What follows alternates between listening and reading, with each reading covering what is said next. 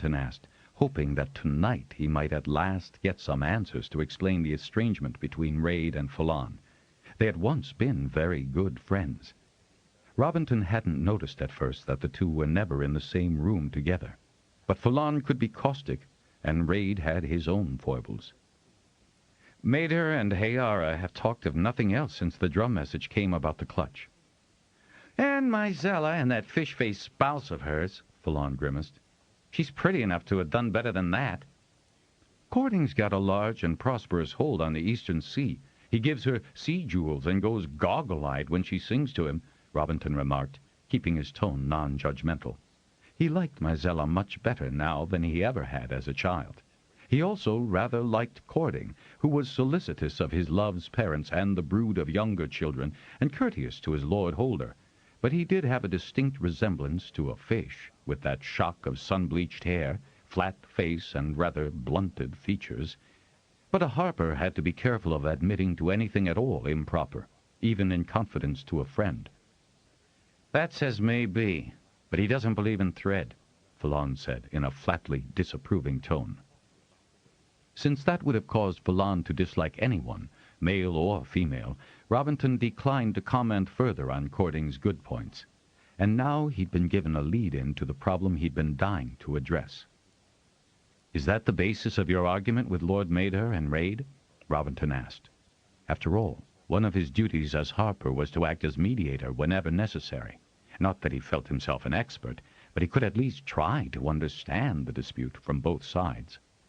"Of course." Falon actually ground his teeth.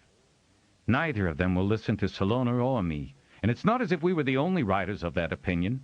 Modan is adamant that we'll see thread within the next 3 decades, and I've checked his figuring time and again. He might be out a turn or two, but not by more than that." He glanced about irritably, as if hoping to find something he could at least kick. A stone lay across his path, and he kicked that across the bowl so that both of them heard it connect with the cliff and shatter.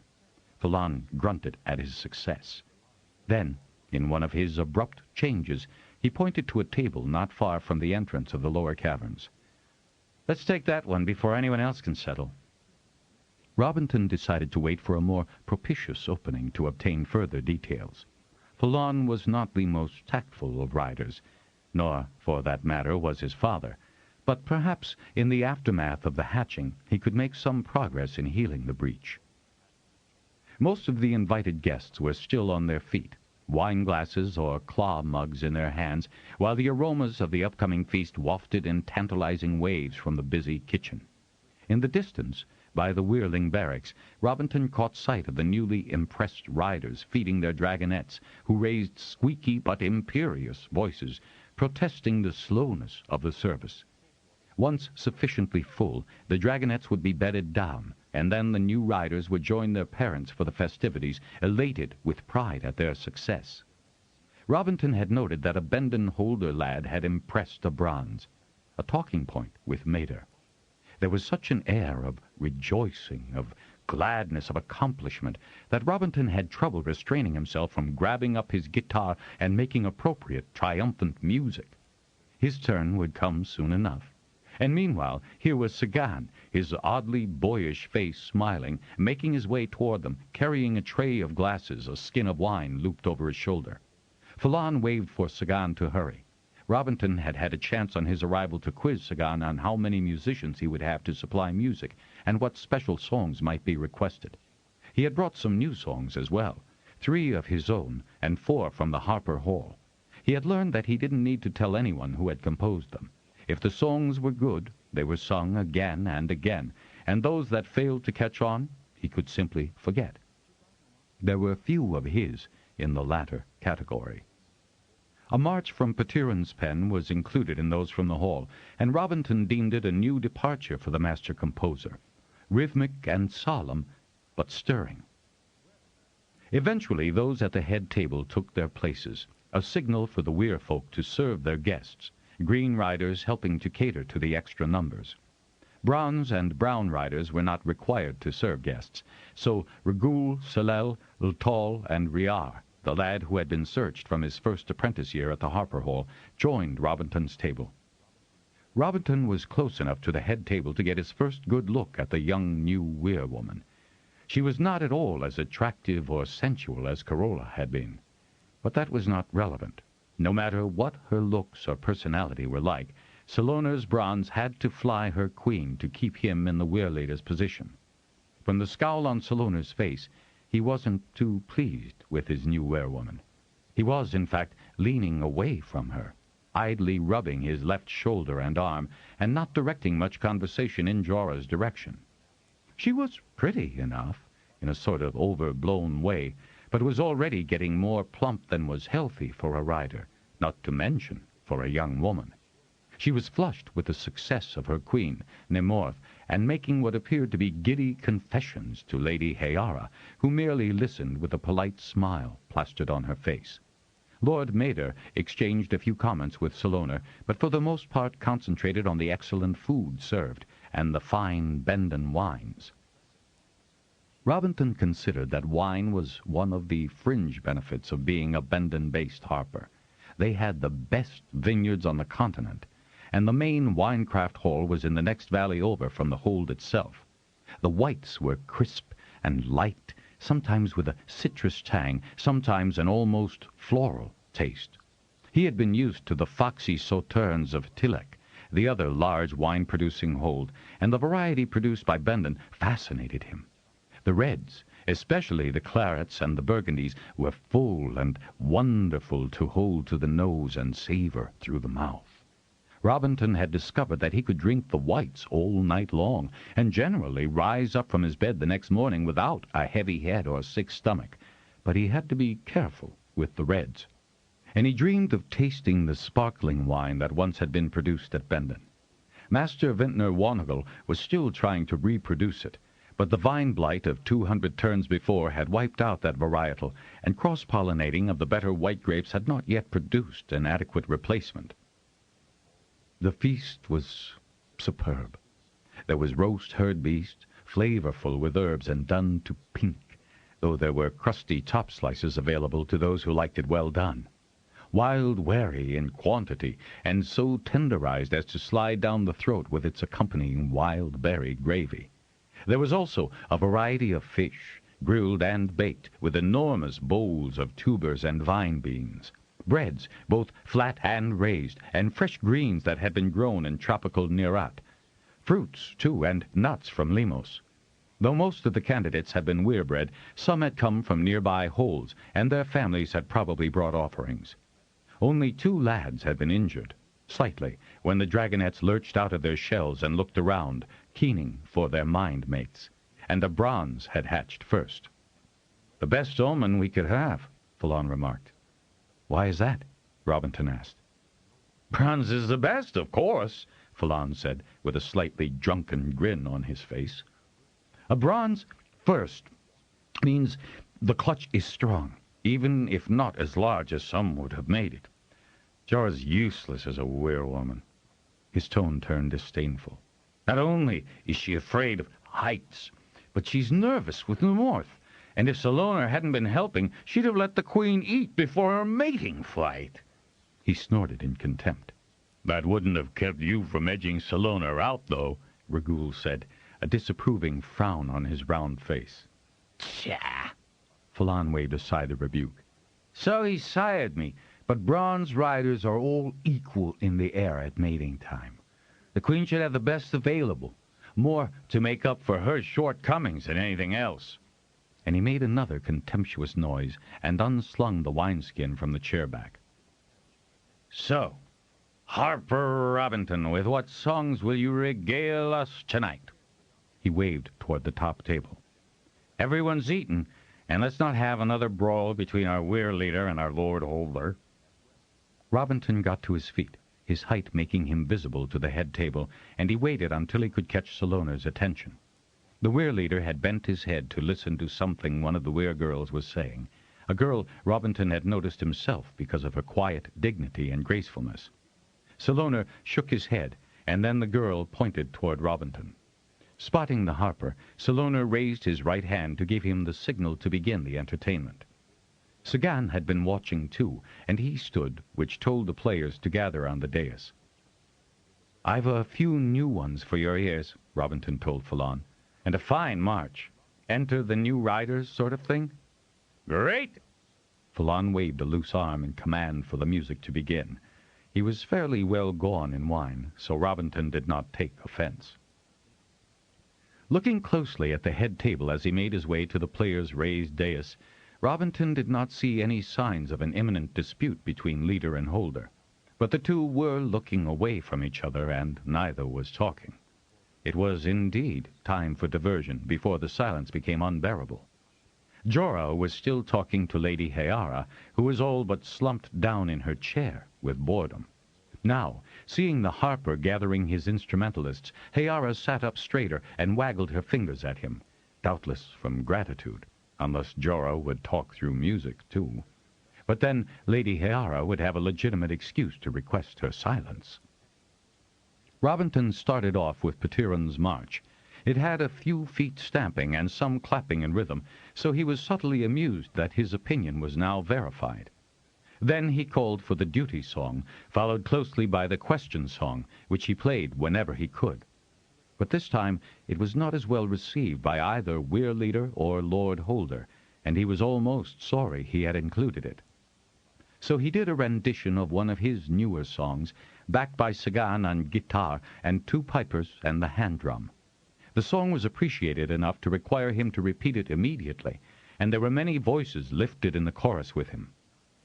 Riders were not as inhibited as most holders, and whether they had the voice for the song or not, they were lusty in their singing.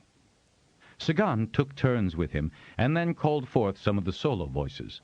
Mizella sang, as did Riar, who had an excellent light baritone, and hadn't forgotten any of his repertoire in his turns as a rider.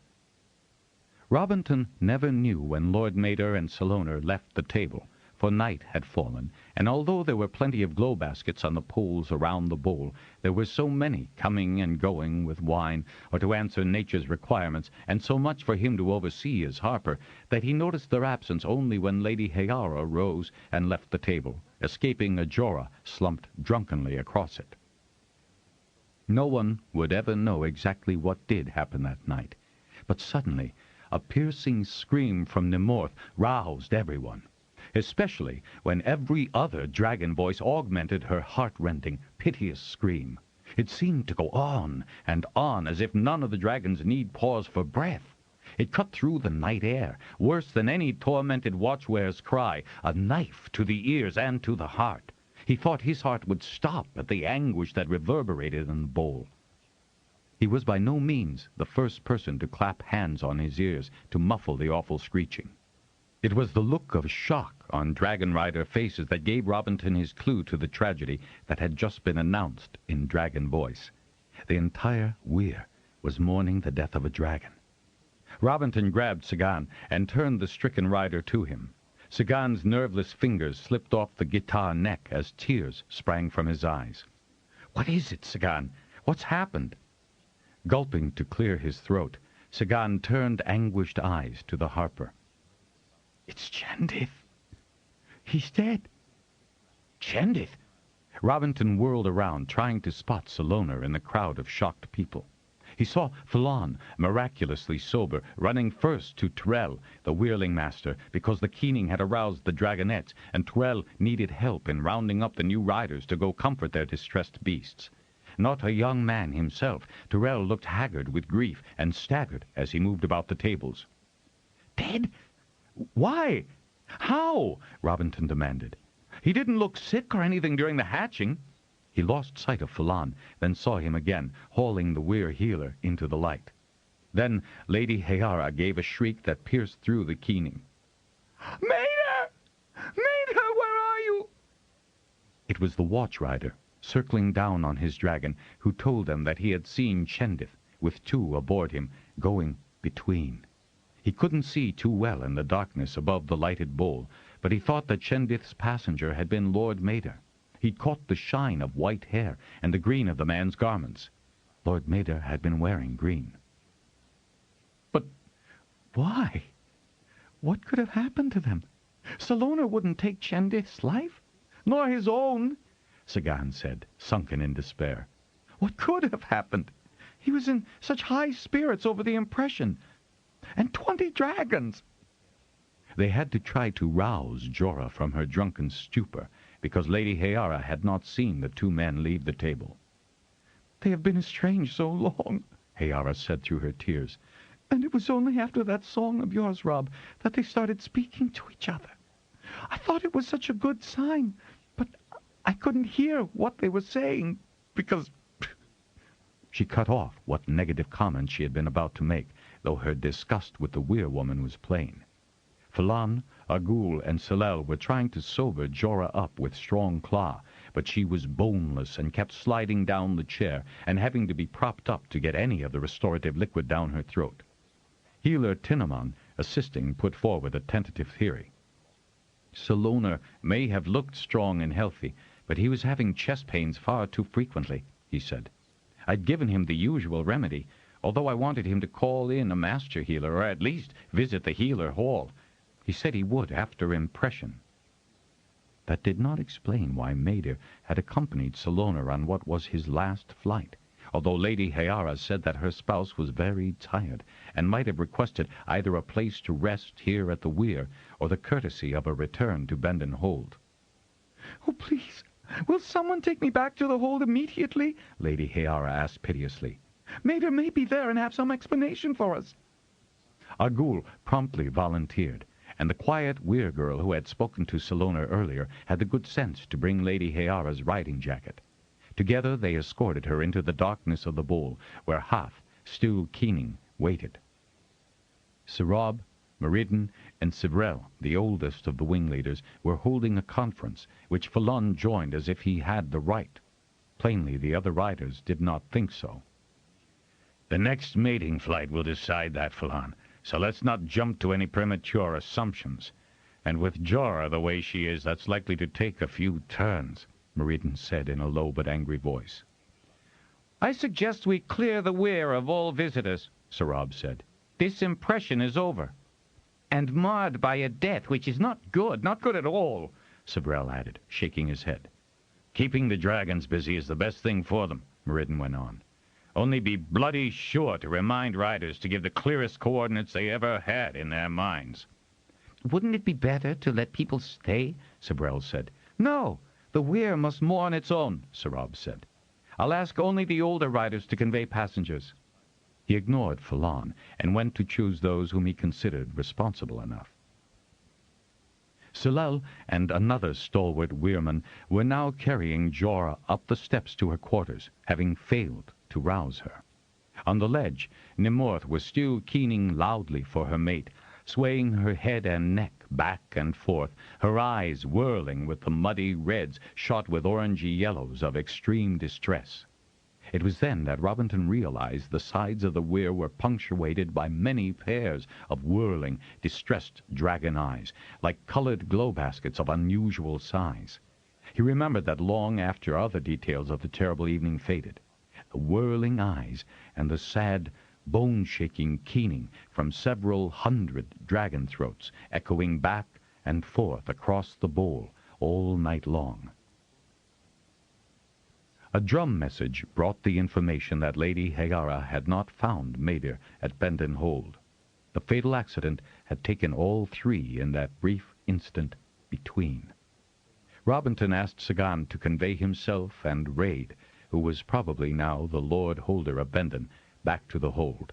His stepmother would need his support, and what comfort could be given her.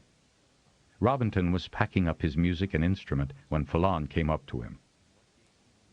"You'll want to go back," the young bronze rider said in a weary voice. "I've asked Sagan." "Why him?" F'Lan was angry.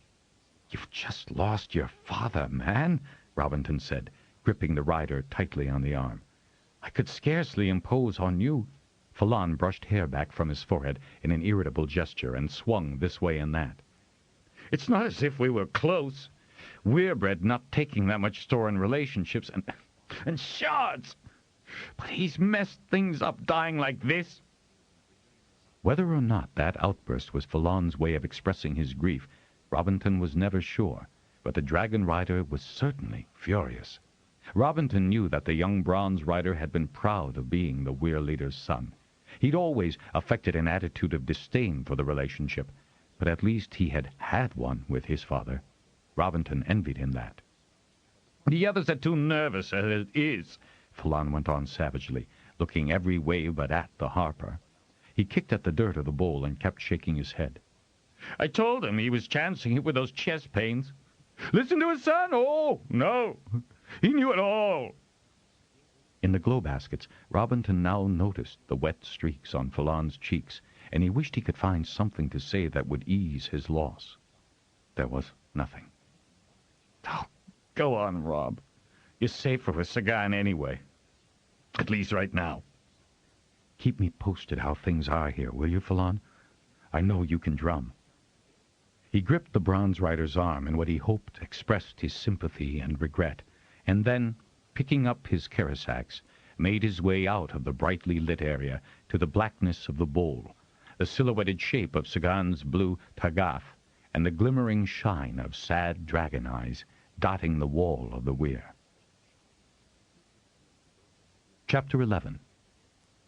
His first act on returning to Bendon was to search for Mizella and find out how Lady Hyara was doing. The girl looked almost as haggard as her mother had.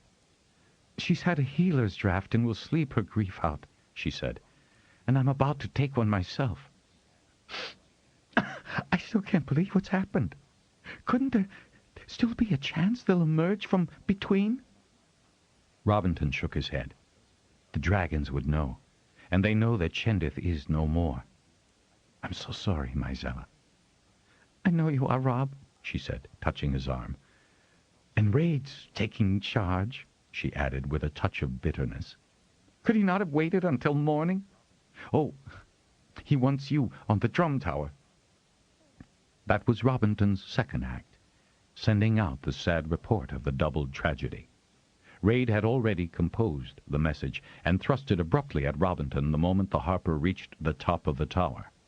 As he got his wind back, Robinton read it.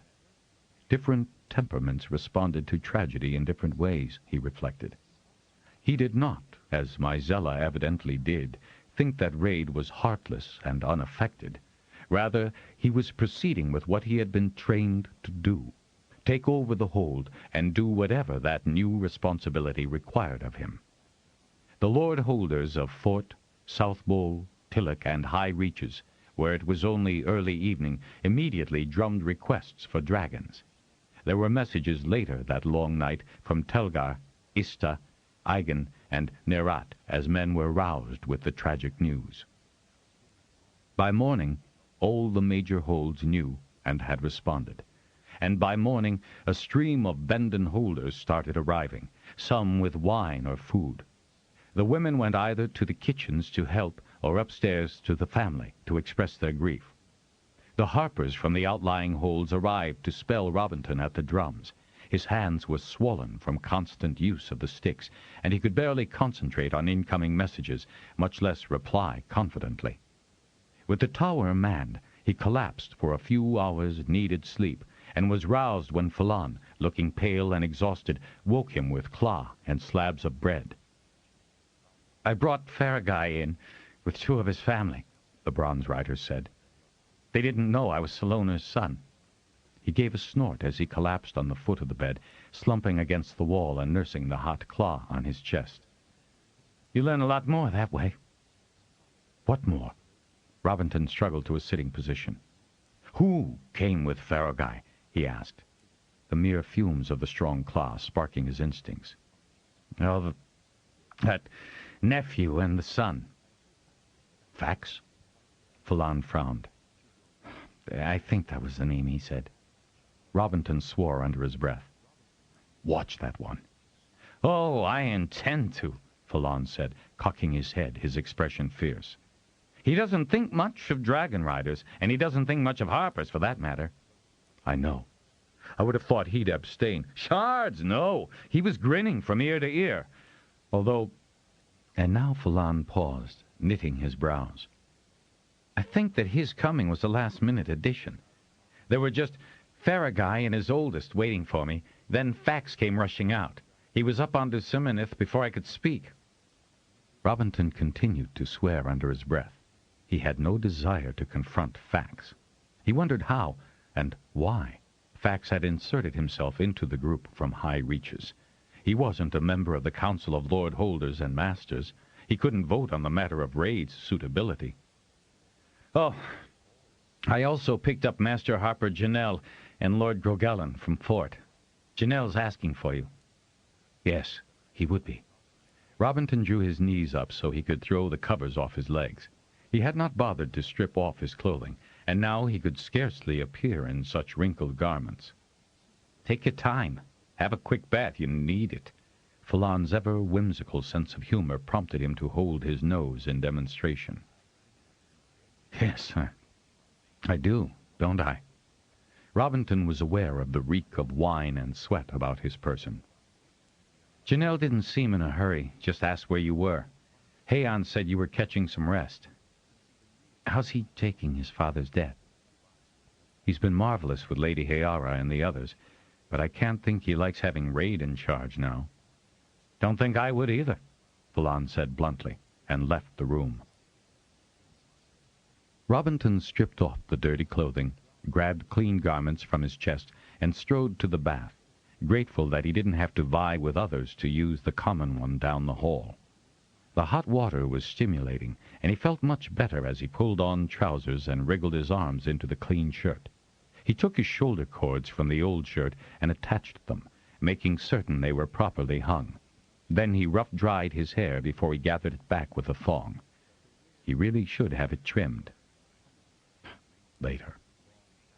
Falon wandered in just then, having filled Robinton's claw mug. "Now you look respectable, as befits the Hold Harper." "Why don't you get some sleep?" Robinton suggested, pointing to his empty bed. Falon looked in that direction and sighed. "That's the best idea you've had so far." "Call me if you need me," he said, gulping down the last of his claw and beginning to roll down the tops of his flying boots. Robinton heard the thud of the first one as he was closing his door. The hold was teeming with quiet people, talking in the corridors or in small groups in the hall as Robinton descended the front stairs. Trestle tables had been set up and were loaded with plates of bread and bowls of fruit and slices of meat that had been rolled up for easy eating. He spotted Master Janelle talking to other masters, flown in from their halls to attend to the sad duty of succession. Janelle saw him and waved for him to join them. As Robinton obediently wove his way through the assembled, he looked about for Fax, or at least Farraguy, and whichever son had accompanied him. He assumed the Lord Holders must be convening somewhere else, but he did spot Faravine standing in the entrance hall looking around uneasily. Then Naprilla came up to the young holder, and Robinton had reached the masters. Janelle introduced him to the masters surrounding him: smith, weaver, fisherman, farmer, and miner.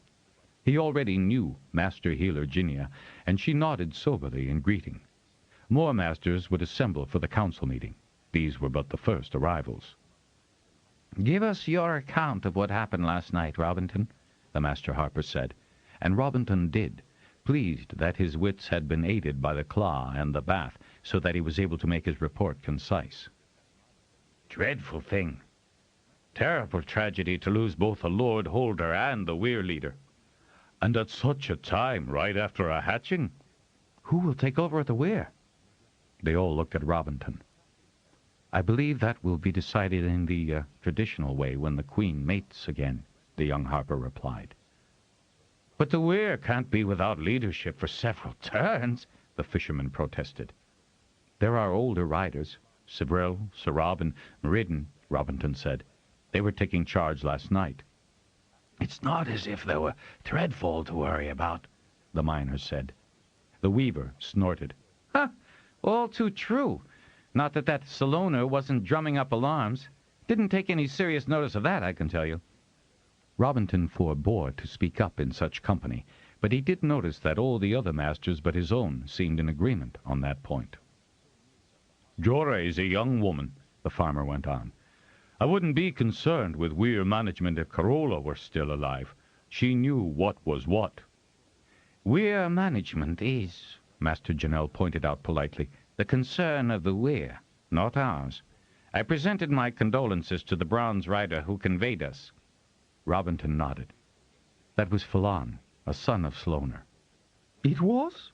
Ginia exclaimed in surprise. Amazing. I don't think we need worry about the Weyr if that is the standard of rider presently handling its affairs. Robinton told himself to remember to tell Phelan that he had one admirer among the masters. Just then, Raid approached and greeted them all with weary courtesy, thanking them for coming so quickly. "I've had seats for the entire council placed in the small dining room if you'd like to proceed," he said. "Robinton, will you show them the way?" "Are we all present and accounted for, then?" the weaver asked, glancing about the crowded room. "The last have arrived and are prepared to proceed," Raid said, bowing and moving off toward the refreshments, where Mizella was pouring wine, assisted by Cording. Heian was standing nearby, looking dolefully into his glass, Rasa and Anta beyond him. Robinton duly led the masters to the small dining room, which was just about large enough to accommodate the numbers. "Wait here, Rob, in case we need to send for someone," Chanel said, pausing as the rest of the craftmasters filed in. Robinton nodded. Send for whom? There were no other Weyr leaders who traditionally officiated at such a meeting. "It started?" a familiar voice asked with a touch of amused malice. Robinton turned his head slowly to regard Fax and gave him a cool look. "I believe so," he said in a flat, unequivocal tone. "You're Harper here, are you, Robinton?" "Yes." Fax regarded him steadily, amusement still keen. "And no corpse to lay to rest, either. Convenient, that." Robinton refused to rise to the bait and looked straight ahead, hoping Fax would leave. "I'll leave you to your duty, then," Fax said. Swiveling on one heel, he made a leisurely return to the hall. Raid was confirmed within the hour, and then Robinton was sent to find out if any of the Dragonriders he had named were present in the hold. The council begged the favor of a few words with any of the bronze riders. Robinton wondered as he went on search if he should send someone to wake Phelan, but he found Meriden, Sibrel, Sagan, and Sarab in the courtyard, as well as the girl he had seen speaking to the Weyr leader.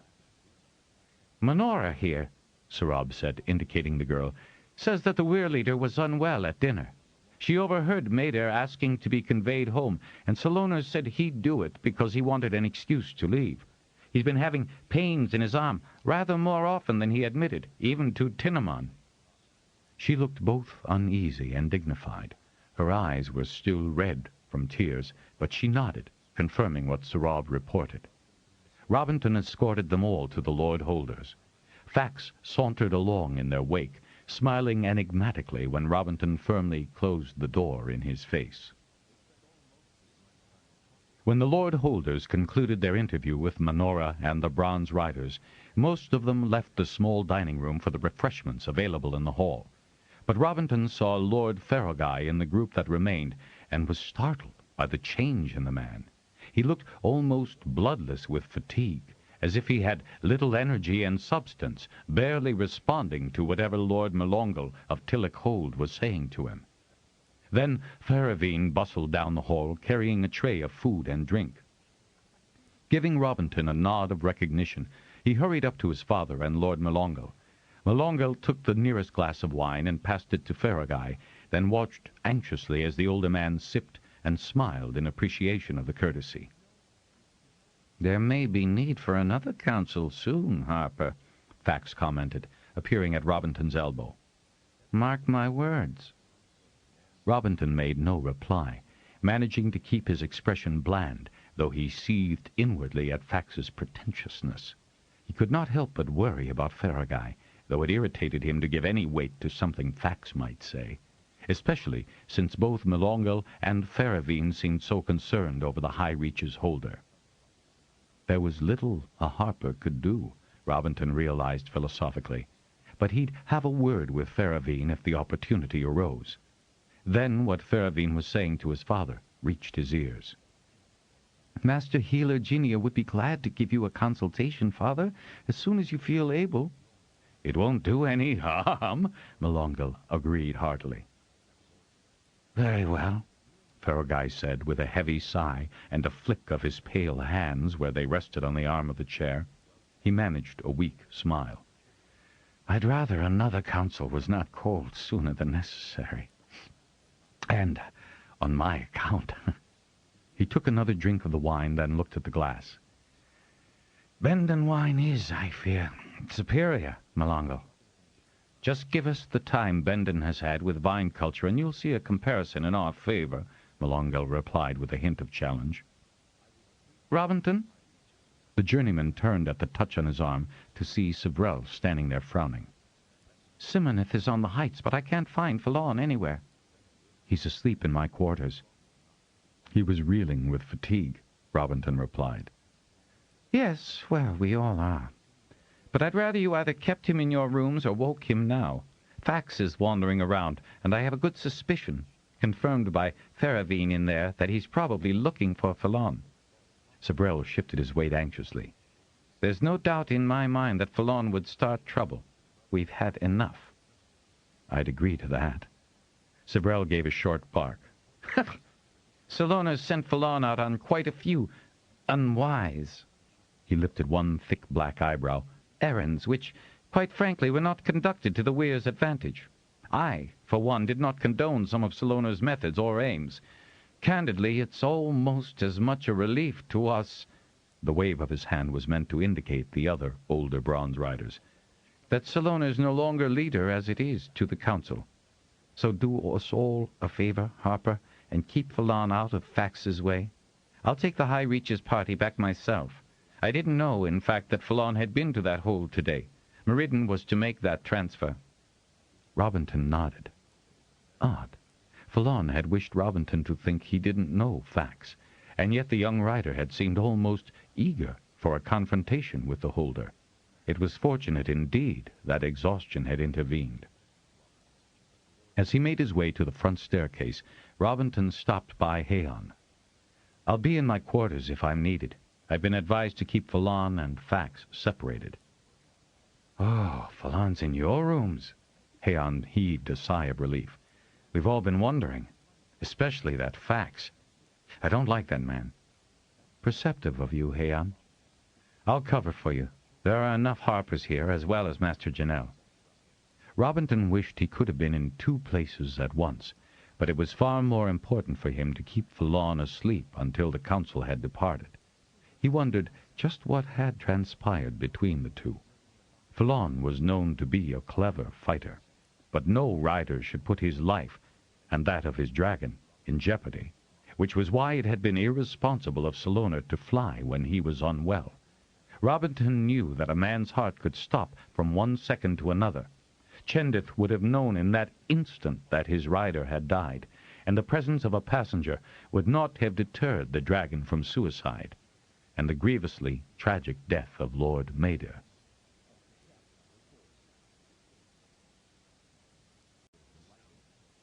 Falon was asleep, sprawled out on the bed. Carefully, Robinton laid a blanket over him lest a chill wake him prematurely. The sun was well west by now, and the room was cooling down. He locked his door, pocketed the key, and, taking a light fur from the closet, laid himself down on the little bed in the room he'd occupied as a child. He was asleep almost as soon as he closed his eyes. "All right, where's the key?" a voice said in his ear as a hand shook him roughly. The little room was dark, and only one glow basket was open in the outer chamber, but the long boots on the figure by his bed told him that Falon was up and anxious to leave. "Oh, sorry, Falon." Falon snapped his fingers for the key as Robinton fumbled for it in his pants. "If I find that the High Reaches contingent took another dragon back, I shall be quite annoyed." "If one hasn't," Robinton replied, "I shall be." He gave the key over and lay back, wishing he'd been allowed to sleep round the clock as he heard Falon stride noisily across the outer room, fumble the key into the lock, and swing the door open so roughly that it crashed into the wall.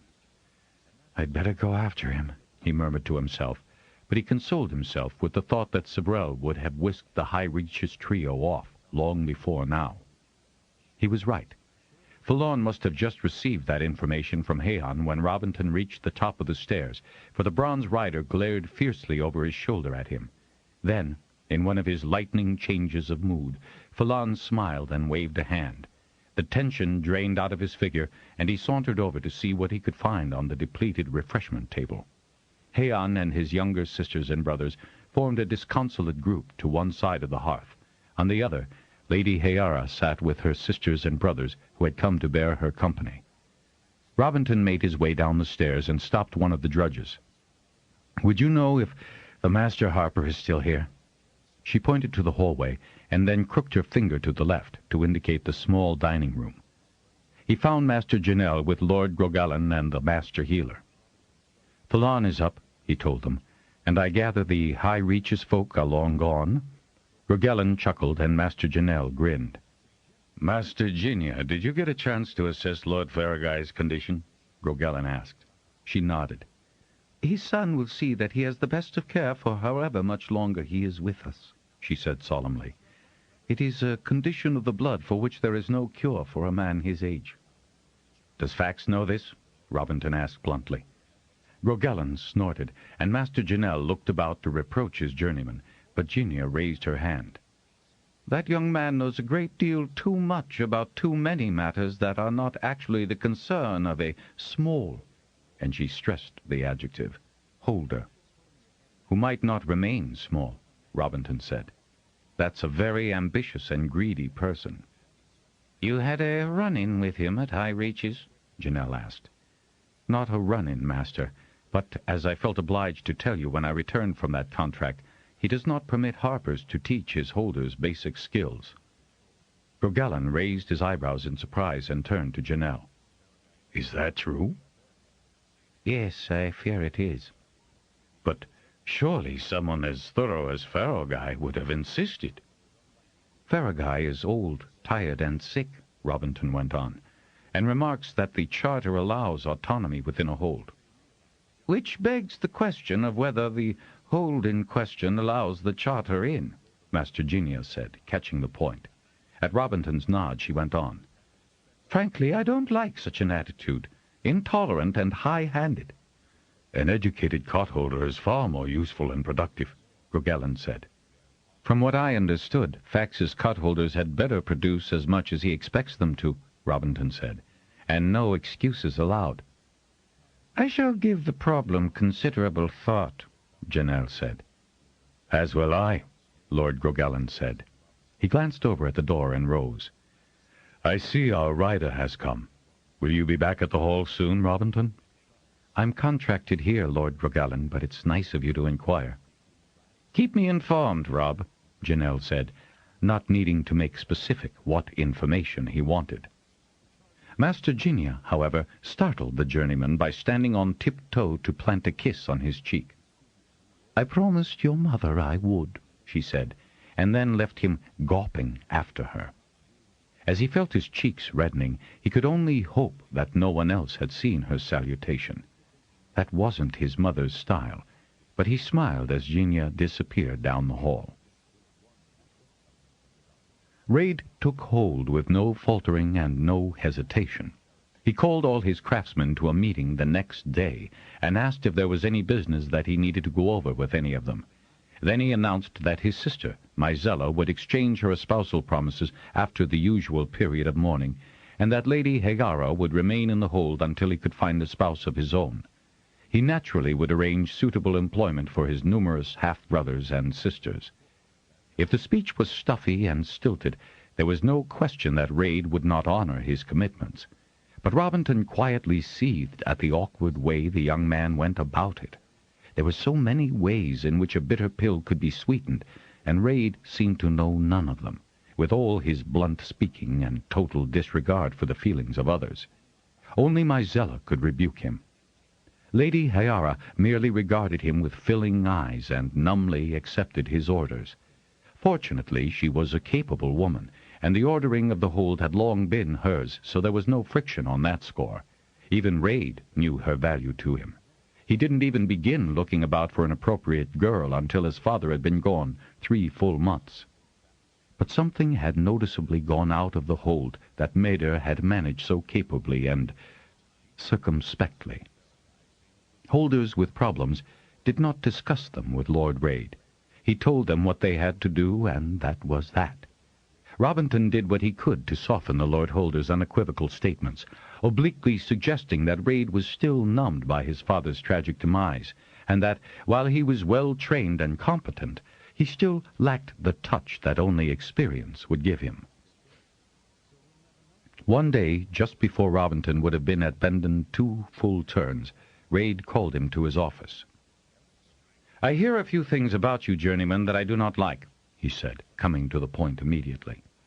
"I am Lord Holder, and what I say is how things will be. I do not need you soothing down disgruntled holders or denigrating my efforts behind my back. You may leave." Leave? Robinton felt as numb as he had suggested Raid was. "Leave. I hereby release you from your contract." Raid tossed a pouch of marks across the table to Robinton. "I shall request a replacement from the Masterharper. Without prejudice, of course, since you have discharged your duties with efficiency and energy." Efficiency and energy were two of Raid's favorite words. "But you may drum that bronze rider friend of yours to convey you back.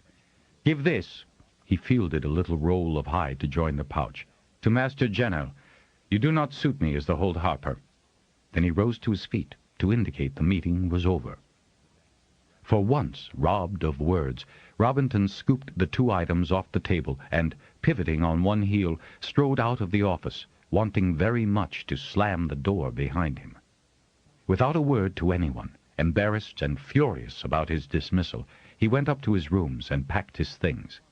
He had to visit the schoolroom, where Mizella was rehearsing the secondary children. She must have known about his dismissal, because she only glanced up to see who was entering the room, then averted her eyes, saying nothing to him, continuing to listen to the recitations. He collected all his music and notes, and though he smiled at his former pupils, he said nothing. Better to leave it at that, he thought, as he ran up the tower steps 3 at a time. He was breathless at the top, but he had also worked off some of the frustration and anger he felt at such an unfair dismissal. Raid was just too inexperienced to realize how he offended his holders, or that a harper could be a good resource for management. Heian was on watch and smiled as Robinton entered, but whatever he was about to say by way of greeting died before he could sound it.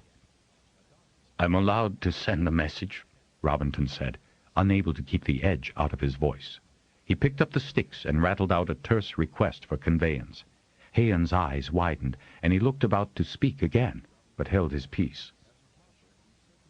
It was awkward, waiting there for a response from the weir, but Robinton was not in a mood to placate anyone, and Heian was sensitive enough to feel it. The journeyman sank back down on the stool and waited, sipping at his claw during the interminable time it took for the distant drums to sound. A dragon would be there presently. "All right. What's wrong, Rob?" Heian asked finally. "Your brother does not find me a suitable harper." Heian regarded him steadily. "My half-brother," he said, with a deliberate emphasis on the degree of the relationship, "sometimes does not use the wits he was born with, if he was. Does he know all that you do to calm down the experienced holders he keeps insulting?" "That is precisely why I am to leave, Heian. Tell Lady Heara I'm sorry to go." "She'll really miss you," Heian said staunchly. "I certainly don't envy her, nor you." Heian gave a little smile. "I'll survive. At least, I've always known that I would have to." "There's that," Robinton said, and extended his hand, which Heian clasped heartily in both of his. "Tell you one thing. Mizella's going to miss you at her espousal." "I think not," Robinton said, but he smiled without rancor. "Here comes your dragon. Oh, and if it's Flan, warn him that my brother's raging over him paying so much attention to Naprilla." "Oh?" Robinton had missed that. No, Lord Raid would not want his half-sister seeing too much of a dragonrider, though he rather thought that Lord Maeder would have been receptive. Mater had known that life in a weir could be preferable to working a hold. When Haon rose to escort Robinton down the stairs, the journeyman shook his head. "Let's not give Raid any cause for complaint about my departure. I want out as quietly and inconspicuously as possible." Haon chuckled. "You will have to work hard to be inconspicuous, Rob." "I shall miss you badly." With a final nod of thanks, Robinton started down, collected his caresacks from his room, and made his way down the main stairs and out the door without seeing anyone. Falon and Semanith had come for him. Robinton did see Raid at the office window, watching him sling his things up to Falon to arrange on Semanith's back. Then, with a good leap of his long legs, he made it to Semanith's cocked forearm and grabbed Falon's gloved hand to help him the rest of the way. "Sacked you, did he?" Falon said, grinning and tossing an airy wave in the direction of the office window. "Did you know he would?" Robinton asked, wondering how he had missed the change in Raid's attitude. "I hoped he would. You can do better elsewhere." "Bendon's a good hold," Robinton protested out of loyalty and truth. "Under Mater, yes. Raid's going to have to learn some tact." "You heard talk about that?" Falon gave a shrug. "Hang on." And Semanith gave the head-snapping leap skyward. Robinton did feel a lump in his throat at leaving Bendon Hold. He had been happy there as a child, and so proud to have been asked to come back as a journeyman for Mater. Really, he had done his best as he had been taught. Where had he gone wrong? "Nowhere, as I interpret the matter," Master Jennell said when Robinton had his interview. "Young Lord Raid has a lot to learn about handling his people." The Master Harper sat with steepled fingers and a sympathetic expression on his face. "He will, though. He had good training, and the results of his current practices will show him the error of his ways." "Really?" Robinton gave a snort of disbelief. "Oh, I think so." Then Master Jennell grinned. "Actually, I can use your talents in at least 6 other positions. You may choose." That was how Robinton came to spend the next 2 turns at Tilloch Hold, and found the first love of his life. The only 2 drawbacks to the posting would be the awful weather that never seemed to include many sunny days, and the very sharp, foxy white wine the slopes of Tilloch Hills produced. He would also start the extra study for his mastery, which included applications of the Charter and the precepts of arbitration and mediation, advanced aspects of the Harper Hall's purview. The Tilloch Hold Master Harper, Menardin, had agreed to undertake his tuition, since Menardin attended the Hold's court sessions. Robinton was looking forward to working under Menardin, and his mother thought well of this master.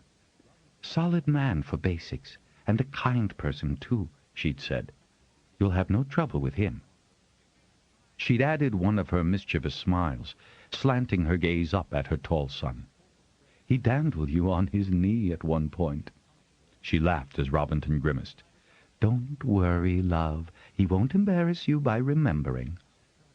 Robinton certainly hoped not. He didn't think such a reminiscence would be good for his authority over a class. He and young Grog, Grogellan's 3rd son, made the trip on runnerback, some of the good Ruathan stock which were so popular, plus a pack animal for their supplies and effects. Grog was going to spend a turn in Tilloch Hold, stewarding for Lord Melongle. Lord Holders often rotated their sons in hold management, or fostered them outright from time to time. Grog was Rob's age, an energetic young man who resembled his mother, Lady Winalla, more than his father. He made the arduous trip pleasant, for, despite a tendency to make all the decisions about camping and hunting and duties, he was a sturdy traveler and a good companion. His taste in songs leaned to the bawdy, but Robinton didn't mind obliging him in the evenings, especially when they sheltered overnight in one of the all-male holds, miners, herders, and foresters, on their way. For the simpler melodies, Grog sometimes accompanied him on a pipe. On the way, Grog had a small errand to do for his father. One of Lord Grogellan's high mountain holders was having trouble with a neighbor who was on Tilloch Hold lands, not forts. Grog was to see what he could do to solve a problem that had now existed for several turns. "I'm fed up with these complaints, both written and at gathers," Lord Grogellen had said. "I've sent messages to Malongal, who's equally disgusted with the case. With Journeyman Robinton along, you should be able to solve the problem. A matter of a mutual wall, I understand, making a mountain out of a very small pile of dirt." When they came down the side of the mountain, heading north, they saw the two cots, both substantial in size. The fort man was a herder, the tillock man a forester. The cots were separated by several dragon lengths, and in plain sight was a collapsed stone wall, 5 or 6 dragon lengths long, which separated field from forest. Perhaps a storm had brought down a swath of trees, smashing into the structure and damaging a long stretch. They could also see the shaggy coats of herd beasts being driven from the forest, with angry shouts by the men doing the driving, and furious cries from 3 men waiting on the field side. The drivers were not sparing of their clubs in getting the woolly beasts back on their own side of the wall. "Fix that sharding wall, Sucho, or I'll kill the next ones that come onto my plantation." The driver's bellowed threat carried easily to the 2 travelers. "We would arrive in the middle of it," Grog said to Robinton with a grimace. "Ah, well, it's to be done." They had indeed hoped to arrive before dark, so they could have a quick assessment of the problem. Now the issue would have to be met immediately. "A wall has 2 sides," Robinton remarked, and grinned. "Good evening to you," Grog said, raising his voice. The driver had stopped at the pile of stones and, shielding his eyes from the glare of a sun close to setting, peered at the 2 riders. The holder whirled, raising a sturdy staff, and his sons, they resembled him too much to be anything but, assumed defensive stances. "Grog of Fort Holt and Journeyman Harper Robinton," Rob called out, raising his hand high. The 2 older men exchanged glances. "You've been complaining again to Lord Grogellen, Sucho?" the forester shouted, grinning maliciously. "Welcome, Holder and Harper. You must spend the night with me and mine." He gestured to his own 2 sons. "We'll be grateful for shelter, I assure you," Robinton said at his most gracious, close enough to the wall now to halt his runner and swing down from the saddle. He was taller than any of them, and he would use that to his advantage. Grog dismounted as well and stood firmly at Robinton's side. "My father, Lord Grogellen, wants this settled and has sent me and Journeyman Robinton to be sure that this time the matter is finished." That was all that was needed to send both men into loud and conflicting claims. Tortol insisted that the wall had fallen on Sucho's side, so it was up to him to repair it. Sucho claimed that if Tortol hadn't been so clumsy in felling the line of trees so that they damaged the wall, there wouldn't have been a problem. Robinton then noticed that the remains of the uprooted trees on Tortol's side were well covered in moss, suggesting that the stumps had been there for many turns, that the storm had done more damage to the forestation, knocking down a swath that continued on up and down the hillside, than to the meadows of the herder, was clear. But why 2 isolated families would not want to combine to replace the dividing wall was not. "Enough!" Grog shouted. "Quite enough," Robinton said into the sudden stillness. "A wall has 2 sides, my friends." The response was blank looks. The younger men muttered together. "Of course a wall has 2 sides," Sucho said, scowling. "Your side and his side," Robinton said patiently. "You build your side, and he will build his side." Sucho and Tortol goggled at him.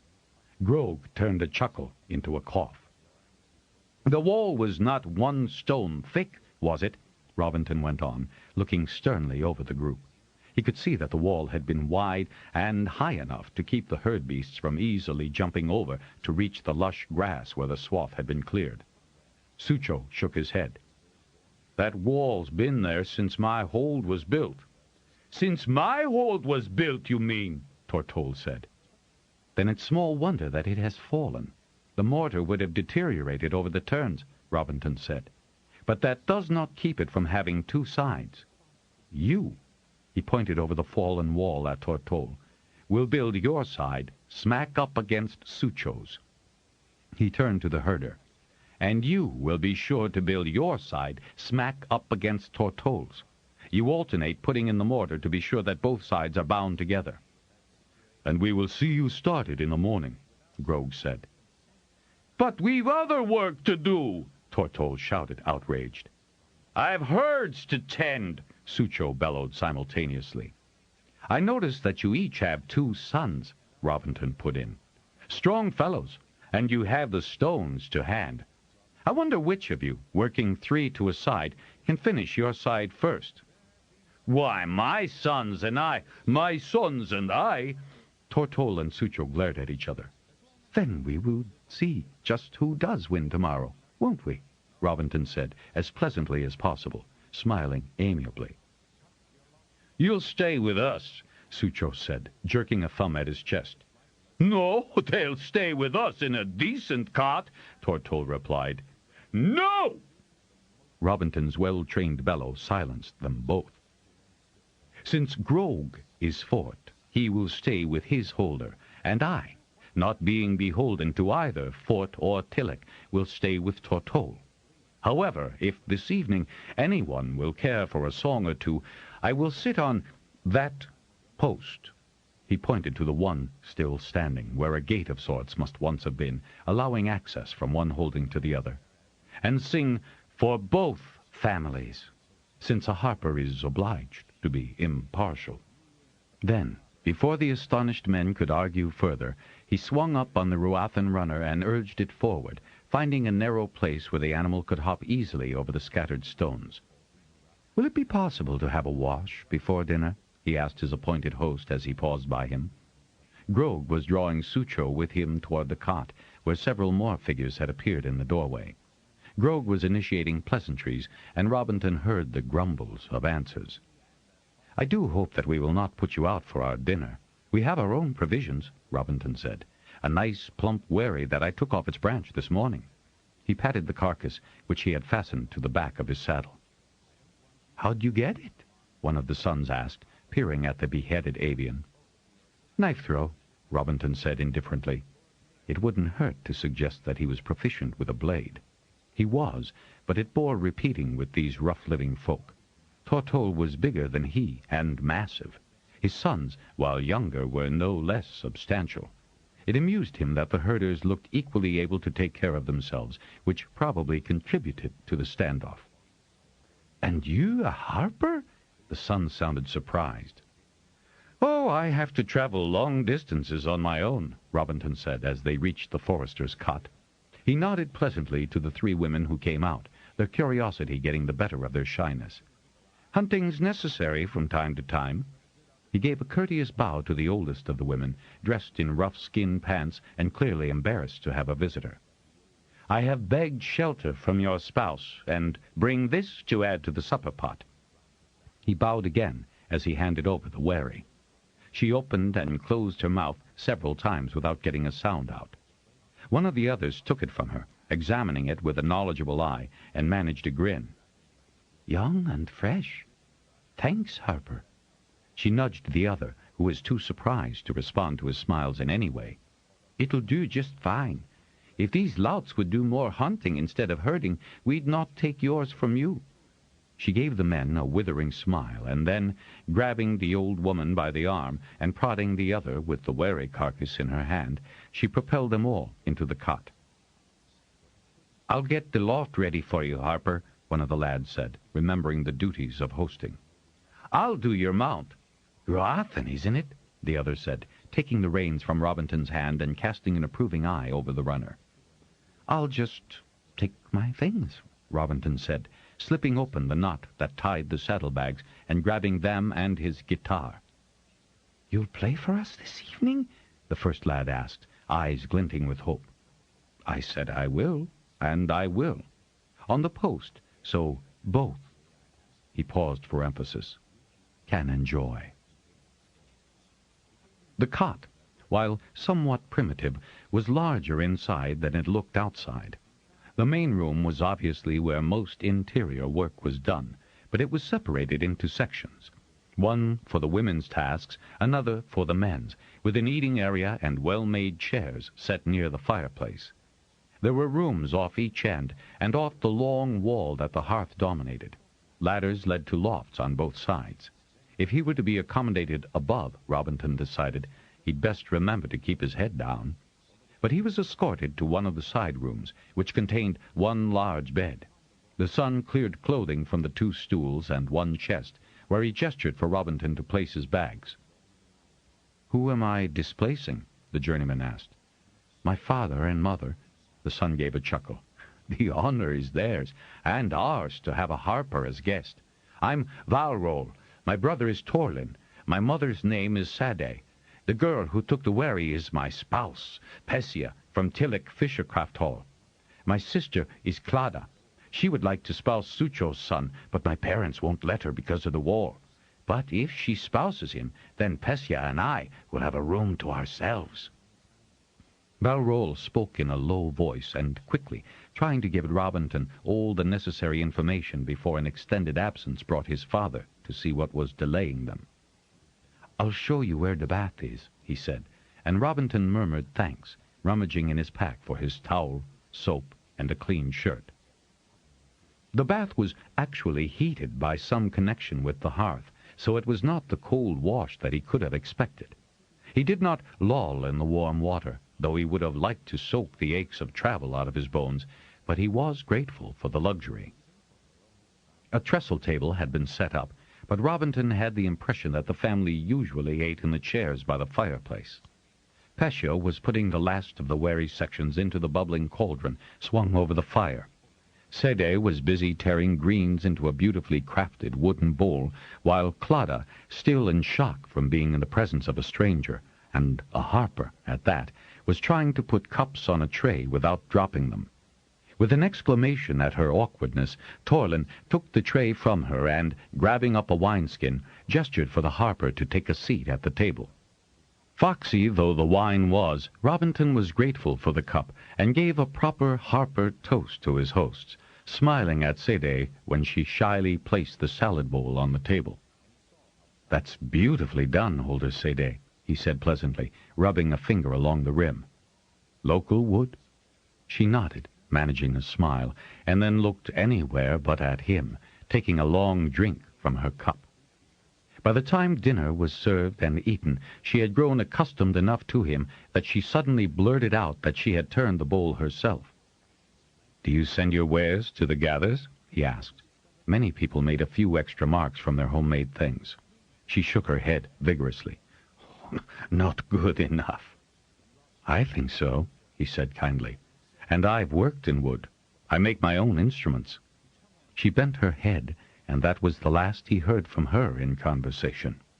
His reassurance sat well with Tortol, though, who was far more amiable as the meal progressed.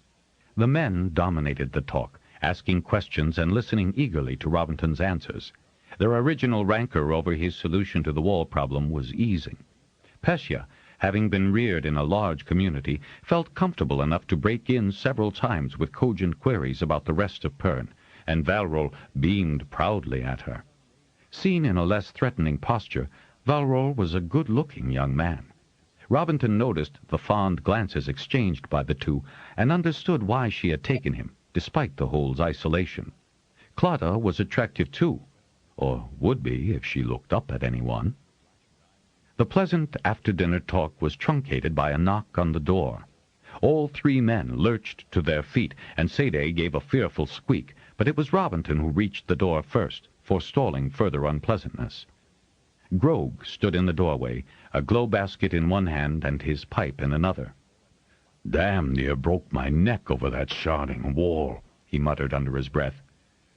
"Are you finished eating, Journeyman Robinton, so that we can have the soothing benefit of new songs?"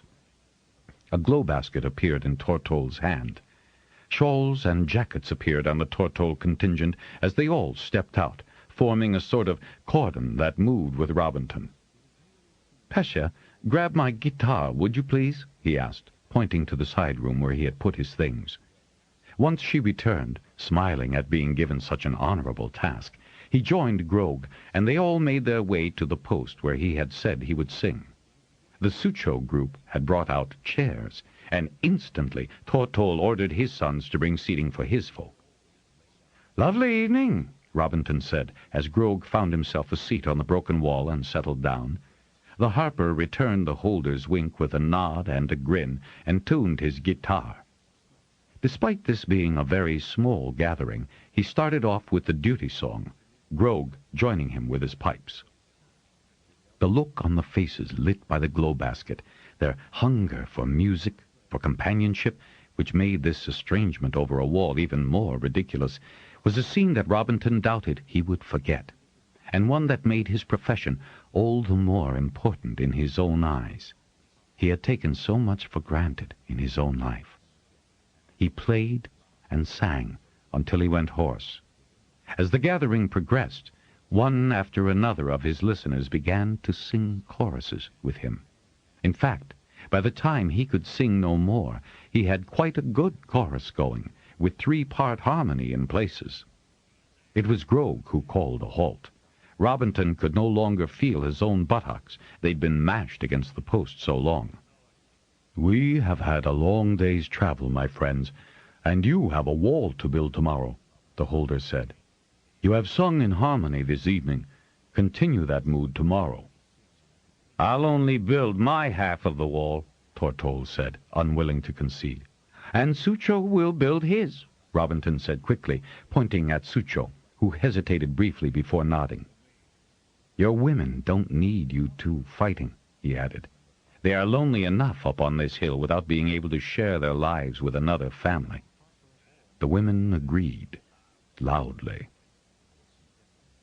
The two families were already at work, the women of both working together to mix mortar and crack the old off the stones, by the time Grog and Robinton were ready to mount.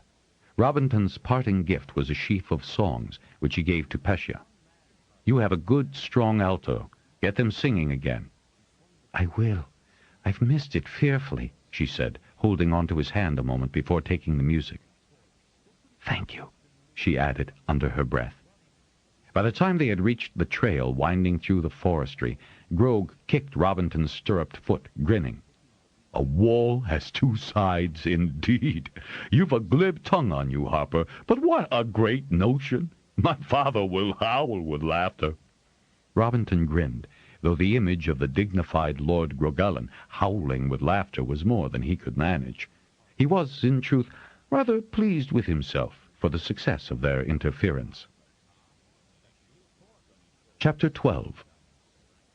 By the time they got to Tillock Hold, however, he had tired of hearing Grog repeat the tale of their little foray into arbitration at every hold they sheltered in on the long coastline leading to the tip of Tillock and the hold.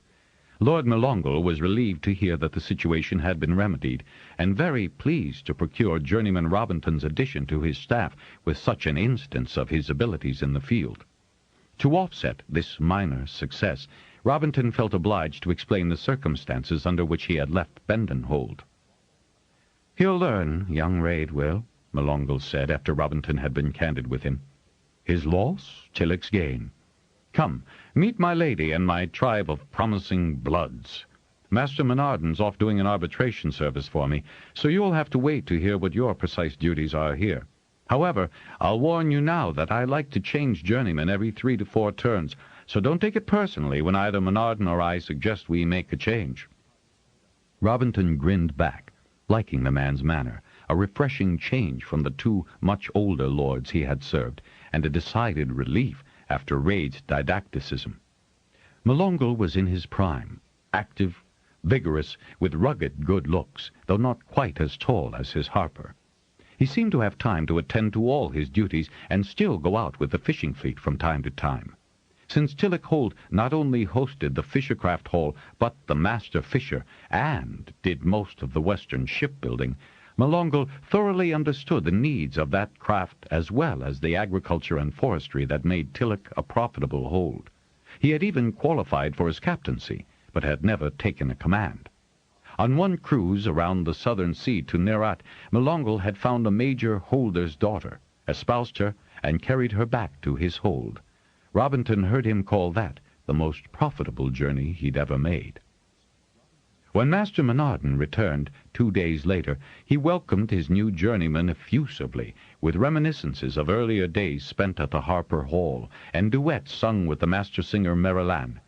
Robinton held his breath, but the master harper did not embarrass him in front of the other 2 journeymen with tales of Merrilan's little boy. I understand you're very patient with the slow, and I've several here I'd like to see you bring up to the level the others are at. With one it may not be possible, but if you can do anything, his parents and I would be grateful. Robinton murmured something polite. To offset that chore, I'd like you to take the Singers of the Hold for choral practice. I've had to do so much mediation lately that I've had to give up a steady progression for them. You'll stand the necessary drum tower watches.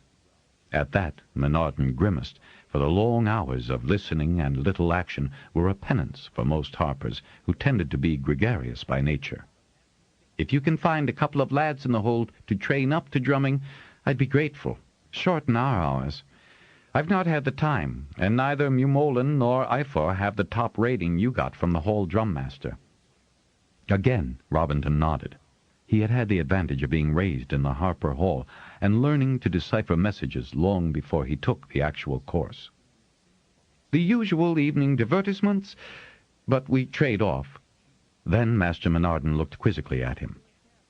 Bring any new songs with you? When Robinton smiled in assent, Menardon sighed with relief. Both Mumolen and Ifor are good harpers, excellent teachers, but couldn't compose if you gave them words and music to put together. That's your special skill, I understand. And don't turn modest on me. Robinton chuckled. You're quartered well? Robinton bowed his head gratefully, for he had an outside room, small but private, with a window facing east and a bath next door. Need anything? Robinton shook his head. Good. Tillich is not as much a warren as many big holds, but that's because the cliff doesn't have that many caves, so they've used the local stone to build sturdy, thread-proof housing. Robinton looked at him sharply. This was the first time anyone had mentioned thread. Yes, young Harper, I believe we'll see thread again, Menardon said solemnly. I've read too much in the archives to think Pern will escape its return in due time. Are you of my mind? Which, I must add, is not shared by many, including Melongal, though he's a well-read man. The dragons told me, and I've friends in the Weir, Robinton admitted hesitantly. But if Menardon believed thread would return, he wouldn't object to Robinton's friendship with the Dragonrider. Keep them, cherish them, Menardon said. Then he cocked his head to one side. Is that why young Lord Ray let you go? He held up his hand when Robinton moved uneasily in the chair. I know. If you believe in anything, keep that faith. Now, he went on, rising, if you've any questions after you've settled in, I prefer my harpers talking to me rather than complaining to each other. One last item, though. Since this hold's main source of income is from fishing, I'd like it if you could see your way clear to learn as much of this different lifestyle as you could. Never hurts. Even the hull of a ship has 2 sides. Robinton groaned. He was getting mighty tired of that reference. But he had to grin at Menardon, who was clearly delighted with his new journeyman's adventure. Menardon then retrieved from the shelf behind him a squared-off, leather-bound record book and slid it across the table to Robinton. If you haven't memorized the charter, you'd better, and study the examples of some of the more common infractions. Menardon grinned. That aspect of our job can be quite interesting at times. He paused to sigh.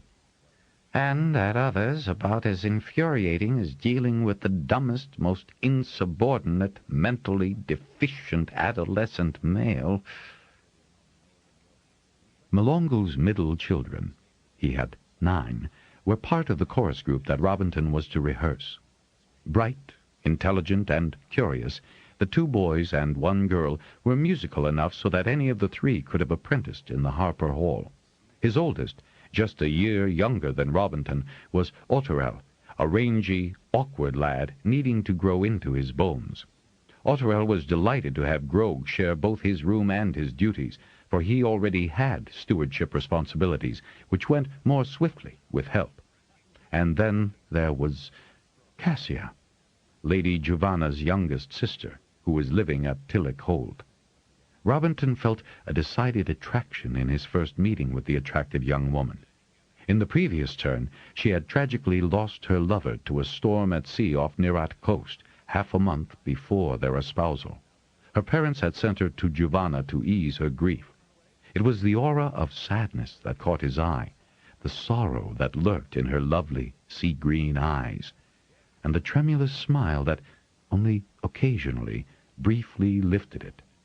But she was cheerful, helpful, and kind, with a real understanding of the trials of her younger nieces and nephews. She was obviously their confidante, as well as her sisters. She had a comprehensive memory, and was able to come out with astonishing bits and pieces of information that she had tunneled away. "I just remember things," she said, with a little shrug, when Robinton asked her if she knew all the words to an old teaching song, one he was revitalizing, which she did, word perfect. "I can't say why I know that particular ballad, but you'll find it on the second shelf from the top of the right-hand side of the library."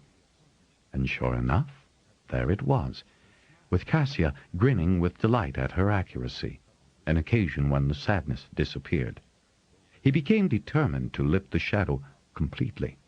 He was chagrined to discover that he was not the only young man in the hold who had the same ambition, including his fellow harpers. Robinton was only 20, a fact he kept hidden since he didn't look so young and could cite 5 turns of active harpering. Neither Mumolen nor Eifer knew that he had been 15 when he walked the tables to collect his journeyman's knot. Menardin knew, and probably Melongo, but his youth was not a factor in assigning him difficult tasks, especially after the wall incident. If Eifer and Mumolen suspected, it didn't matter to them, as he performed his duties too well to require criticism. Kasia was several turns older and looked younger, except for the harbored grief. However, that age difference, as well as her continued mourning for her lost lover, were the reasons why Robinton was hesitant in discovering if the sudden, keen attraction was mutual. Their ordinary tasks often brought them together. In that, he was luckier than the others who sighed over her. He contented himself with enjoying her company, her bright humor, her lovingness, and sparring with her in duels of memory and, often, song. She had had excellent training. She sang with a sweet, light soprano and played fiddle and pipe. She was envious of his harp, which she played middling well, not having an instrument of her own, so he concocted the notion of making one for her in his spare time. Tillich's port shipped quantities of timber, as well as storing it for the building of hulls. He made himself agreeable to the local master woodsmith, an accomplished carver named Marlefin, who was only too happy, when requested, to find him well-seasoned and unusual woods. Tillich Hold had a well-equipped workshop, as most large establishments did, so Robinton had only to start his project. He did ask Marlefin to do the carving of the 4-pillar patterns of the flowers that Kasia had said she loved. Robinton couldn't carve fancy work without ruining a lot of good wood, and this harp had to be special. It was going to take long enough as it was. He did manage, after several faulty starts and not a few cuts on his hands, to carve the harmonic curve and the neck, which would hold the pegs to tune the strings of the harp, when he got that far. He also took Menardin's advice to learn more about a fishing hold, and found great favor with Melongo, and incidentally with Kasia, when he volunteered to go out on a fishing run with Captain Gostel, whom he had met at the Harper Hall. Kasia shipped out on the same voyage as galley cook and companion to Gostel's daughter, Vesna, who was going for her second ticket. There were 2 other women in the crew of 14, for the northern maid was the length of a queen dragon. The female sailors surprised Robinton. He was accustomed, being harper-trained, to women having equal status as performers and composers, but it had never occurred to him that other crafts also promoted women to positions of trust and responsibility. He was astonished to find them fishing, since that was a hard life. He discovered just how hard on that trip. Fortunately, his immunity to seasickness was a great mark in his favor. He struggled to help lower and haul in the trolling nets, slipped on fish guts, laughed when he got up covered with gore and slime, and was teased for the stench of him until the job was done and he could change. If he wasn't considered able to stand a watch, he was available to heat soup or claw in the galley for those who did. Of course, Kasia's post was the galley, though she was also a dab hand at gutting and salting the catch. So they had time to talk. He was as subtle as he could be, light-hearted, and finding odd bits and pieces of humorous things to tell her to dispel the sadness that still lurked.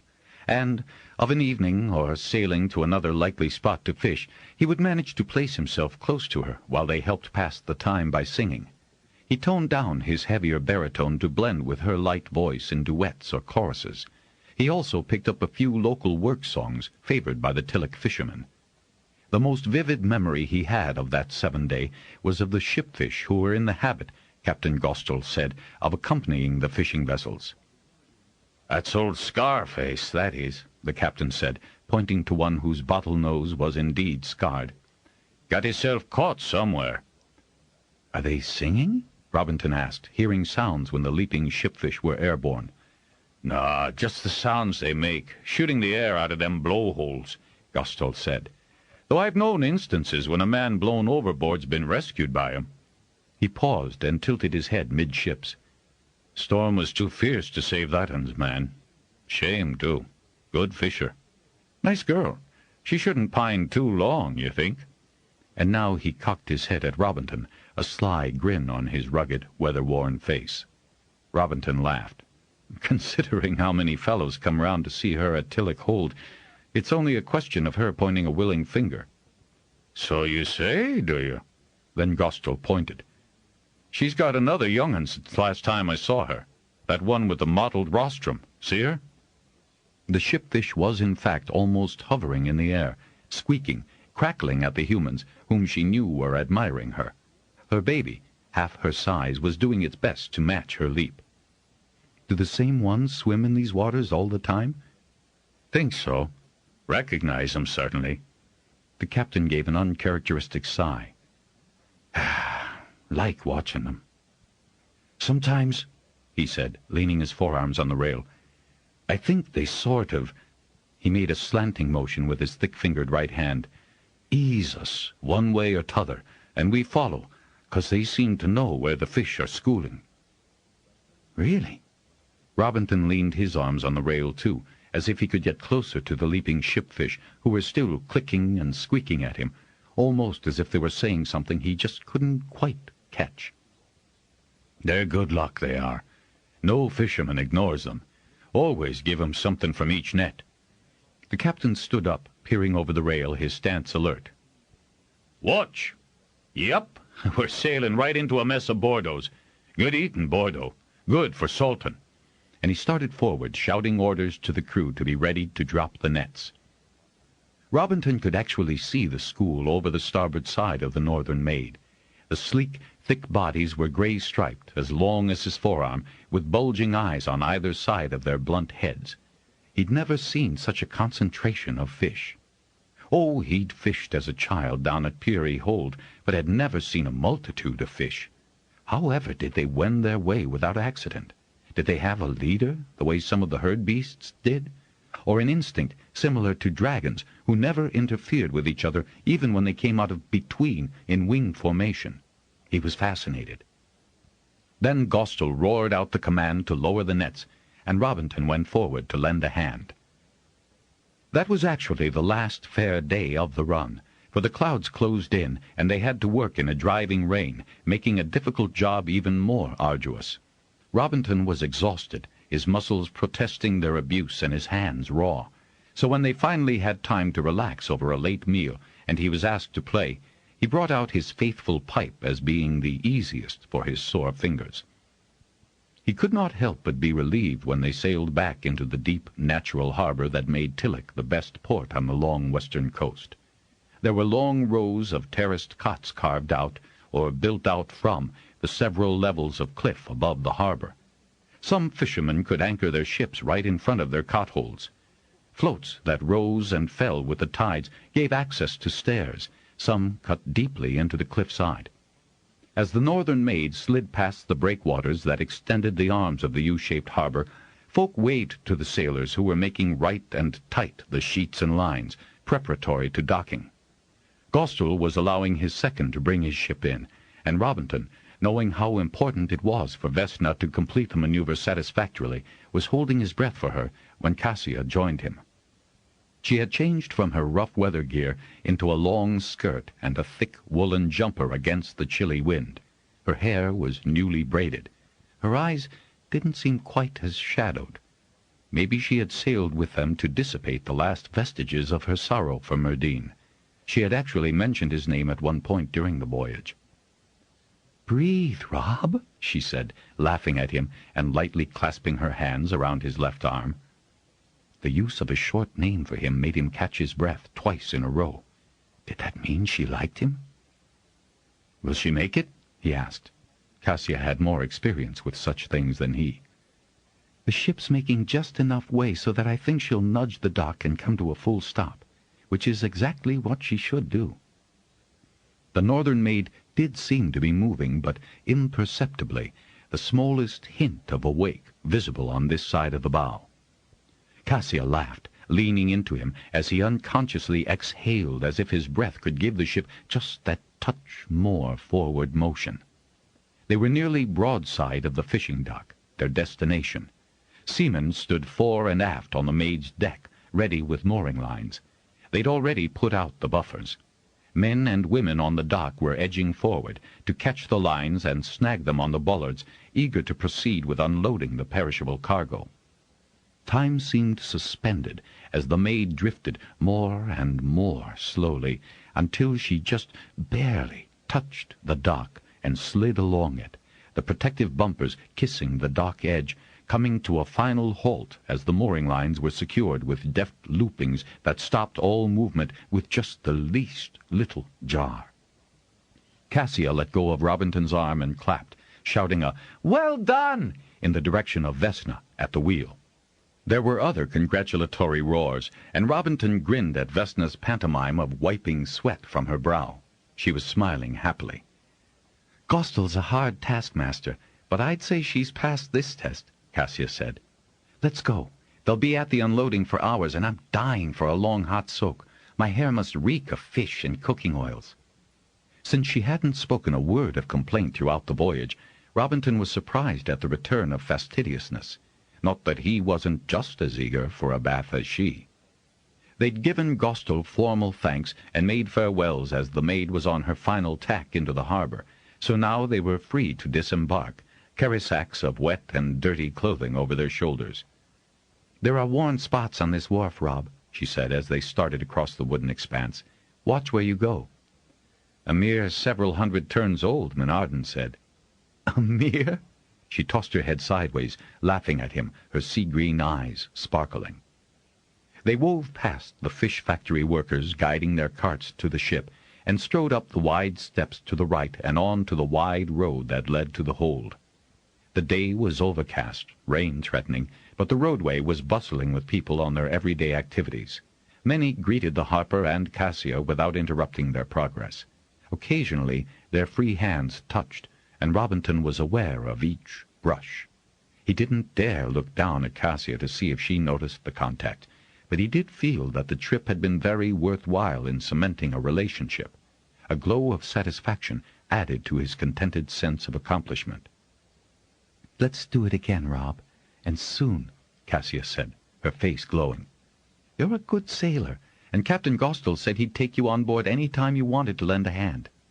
"I'll sail again any time with you," he said, grinning down at her, and daringly caught her hand in his, squeezing it a trifle and eager to see her reaction to such a familiarity.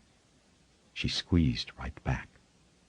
"I can't wait to get clean," she exclaimed, and raced up the hold steps, so he had to follow with more haste than dignity.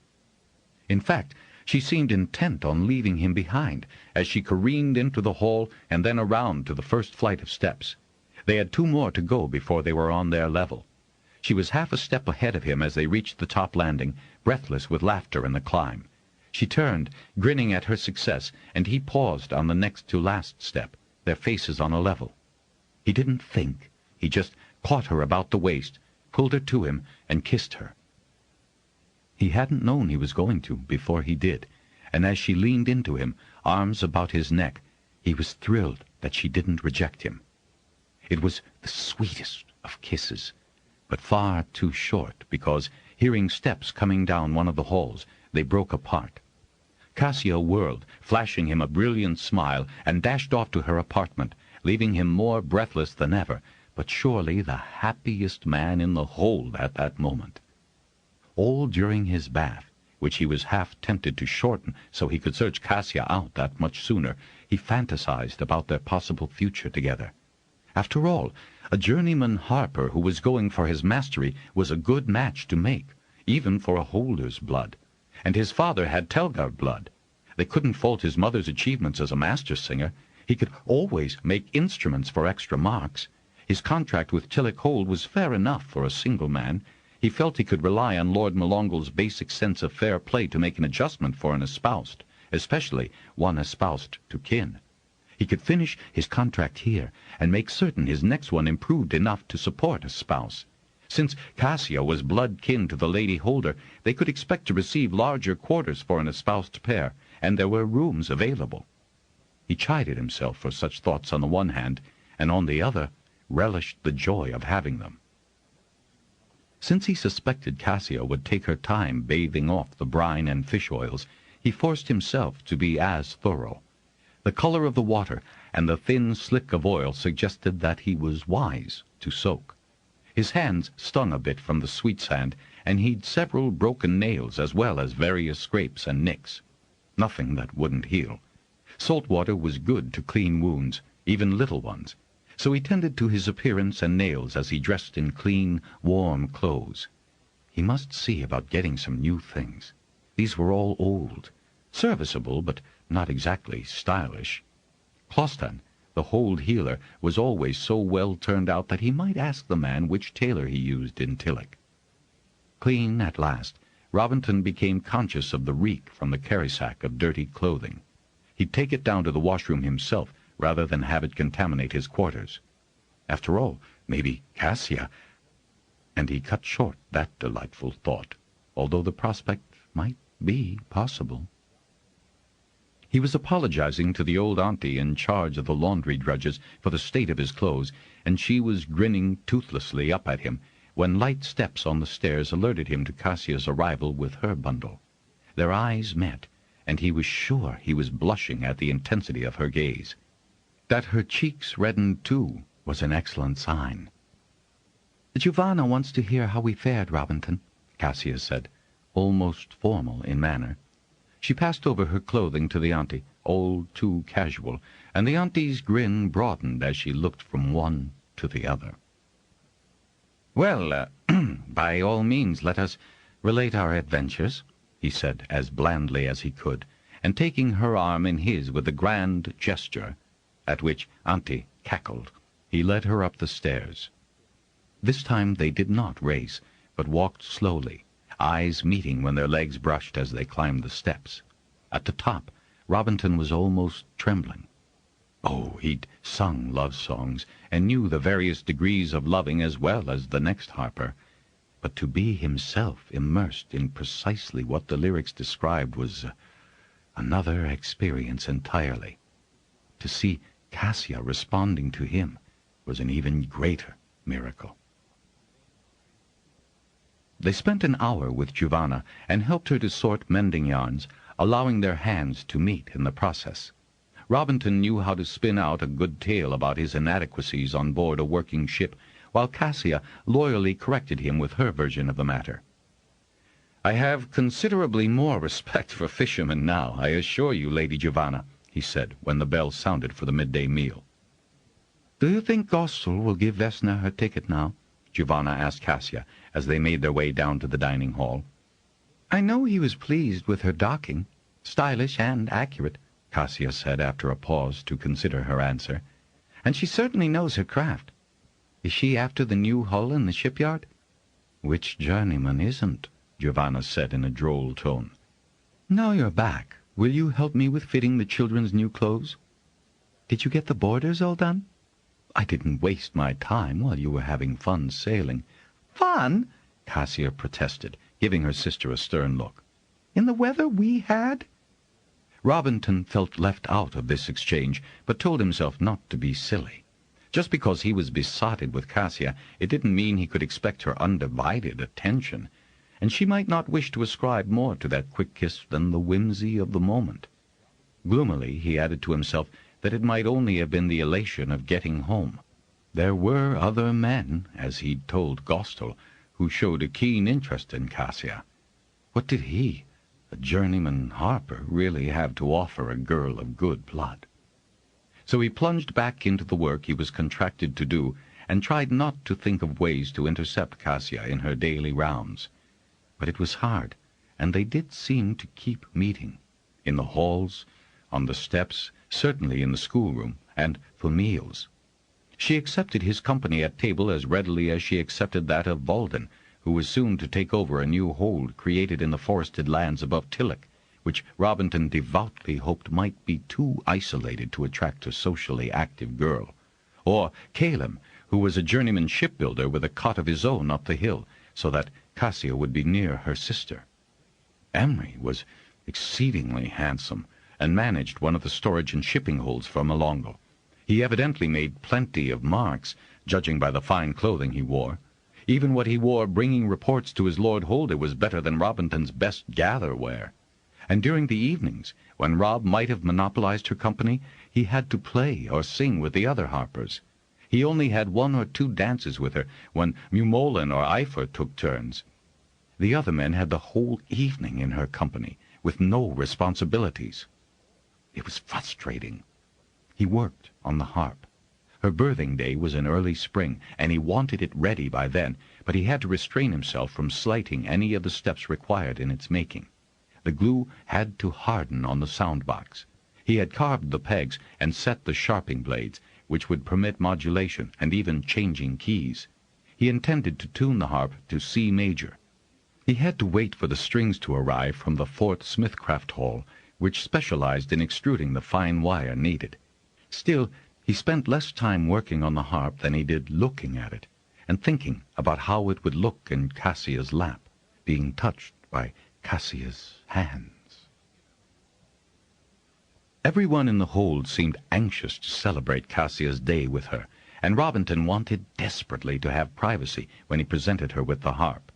He was beginning to think that such a gift would establish the depth of his feeling for her, which was what it was supposed to do, really. It was scarcely on a level with the casual gifts that were generally presented on a birthing day. Presenting it to her publicly would leave him open to teasing, as well as speculation about his affection for her. Affection? His love? And the harp was a fine one.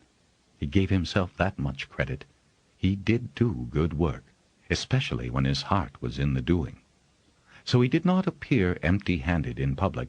He had found some early berries in the woods above the hold.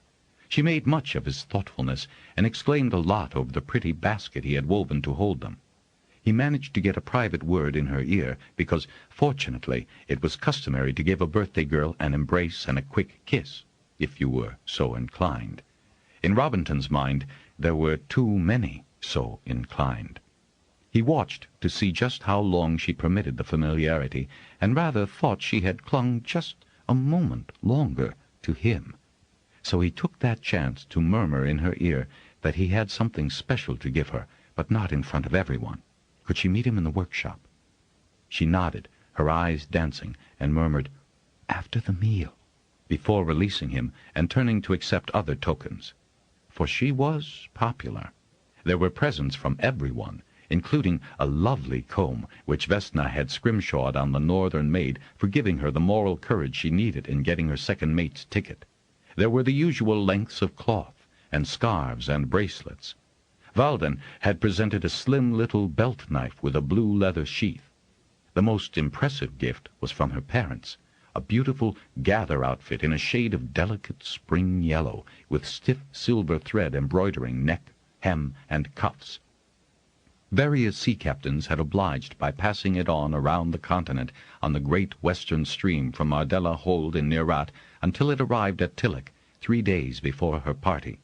Giovanna had kept it hidden in her closet. "You must wear it tonight," Giovanna said. "Not tonight," Kasia protested, her fingers running along the stylized embroidery. "I'll save it for the gather." "Well, just try it on and let's see you in it," Giovanna insisted. "Later, not now," Kasia said firmly, and arranged her presents in a pile before sitting down to the midday meal. As was customary, all the food offerings were known favorites of hers. "Everyone's making such a fuss over just a birthing day," she said, coloring with embarrassment. "But it's your birthday," her oldest niece protested. Robinton could hardly eat, but eventually the meal was over, and he made a leisurely descent to the workshop, and then paced and paced, waiting for Kasia to arrive. When she did, she was flustered. "I couldn't get away," she said. "Now what? Oh!" He hadn't been able to think of anything appropriate to say to introduce the gift, so he had been standing in front of it. He moved aside and, with his best and most elaborate gesture, indicated it was hers. "Oh, Robbie!" His name, said in just that voice and tone, was more than compensation for all his hard work. On seeing it, her eyes had widened and then filled with tears as she stepped forward. Almost hesitantly, she reached out to touch it, a fingertip following the line of the neck, progressing around the ornamentation down the fore-pillar, before she let her fingers run up the strings. "Oh!" she gasped again at the delicate sound it gave. Impatient for her to use it, to hold it on her lap and give it voice, he pulled a chair over to her and practically sat her down, lifting the harp to her knee. "Oh, Robbie, this is the most beautiful thing. I've never had such a magnificent gift. Even—" And she stopped short. He suspected she might have been about to cite something Merdine had given her. She gave him a quick glance, and he smiled encouragingly back, though his mouth had gone very dry and he had a sick feeling in his stomach. Then she lifted her hands, as he had seen her do in his mind during the long hours of woodworking, and struck a chord. He had tuned the harp very carefully, so the chord sang tremulously on the still air of the empty workshop. "This is not just a birthing gift, is it, Rob?" she asked, turning to him, her wide eyes soft. No shadows. When he couldn't answer, she said in the tenderest possible tone, "Is my eloquent harper wordless for once?" He swallowed and managed a sharp nod.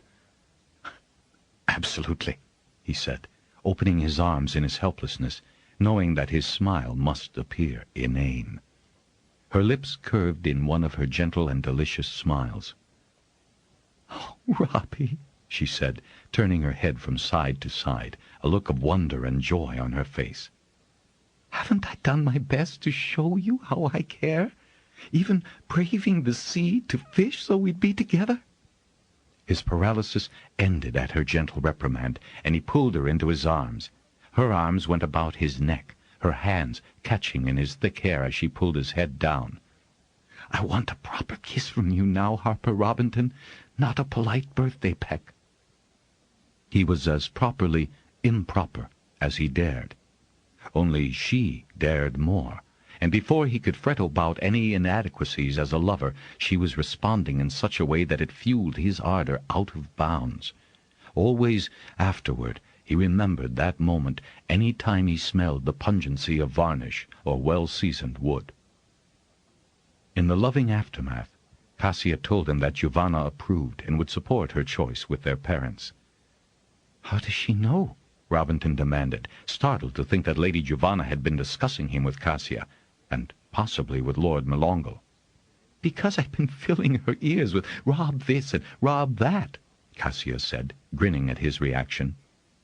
Kasia was more than old enough to choose for herself, and her parents had sent her to Tillich Hold so that she would have more choice and fewer memories of the man she had lost.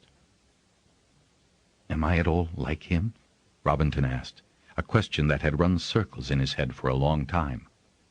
She regarded him with a little smile on her lips, tracing the line of his mouth with her finger. Yes, and no, not in looks. Merdine hadn't your inches. As well for a seaman who'd be clouding his head all the time on beams. He was good-looking, but your face has far more character. You'll grow handsomer as you age, and I'll be there to keep the roving women away. She drew his head down to kiss him. You've lovely bones. Bones, the girl says. Robinton burst out laughing in surprise. Lots of long bones, she repeated with a newly established proprietary delight. Merdine was much more assertive. Well, he'd have to be as a sea captain, whereas a harper has to be more tactful and persuasive. He does? Robinton mocked her. Well, you are both. I've heard you, journeyman. He interrupted her. Your parents will not object to you espousing a harper? I intend to get my mastery, but it does mean we'll do a lot of traveling. Will they mind? And a sea captain doesn't travel? A harper doesn't encounter the same sort of hazards. She stopped there, her eyes darkening with the sorrow Robinton had hoped he had lifted forever. I don't know about that, he said into the pause, speaking lightly and trying to restore the happy mood they had been enjoying. Sorry, Rob. No need to be. Love, he said, experimenting with using the word in her presence. That's what I especially love about you, Rob. Your perceptions and understanding. Merdine was not an understanding man. Not the way you are. And I think, on balance, that's a very important thing in creating a good harmony for a long life together. They would have explored that topic much further, except that they both heard voices along the hallway outside the wood shop. They had straightened themselves and their clothing, and Robinton pretended to tighten the string on the harp. The voices talked on. Their owners continued past the workshop. But that interlude was over. I'll carry it for you, Robinton said. Then we will both explain its significance to my sister, she said firmly. Not that she'll need much explanation when we walk in with this beautiful instrument. Nor did they. Giovanna was delighted, saying this was the best birthing day gift her little sister could possibly have. There wasn't another harper in the family, so it was about time there was one. Melongle's been wondering when you would declare yourself, Robinton, she added, giving him a sideways glance. And what gave him the need to wonder? Robinton asked. He had prided himself on keeping his feelings under control. Oh, I thought he should consider the matter, Giovanna said airily, especially since my baby sister has been sighing over you for some time. He won't object. Melongle didn't. He already knew of the Telger blood connection of Patiran, and the fact that Marilan was a master singer of Pern-wide prestige made no bar to an espousal. But the summer's ahead of us, the busiest season for journeyman harpers, he said more severely, since he did not permit pleasure to interfere with duty. Autumn equinox would be a better time for espousal than summer. We will, however, announce the pact tonight, and spare Robinton competition for dances. Melongle could not spare Robinton either the teasing or the envy of those who had also hoped to espouse Kasia. But the public announcement of their intention made their lives far more comfortable. Rob had sent a formal announcement to his parents, at Giovanna's suggestion. Mothers need to know such things, Robinton, she said, smiling with just a touch of maternal condescension. You're old enough to choose your own partner, but even if your relations with your father are poor, you should include him. Robinton stared at her, shocked. He'd never mentioned anything about his father. That's just it, Rob, Kasia put in gently, touching his arm and peering into his face. You don't mention Patiran, ever, but you mention your mother at least 40 times a day. I don't.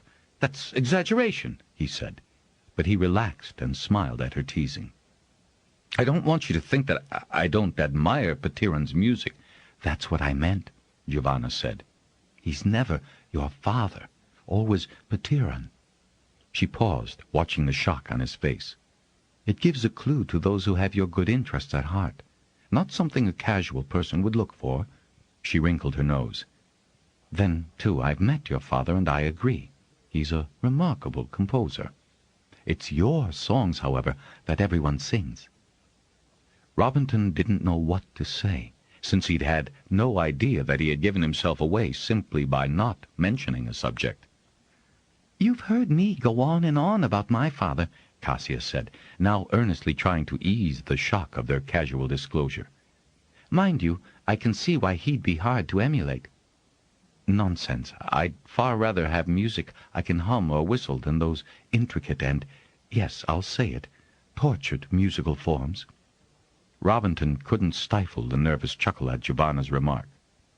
"There, that's better," Kasia said. "If I ever meet him, I'll be, oh, so punctilious and formal. Now your mother, she's a dear and loving person." Robinton gawked at her. "How do you figure that? Have you met her?" "Not really, but I've heard her sing, and her face is so expressive that she must be loving. And if she brought you up the way you are now, she's a dear." Then she gave him a warm hug and loving kiss before she relaxed against his arm. He covered her hand with his. "Should I ask the Masterharper's permission?" he asked. "You're a journeyman," Giovanna said, lifting one shoulder. "You've the permission of your contract holder and have officially announced your intent. But I think it would do no harm to tell Master Janelle." "I'd like to tell the whole world," Robinton said, beaming down at Kasia, still marveling that she would love him.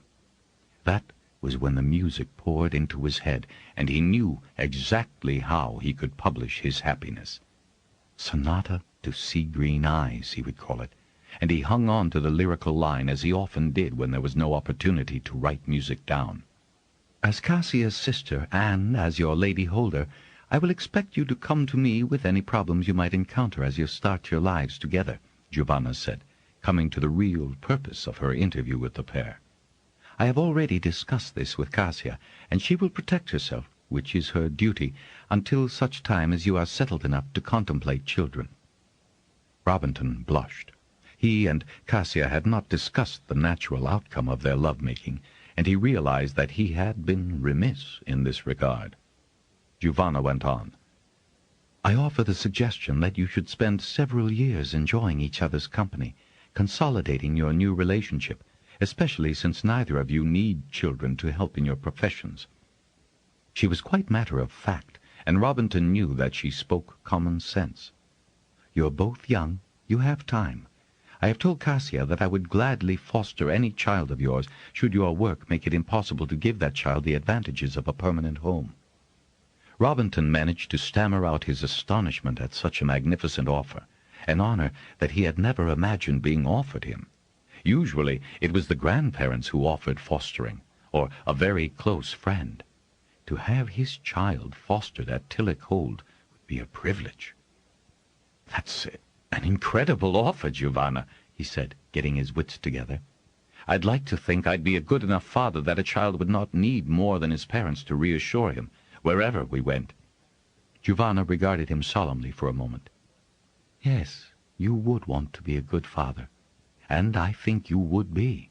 I've watched you with the slow ones, and you're kind and patient, though some of their antics would be enough to drive me to sea in a leaky boat."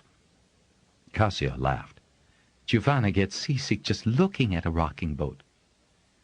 "This is all—" He gestured with the hand Kasia was not holding to indicate being overwhelmed. "Rather more than I thought espousing entailed." "That's why there are such wise women as myself," Giovanna said portentously, grinning to take any sting out of her tone. "So we'll plan the formal vow-taking for the autumn equinox. I doubt our parents can come." "If they wouldn't mind riding a dragon, I think I can arrange conveyance," Robinton said, wondering at himself for speaking out, since he had been delighted her parents lived as far away as Nerat, and he'd be unlikely to meet them. But that was just faint-heartedness on his part, and silly of him, since he'd been reassured by Melongal, as well as Giovanna, that Kasia's parents had no objection at all to a harper in the family. "Can you arrange such a ride?" Giovanna was surprised. Yes, sister dear, Kasia said, beaming on her intended. He's been friends with Phelan, bronze rider of Samanith, ever since he and his mother spent a winter at Bendon Hold. Really? How useful. You wouldn't mind a dragonrider? Who could possibly be so dense as to ignore that sort of a connection? Giovanna asked parenthetically. Robinton thought of facts, and he had occasionally encountered the notion, from men who knew little beyond their cot-holes, that the Weyrs and the Dragonriders were an encumbrance, maintained long past their usefulness. I'll see if Phelan is willing. I think he might like to come to the espousal. I think my parents would very much enjoy coming a dragonback, Giovanna said wistfully. Is it as exciting as I've heard? Robinton was quite happy to give her a full accounting of his various trips a dragonback. He and Kasia enjoyed the next 2 7 days until they were separated by his duties as the turn moved into summer, fair weather, and long days, when the journeyman had to travel to the outlying holds to make sure the teaching ballads were being correctly taught and sung. Mumolan and Eifer envied Robinton his smooth-paced Ruathan runner, so he volunteered to take the farthest assigned sweep. If I can travel faster and more smoothly than you can, it's only right for me to go farther, he said, grinning. It also meant longer distances, which he could use to work on his sonata. He had done no more than the opening measures so far, and the music was plaguing him. You won't get a protest from me, Mumolan said. You'll learn, Eifer teased him. Days more away from the lovely Kasia, though. Robinton controlled the spurt of rage he felt, reminding himself that, with his intentions announced, his claim to her affections would no longer be challenged. So he made his lips smile and sloughed off the irritation, and retired to his room to write a few more measures of the music that wouldn't leave his head. Before he left, he had an ecstatic and very long letter from his mother, delighted by his news, asking for a sketch of Kasia, and so many details that, laughingly, he suggested that Kasia had better answer, which Kasia immediately did, including a sketched portrait that Marlefin was able to do for her. Master General sent felicitations and thought he would accompany Marilan to be sure she made it safely to Tillich Hold. Patiran, not surprisingly, neglected to respond. Kasia's parents, Borden and Brachia, expressed delight in her upcoming espousal and readily accepted the possibility, though Robinton was still waiting for an answer from Phelan, of a quick and safe transfer to the west coast. At last, Phelan sent a drummed message that he would be there with whoever needed conveyance. After a loving and reluctant farewell to Kasia, he set his runner on the northeastern route, up to the Piro River, which separated Tillich from High Reaches Hold. From there he headed across the plateau into the highlands and down the Greeny River to the sea in the corner of Tillich and Fort. There was a rapidly expanding series of holds along the Greeny River, some so new that the hard set was still drying, or so the longer-established holders said with grins. That tour took him most of the summer and into the cooler nights and shorter days of the fall. Occasional runner notes from Kasia sustained him, and each evening he faithfully recorded his doings to be returned, often by the same runner. He was very grateful when he reached the apex of his journey, a hill holding right below the High Reaches border. He stayed 4 days, teaching the children, who were at first very shy with him, but warmed as he taught them the ballads and sang them the humorous songs with which he had relaxed many a nervous student. On his final night, Chokol, the holder, had taken him and a skin of the rough white Tillich wine to see the 2 moons rise, and then unburdened his mind to the harper. Once, twice maybe, Harper, Chokol said in his rough voice, pitched low so that not even the herd beasts grazing nearby could hear what he said. I would not worry. Anyone can come to a disagreement with his holder. But there have been 8 lots, and they arrive scared of their shadows, wounded, and the pretty ones have been badly handled. He paused, indicating with a nod what he wouldn't say about their condition. Badly handled. He emphasized the repetition with a second sharp nod. Then he pointed down the hillside, which was grassland with a few stunted trees. Twice. He held up two thick, work-calloused fingers. The women were sure that Lord Ferrogai must be dead for such things to happen in high reaches. Scared my spouse, that did. But we see anything coming up here, and I tell her we're in Tillich, holding with Lord Molongal, who's a fair holder if ever there was one, and the time hasn't come when one lord'll run over what another has owned since his blood took hold. The phrase, run over what another has owned, sent a shudder of fear through Robinton right down to his guts. So's to reassure her, we've another cot, he said, waving his hand vaguely over his shoulder, where we could go, did we see someone coming who ought not. I don't like it, Harper. I don't like it one bit. Nor I, Chokol, and you may be sure I will tell Lord Molongal of your worries. Robinton did no composing that night, for music had gone out of his head. He had asked Chokol if the women had mentioned names, or where they were going in Tillich, but Chokol replied that he didn't know because he hadn't asked. He had seen them safe to the river track to the sea, and given them what they could spare of provisions. Most nights, though, Robinton would drain glow-baskets of their last glimmer, penning his sonata. He also wrote other music for his Kasia, composing love songs on the long stretches between holds, though sometimes the notes on the hide showed the roughness of his travel and had to be corrected. These were only for Kasia, written for her to play for herself on her harp. He finished the sonata before he got back to Tillich Hold for the autumn gather and their espousal. Kasia welcomed him so warmly that their reunion lasted all night long, which delighted a travel-weary young man who had desperately missed the object of his affections. They spent almost as much time talking as making love. They discussed their future at length. Now and then he related the amusing incidents that he hadn't written to her, since most of his letters had been intensely loverly, as she described them. She would treasure them forever. Of course, the wall incident had been meat for runners all across Tillich Hold. "I'll probably never live it down," he told her, stroking her thick hair, rolling a tress on his finger. "Why would you want to, Rob?" she giggled.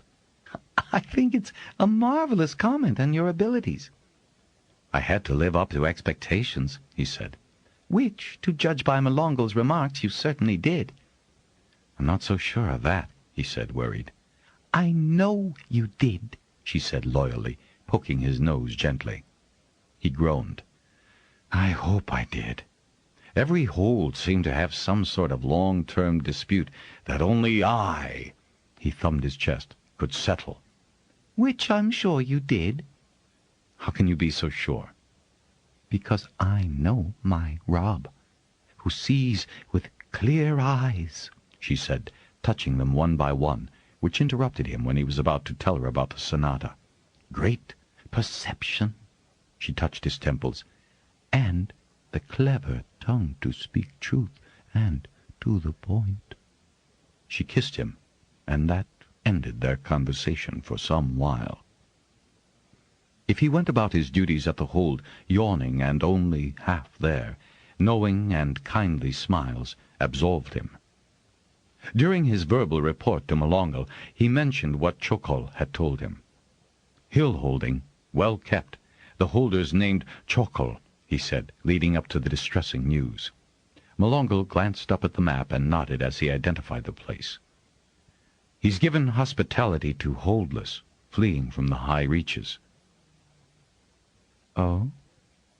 Robinton shifted uneasily, trying not to alarm unnecessarily, and yet to state his fears and reservations candidly. "I was 3 turns at high reaches, you know, and I have great respect for Lord Ferrogai, but the last time I saw him, at Bendon Hold, for Lord Raid's confirmation, he looked very ill." Molongal nodded, confirming that opinion. I noticed. Well, it seems that Lord Ferrogai may be dead, and we simply haven't been told." Molongal regarded him with shock. "How could that be?" "I don't know, but Chokol thought it possible because he has sheltered several holdless folk, women and children mostly, returning to the relatives' holdings here in Tillich. Melongal frowned. I know of several holders who have asked for dispensation on their tithes because of increases in dependence. He shuffled through some hides. I didn't know the women had been made homeless, or that they'd come from high reaches. Robinton cleared his throat, coming to the most dubious part of what Chokol had told him. The women said that they had been driven out of holds. Chokol said that some of the younger ones had been badly handled, that they thought Lord Ferogai must be dead for such things to happen. Melongal scowled, fixing Robinton with a glance that many would have been unable to meet. You believe, Chokol? I do, because I know there is a very ambitious man in high reaches who will try to claim succession for himself when Lord Ferogai dies. Does this ambitious man have a name? Something in Melongal's eyes suggested to Robinton that the Lord Holder knew to whom he was referring. Fax. That nephew of Ferogai's? Melongal looked away from Robinton for a long moment. I think I shall ask Ferogai to join us for the gather. He might, as you have served him, wish to come. That suggestion was more than Robinton had hoped for, but Chokol's tale had revived suspicions he had once thought groundless.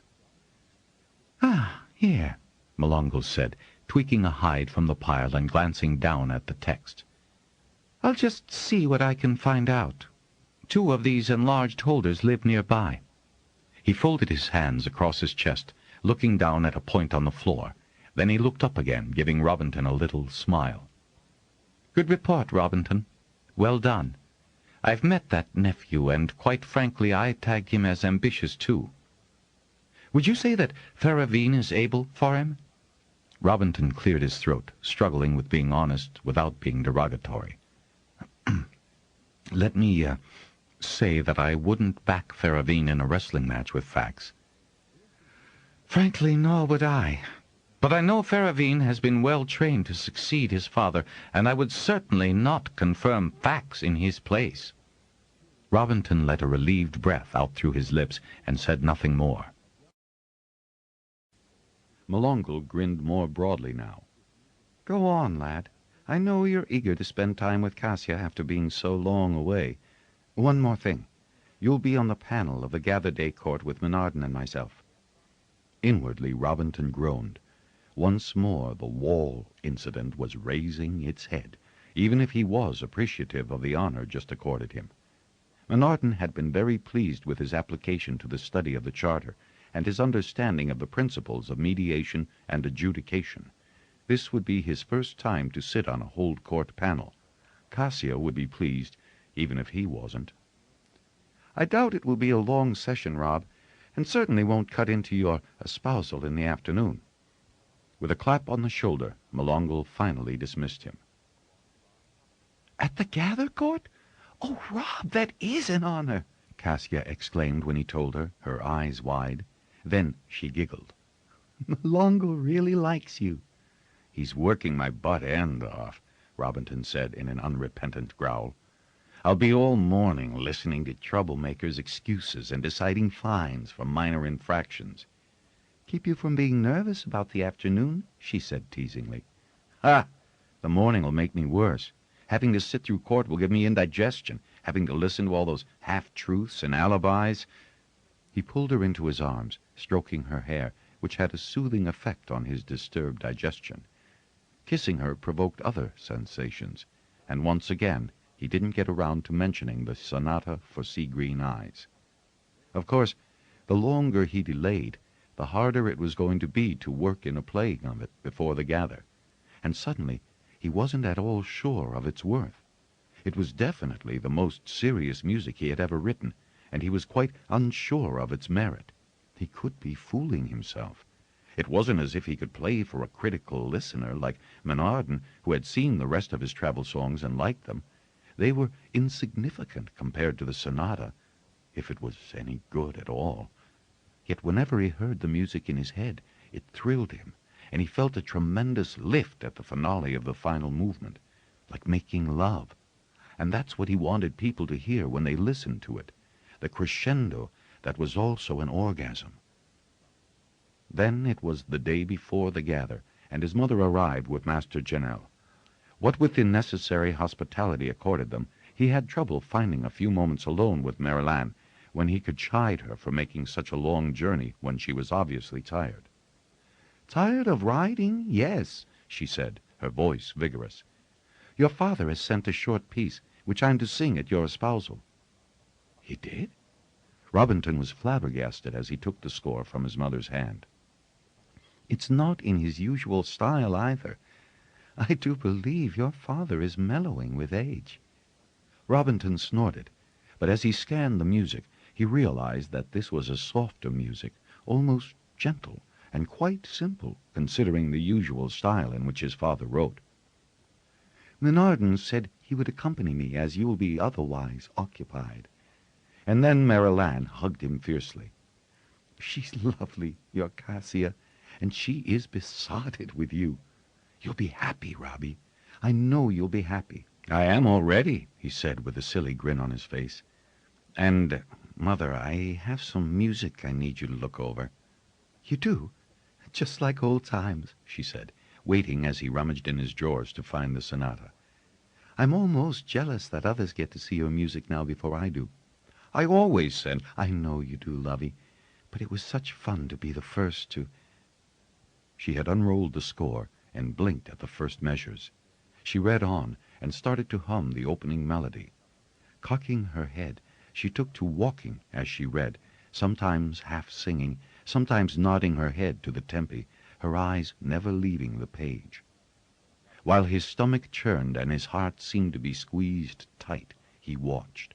Fortunately, he had moved into their new quarters on the uppermost level of the hold, well down the corridors from the rooms the old aunties and uncles occupied. There were 2 rooms with a small bathing facility in what Kasia called a walk-into closet, so there was space for her to pace from the bedroom door across the wide living area. Abruptly, Marilanne paused, gave him a bemused look, and sat herself down on the stool by his guitar stand, and, propping up the music and picking up the guitar, she started to play it. He had arranged it for first fiddle, or a guitar, harp, and pipes, with occasional emphasis of a flat drum. It wasn't that long a piece for all its 3 movements. He had not added a 4th, as his father would have, because he had said musically all he needed to in the allegro, adagio, and rondo. A scherzo would have fractured the mood. When his mother played the final chords, her hands remained motionless on the strings for a long moment. Then she gave a funny little shake, as if she'd had a spasm, and looked up at him, her eyes filled with tears. "Oh, Robbie, that is the most beautiful thing you've ever written. Does Kasia like it? For I know you wrote it for her." Robinton gulped. "I haven't shown it to her. I didn't know if it was any good or not." The last phrase came out fast. "Not good? Not good?" His mother returned the guitar to its stand and rose in indignation. "Robinton, you have never written a bad piece of music yet, and that," she pointed a stiff forefinger at the roll, "is the best composition to date. How dare you not give it to her? You said she plays harp.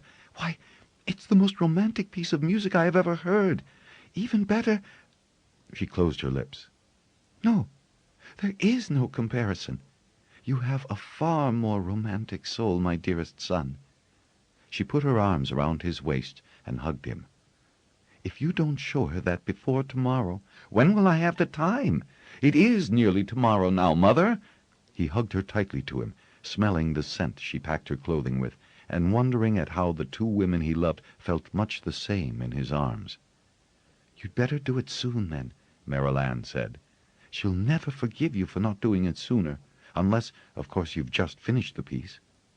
"No, I wrote it this summer." "Oh!" she exclaimed in explosive dismay. "If you were so worried about it, why didn't you send it to me? I'd have reassured you." Why he hadn't sent it was no mystery to either of them, but he felt relieved and more confident than ever, having her positive opinion.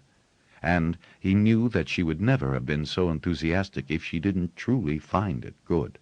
That courtesy had nothing to do with his being her son. "Is there a copy of it, Rob? Master Janelle will want to use it for other espousals. It's so lyric, so romantic. Oh, Robinton, you are such a comfort to me." Abruptly, she changed moods. "I'm exhausted after that, love. Will you escort me to my room? I don't think I could find my way back down." When he had returned from escorting his mother, he prepared for bed himself, since it was late and tomorrow would be an exceedingly eventful day. He smiled, and then broke into a chuckle as he shucked off his clothes and settled into the wide bed that he and Kasia would be sharing. It was far too warm to require nightwear, and besides, he seldom bothered, and now probably never would, it being so comforting to snuggle Kasia into his arms and have her skin next to his all night long. He exhaled deeply, and then realized that he was far too excited to sleep yet. So he threw off the light fur and found a long-tailed shirt.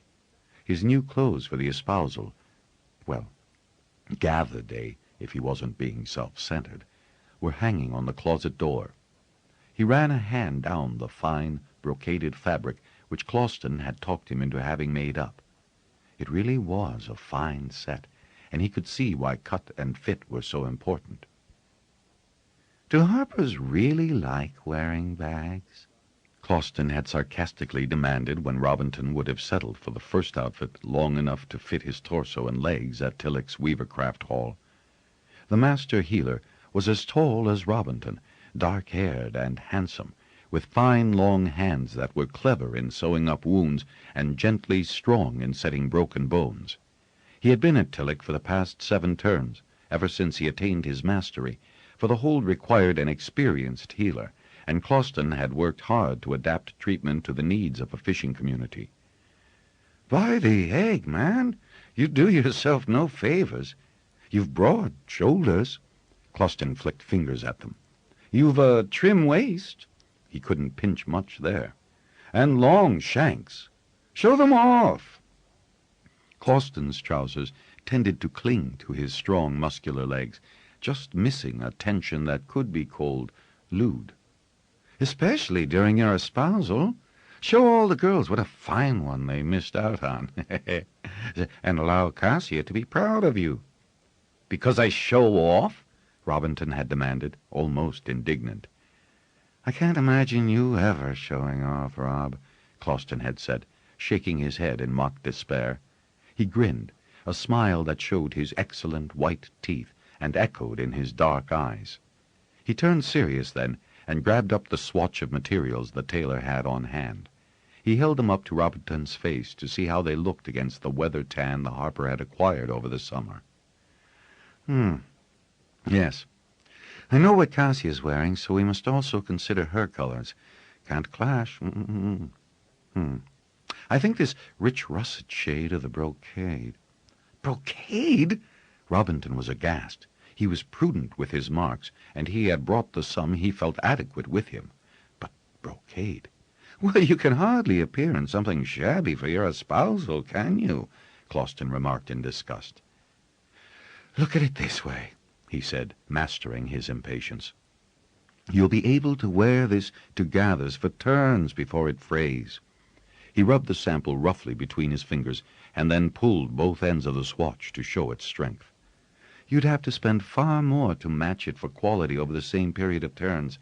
Good clothing is an investment." "And you make many," Robinton said, stung to retort. Closton gave him a slightly malicious grin. "I may, but they have all been wise choices, and I can change to fit the mood of the day and the weather of the season. Besides, it heartens my patience to see me well dressed." Dispassionately, and because it was his espousal to Kasia, Robinton fingered the swatch, then held it against his face, noting that the rich russet shade did enhance his skin color. "Tailored correctly," Closton gestured for the tailor to take measurements, "you'll be glad you took the time and effort. And you might consider a few new shirts, too." he added, waving another set of colors. "You've only 3. Robinton, extending his arms for their measure, was half tempted to clout Closton for his manners. Then he started to laugh at himself. "And a new pair of pants? The ones you came with are all but threadbare, in embarrassing spots, since you rode out of here," Closton added, peering down at Robinton's backside. Since the harper had that very morning realized that Closton's observation was all too true, he also ordered shirts and pants, including a pair of leather which would take the harder wear. He had secretly coveted the leather pants he had seen Ifor and Mumolen wearing. When he had returned for the fitting, he had been very pleased with the result, and admired himself in the tailor's long mirror. Furthermore, they all fit so comfortably that he wondered why he had never thought of having tailor-made clothing before. But it had been as easy to find something in a gather stall that was reasonably priced and fit, more or less.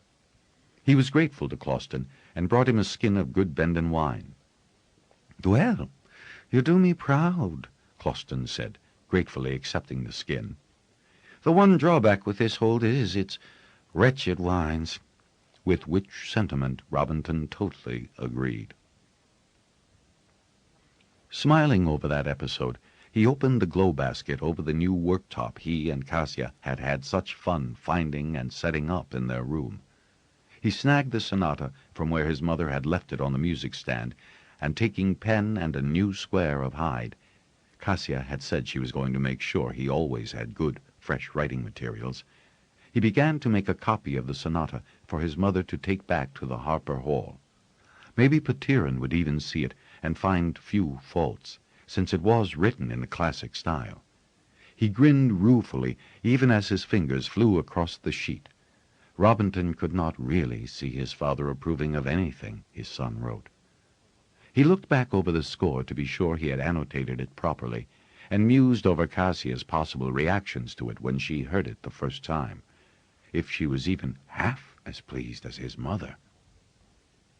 He paced back and forth, paused to pour himself a glass of wine, and then went back to the table and proceeded to copy out his Kasia songs. His mother would like them, too. She might even want to sing a few as encores to recitals. He finished those, drinking as he worked, and rolled up the music with a neat ribbon tying the packet, ready to give to his mother. He had a final glass of wine, and then, realizing that dawn was not far away, took himself back to bed and willed himself to sleep. Chapter 13. Despite his late-night activities, Robinton was up at dawn.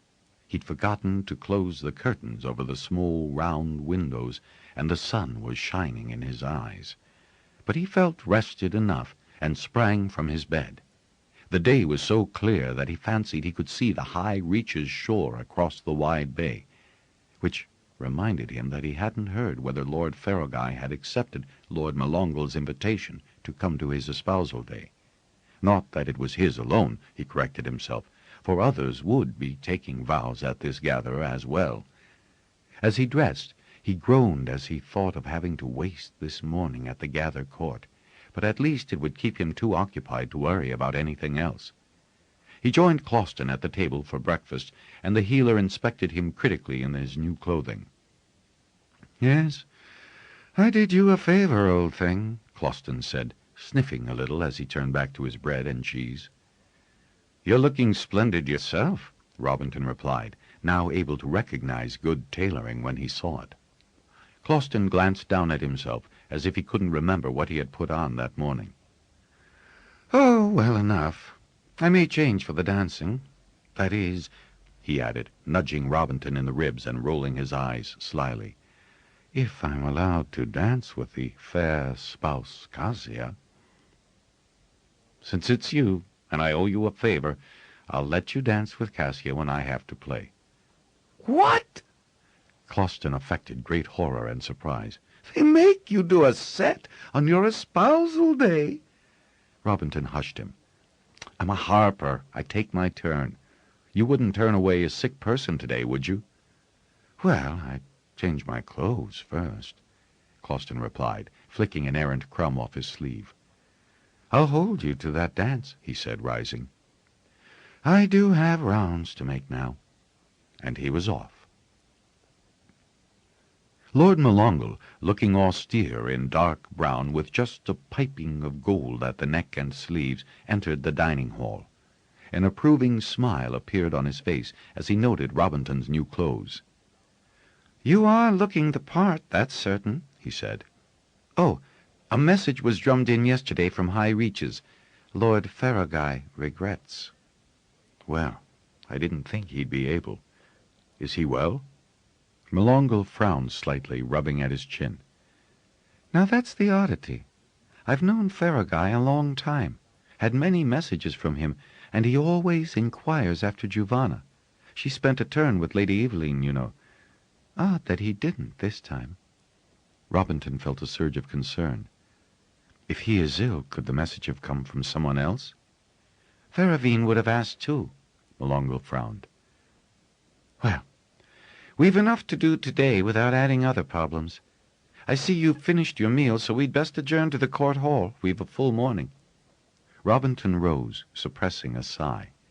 Unlike some of the larger holds, Tillich used a stone building closer to the center of the holding for such proceedings, right in the middle of the gather, which was already in full swing. Both official craft hall and independent booths were doing a good business. The entire fishing fleet was moored in the harbor or alongside the wharves, and distant sails indicated that the home crowd would swell even more with the passengers coming in from up the coast. M'Longle and Robinton had to slow their steps to the crowd's pace, with people either smiling a greeting or nodding courteously as Lord Holder and Harper passed. Robinton felt a tug on his sleeve, and was surprised to see Kasia at his side, and beyond her the gaggle of Sucho, Tortole, Valrol, and Clada, who peered out from behind the protective bulk of her father until Robinton's eyes fell on her, and she ducked away. "Good gather day to you, Lord M'Longle," Kasia said with a polite jerk of her head, and then she looked right back at Robinton, a proud, if shy, smile on her face. "You did a great deal for us, and especially Sede. This is for you and your spouse." She threw a cloth-wrapped parcel at him, and, before he could prevent her, ran off, the others following like leaves blown from a tree in a high wind. "You're, wall folk?" M'Longle asked. "Yes." Robinton tried to see in which direction they had run, but there were too many people milling around, and despite his advantage of height, he couldn't find them. At M'Longle's gesture, he unwrapped the parcel, as gatherers politely skirted the two stationary men. The cloth was new, the smell of the dye acrid, and when he had removed it, he gasped as he held up the wooden bowl. "Elegant," M'Longle said. "Truly elegant." They both examined it with their fingers, feeling the thin, smooth wall, and then discovering the band of tiny flowers that ringed the top, so perfectly done that they seemed to blossom from the wood, rather than having been carved from it. "A beautiful gift, Harper, and deserved." Then M'Longle touched Robinton's sleeve and indicated that they should proceed. They were not far from the court hall, and the knots of anxious men and women looking their way. Carefully rewrapping his gift, Robinton matched strides with the shorter-legged Lord Holder, and they were soon being smiled into the building by those they would shortly be judging. Good fortune seemed to favor Robinton that day. They were hearing the representations and alibis of a holder who had been delinquent in managing his fields and cot, when a messenger slipped in and handed Lord M'Longle a message. He read it, gave a sniff, and then, with a slight grin on his face, handed it over to the harper to read. "You may leave. Other duties take precedence," M'Longle murmured. Reading the note, Robinton wasn't at all sure if he should take the excuse to leave. The note told him that Falon had arrived with Holder Burden and his spouse, Bracia, who were awaiting him in Giovanna's apartment. He dreaded meeting Kasia's parents far more than he dreaded being bored by the court proceedings. When he did not immediately rise, M'Longle gave him a stern look, and so he pushed back his chair, nodded to Menardin, and to the faltering holder, and left. The first thing he saw outside the court hall was everyone looking up at the hold heights and pointing out the bronze dragon settling himself in the sun. Like rider, like dragon, Robinton thought, as Semaneth made quite a show of extending his gleaming wings before, with a smart crack of the tips, he folded them to his back and sprawled, his shorter front legs overlapping the edge. Falon was lounging against the front entrance to the hold, and grinned as he saw the harper hurrying toward him. "I brought them safely here," he said, slapping Robinton on the shoulder and then holding him off to inspect the new clothing. Falon whistled, and his amber eyes gleamed with mischief. "Someone's taught you a thing or two. The lovely Kasia, perhaps?" "I'm well able to choose my own clothes," Robinton said. Then he asked in a lower voice, as Falon hurried him into the hold, "Why did you have to bring them here so early?"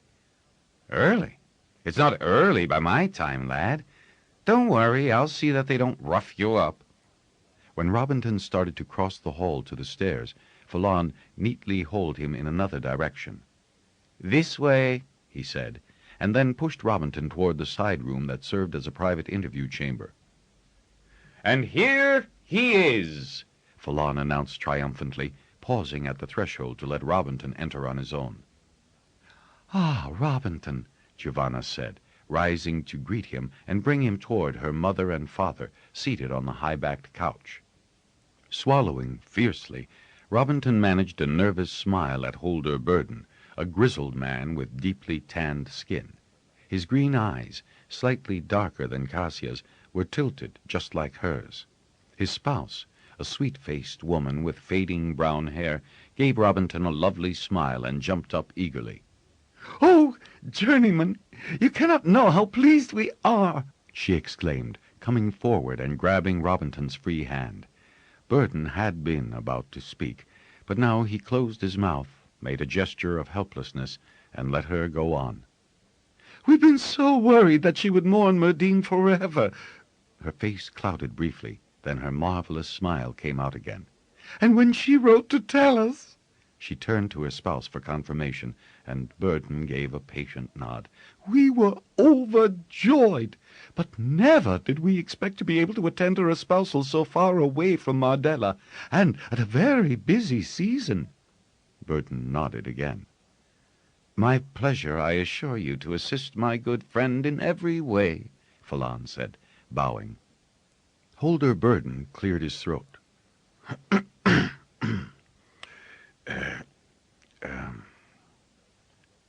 Kasia says you're, comfortable at sea, too. "Well, I don't get seasick," Robinton admitted.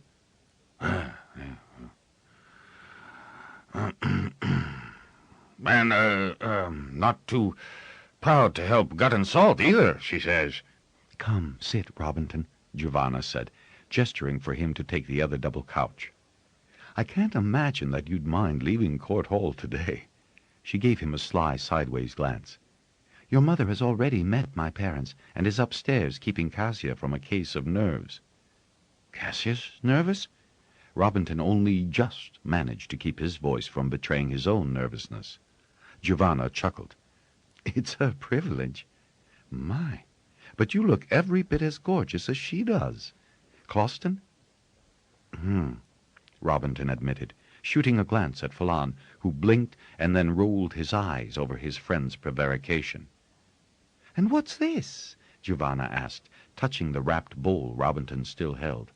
"An espousal gift already?" Eager for something to discuss, Robinton showed the bowl and explained how pleased he was that Sede had taken him at his word.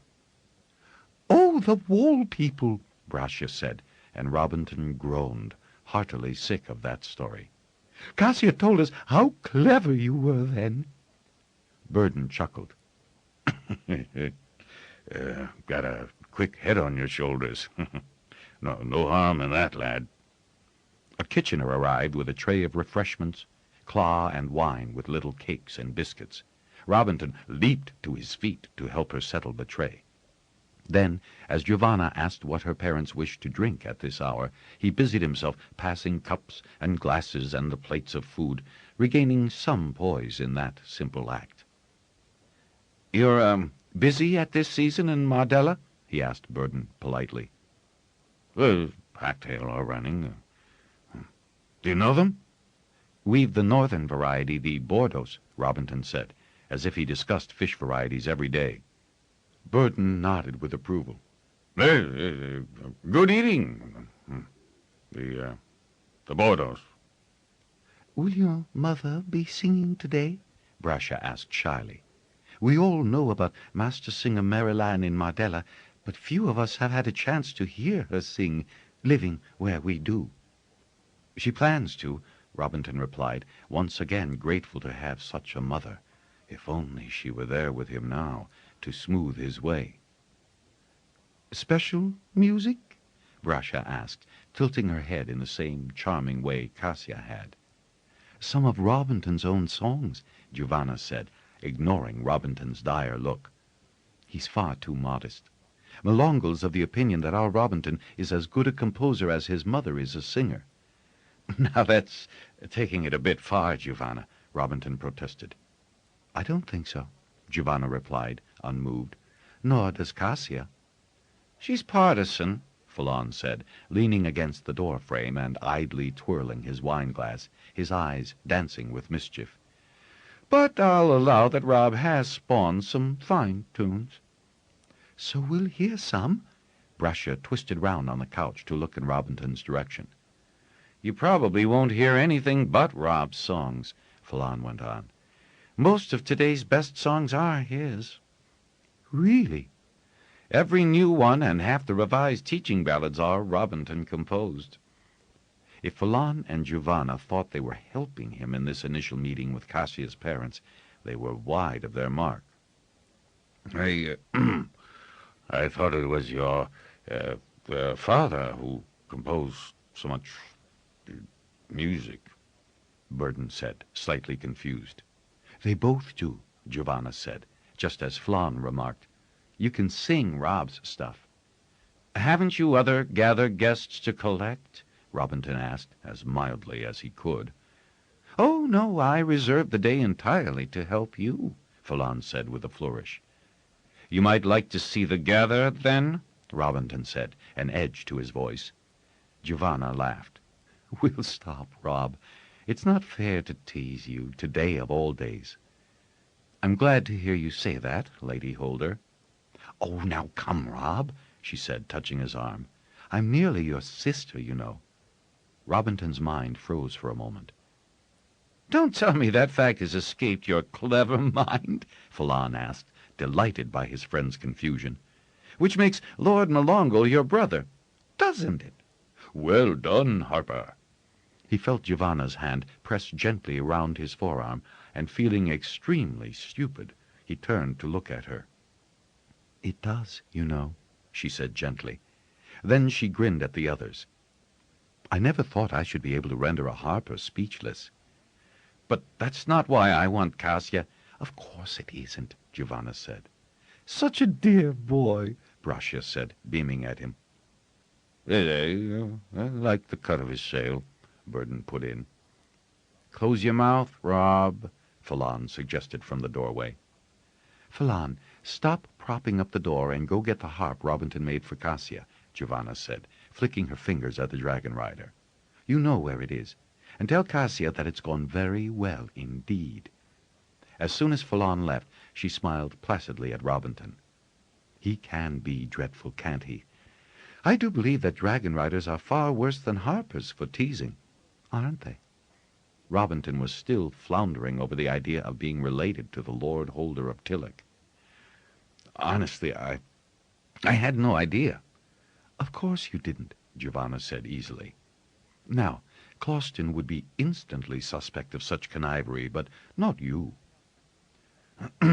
Yeah, Kasia said you've been loaned a sloop for your espousal days," Burden said. You sail much?"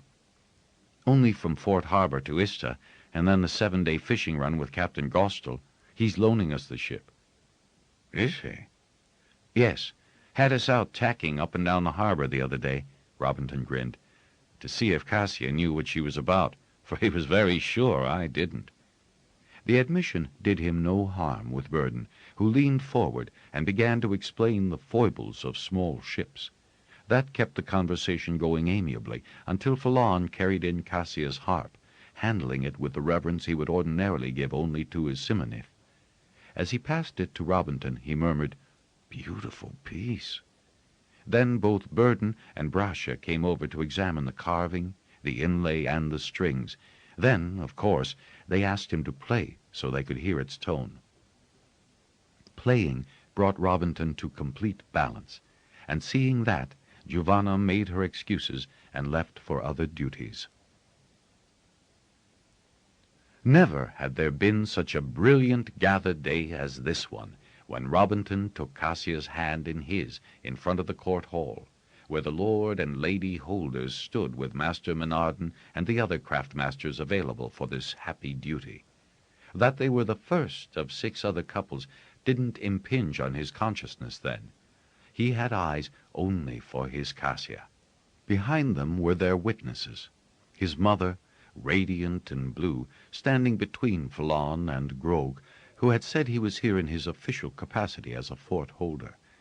Kasia's parents stood on her side, her mother flushed and excited, and her father doing very well at looking proud and dignified. Never had Robinton had to speak his own words in front of such a huge crowd. Singing words was another matter entirely, but speaking his whole heart in words was something else again. He had to clear his throat, but then, taking a deep breath, he announced his intentions to be a loving, kind, considerate spouse, caring for her all his life, nurturing their children, and providing for the family. Holding hands, he looked into Kasia's eyes, which were no longer shadowed with an old grief, but radiant with joy, as she, who also had to clear her throat before she spoke, declared her intentions in a loud voice. She grinned more broadly when she got to the part about children, and winked at him. "We have heard your promises, Robinton and Kasia," Melongo said, stern in his capacity as Lord Holder. "And have witnessed them," Master Menardon said, while the other craftmasters murmured their traditional response. The observers cried congratulations and shouted, "Good luck!" Melongo's face relaxed in a smile as he shook their hands before moving to the next expectant couple. "Brother," he murmured slyly to Robinton. "So kiss her!" Falon cried. When neither Robinton nor Kasia moved, he took them by the shoulders and pushed them together. The lightning that passed from lip to lip seemed to encompass Robinton's entire body, and hers as well, leaning so trustingly against him. He was almost annoyed when Falon's hands pulled them apart. "I'm so happy, my dear daughter," Marilanne was saying as she embraced the bemused Kasia. There were tears in his mother's eyes, but she had always been able to cry and remain beautiful. She changed places with Brasha, who hugged her daughter tightly, weeping so profusely that she couldn't speak at all. Burden was shaking Robinton's hand fit to render it useless for any playing. Falon was insisting that he definitely had the right to kiss Kasia, just this once, to show her what she'd missed. Then Marilanne was hugging Robinton so tightly that he had to seize her arms to be released. "Be as happy as I have been with your father," Marilanne whispered for his ear alone, and when he tensed, she held him slightly away, giving him a hard, long look. "For we have been happy, together." And he realized that she spoke the truth, that it had always been he who had been the problem with his father. "You've the heart big enough to love an entire world," she added. Then she released him. Grog, rather shyly, kissed Kasia on the cheek and told her she'd be very welcome whenever she came to Fort Hold, which he hoped would be often. By then, 3 more couples had had their vows witnessed to choruses of cheers. "I need a drink," Falon announced, and began herding them all out of the crowd and toward the gather tables set around the dance square. There were 2 tables set upon platforms on either side of the players' dais. The right-hand one was for the newly espoused, and it was there that Phelan led his little group.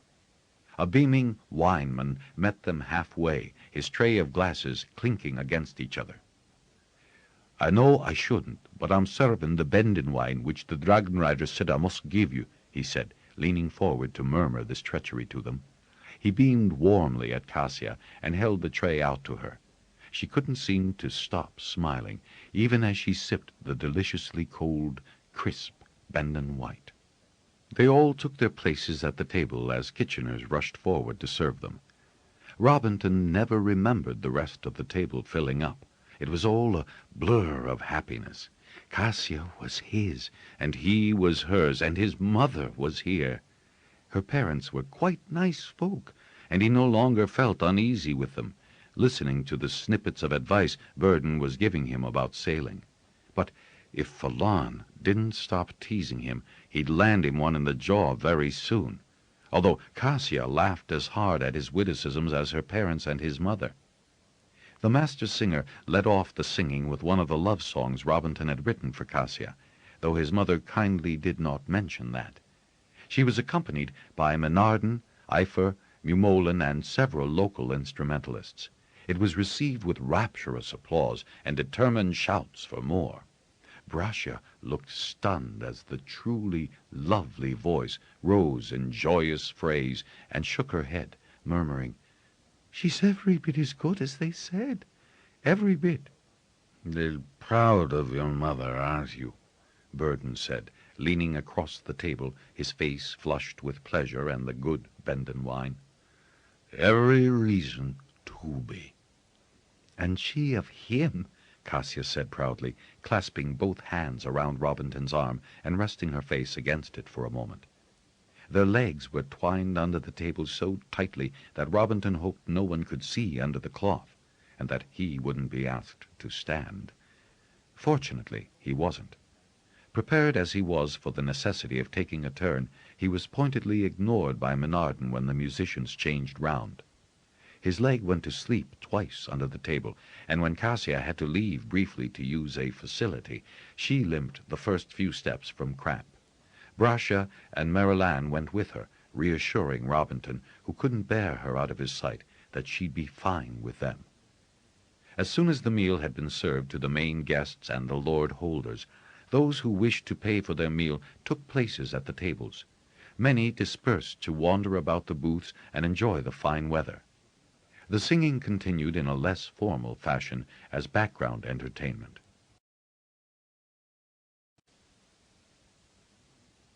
"Restless, love?" Kasia murmured when she caught his fingers drumming the rhythm. "Oh, no, just habit," he said. "Nothing can make me leave your side. Not today or ever." "We will dance later, though, won't we?" she asked, making her eyes wide and innocent. "Of course. All night." "Not all night," she murmured back, a sensual smile curving her lips. And then she giggled at his expression. Dance they did, and Robinton was only going to allow Lord Molongle, her father, and Grog to partner her. He was furious with Phelan's teasing. "Don't be annoyed with him," Kasia said, serious for a moment. "He is so fond of you, and I suspect all that foolery of his covers a far more serious problem he won't talk about." She grinned. "The way he sighs, I'd say he might be in love." "Phelan?" Robinton was surprised. The idea put a different complexion on Phelan's behavior, and Robinton regretted that he hadn't been more sympathetic. He had seen Phelan looking very thoughtful and worried in between his bouts of nonsense. Today was not the day for him to inquire what bothered his friend, but he'd find time tomorrow. Then he reminded himself that he and Kasia weren't likely to encounter Phelan on the morrow. So he permitted the bronze rider to dance with Kasia, and while he watched them dance, he spoke to Simonith. "What is troubling my friend Phelan, Simonith?" There was silence for so long that Robinton wondered if the dragon had heard him at all. "I hear. I do not know. Sometimes he doesn't tell me everything." Simoneth's tone, so like his rider's, sounded wistful and anxious. He thinks a lot about Larna, and he's not happy. Larna? The name sounded vaguely familiar, but it took Robinton most of the dance to remember. Larna had been a nuisancey little child, the old Weir-woman's daughter. Falon had got into trouble with Carola and his Weir over the way he treated the little girl. But little girls grow up. Robinton liked to think that this Larna had grown up into so pretty a girl that Falon had lost his heart to her. But then, lovers always wanted others to be in love too. Robinton sighed and went off to claim Kasia for himself for the rest of the evening. They managed to steal away unnoticed during one of the popular slow dances, and made it unencumbered out of the glow-lit dancing square and to the extraordinarily quiet hold. For a gather, even the old aunties and uncles were out enjoying themselves, and all the kitcheners and drudges with them. Look! Kasia pointed to the heights, where twin globes of lightly whirling green showed them that Simoneth was on watch. She waved, and was startled when the bronze dragon blinked. "Make no mistake, the dragon can see everything that's going on," Robinton said. He waved too, and laughed when Simoneth blinked again. Does he know what's troubling Falon? "He should, if anyone does," he replied. "But he doesn't." Then they were inside the hold, most of the glow baskets thriftily shut, just enough half open to show them the way up the stairs. You must take Closton with you the next time you buy clothes, she told him as they hurried up the stairs to their level. "When I've you to help me choose now?" He snorted at the very prospect of having anyone else. They had to save their breath for the stairs, and arrived, panting and gasping, at the top, Kasia giggling as Robinton handed her into their room, then firmly closed and locked the door. Not even Falon would have the nerve to bother them here. Dawn saw them sneaking out of the hold, carrying their sailing gear and running, hand in hand, down to the wharf where the sloop was awaiting them. They could see bundles of sleeping folk sprawled across chairs or tables, and some under as well. Banners flapped lightly over the few booths still left in the gather square. As they were stowing their gear, laughing and giggling at evading any notice, Robinton glanced up at the hold heights. No dragon was indolently sprawled there. Robinton couldn't remember if he'd said goodbye to his mother. He thought he must have, for he knew he had remembered to express his gratitude to Kasia's parents. While Kasia went aft to take her place at the tiller, he untied the painter as Captain Gostel had shown him, jumped lightly to the bow, and pushed the sloop away from the thick piles. Then he went to hoist the sail, which immediately began to fill. Kasia trimmed the sheet until the sail was nicely taut against the wind, and he made his way astern to sit beside her in the cockpit. A fisherman, coming up from the cabin of one of the larger ships, waved lazily at them as they made their way across the wide harbor and out into Tillich waters. He was the last person they saw for 8 days and nights. Their world became the sloop and the water and the sky, which, for the first 3 days, was brilliantly blue, as only autumnal skies could be in that latitude. Not that it mattered to them what the weather was like. They were with each other. Among other things, they both loved freshly caught and instantly fried fish. Sometimes Robinton caught while Kasia cooked, other times she did the fishing and he the frying. Then the weather deteriorated, and in the teeth of a gale that came up with ferocious speed, Kasia yelled for him to lower the sail and tie it tightly and secure the boom. Finishing with that task, despite the lashing rain and the mounting seas, he went below and got out their heavy weather gear, dressing quickly in his so he could hold the tiller while she put hers on. When he came on deck again, he dropped his load and dove to help her with the tiller. It was some time before she could release it and don her weather gear, her face pinched with the cold of the rain that battered at them as they dipped and rose with the high seas. The waves broke over them time and again, and at Kasia's bawled order, Robinton managed to reach a long arm for the bailing bucket. More water poured in to take the place of what he had thrown overboard, but he kept bailing with one hand, while with the other he assisted her hold on the tiller. The little sloop rode to the frothy height of immense waves and then slammed down into the troughs, shaking them to the bones.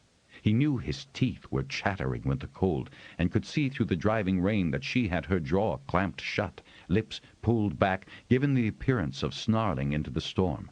She lay half across the tiller, fighting to keep the sloop's bow headed into the waves. He knew without her having to tell him that one broadside would capsize the ship and spill them into the cold, cold sea. They didn't seem to have much chance of surviving this storm. They'd certainly be better off if they could remain in the ship and afloat. Somehow, some time, when the lowering skies had lightened, the wind dropped and the pressure on the rudder eased. They flopped limply across each other and the tiller bar, gasping in the air. "Quickly," she said, pointing at the mast. "We're in the eye of this storm, and must take advantage of that. Hoist the sail halfway up the mast. There's the coastline, and we should find somewhere to shelter for the rest of the storm. There's got to be a cove, an inlet, somewhere to anchor." Her urgency lent him the burst of energy to do as she bid. Then he helped her hold even that little bit of sail against the force of the wind, and keep the rudder headed toward the black bulk ahead of them. They almost missed the entrance to the cove, even with the prow of the ship pointed at it. Then Kasia let out a whoop of triumph, grinning with disbelief as the sloop passed the mouth of the inlet and left the fury of the sea behind them. Sheltered by the stony arm, the sloop rolled less wildly as the waves carried it toward the indistinct mass of cliff. They both looked about, deafened by their hours in the storm winds, not quite certain that they had reached a safe haven. "The anchor! Rob, drop it. We can't run aground," she said, gesturing to the bow. "Maybe rocks anyway. No matter." He dropped the anchor, saw the line run out, then the forward motion of the sloop stopped. He could hear her timbers creaking as she answered the motion of the sea and then swung about on her tether. Kasia was draped, at the end of her strength, across the tiller bar. He had little strength left himself, but the need to get his beloved below, to what warmth they could contrive, was foremost in his mind. And he did, half dragging her the short space from the seat to the cabin, slamming open the hatch, hoping that the waves had not seeped through and flooded their one refuge. He almost tumbled her down the stairs, but they both made it. She pulled herself into the bunk while he struggled to close the hatch. She was shaking violently when he reached her. Somehow he got the sodden clothes off her coldly mottled body and rolled her into the furs. She groaned and tried to say something, but hadn't the strength. "Hot. Must have hot," he mumbled, trying to make his frozen fingers cope with striking a match to the charcoal-filled brazier that did duty as cooker. Some time in the past he had filled the kettle with water for a meal that he had never had a chance to cook. Now he waited anxiously for the water to warm enough so he could make claw. He'd heat the last of the fish stew they'd made. How long ago? He could hear chattering and realize that they were both doing it. He swung around to the bunk and rubbed her body as vigorously as he could to stimulate circulation. He nearly burned his finger, touching the top of the kettle to see if the water was hot enough to be useful. He had his answer, and sucked at the burn while he poured water over the powdered claw, gave it a swirl, and fumbled to open the sweetener jar. Sweetening was good to offset shock and cold. He took the first sip, to be sure it wouldn't burn her mouth. Then, pulling her up against his body as he leaned wearily against the bulkhead, he held the cup to her lips. "Sip it, Kasia. You've got to get warm." She was so cold she could barely swallow, but she did, and he coaxed sip after sip into her. When she craned her head around, making noises in her throat, her bloodshot, weary eyes pleading, he drank too. That cup drained, he made another, and then put the soup kettle on to warm. He had all but fallen asleep when the steam hissing from under the lid woke him. He caught the pot before the pressure flipped the cover off. It couldn't have been a long rest, but it had been enough for his resilient young body, and he poured soup into 2 cups, put the water kettle back on. He'd towel her down with warm water, that might help. He took half of his cup of soup, in between struggling out of his wet weather gear and finding clean, dry, warm clothing from the cupboard. He got out the warmest things Kasia had brought with her, and the heavy woolen socks. These he put on her feet, after chafing them until she moaned and tried to draw them away from him. They were pink with his ministrations. Now he had warm enough water, and soaked a towel, passing it from one hand to the other before he pulled back the fur and laid it against her chilled legs for a few moments, coaxing warmth back into them. The blueness was leaving her skin by the time he got her to drink all her soup, but she lay limply under the fur, drained by even the slight effort required to swallow. Under them the little ship rocked gently, pulling at the anchor chain, then following the sea, pulled back again. He got in the bunk beside her, covering them both with the other fur, and, at last, allowed himself the luxury of sleep. An urgent need to relieve himself was what brought him back to consciousness. He couldn't move easily, partly because of the weight of Kasia across him, and partly because of the resistance of tired muscles. It took him a few moments to remember why he had slept so deeply. Startled, he looked out the little round porthole and saw a shadowed shore through the mist that swirled on the surface.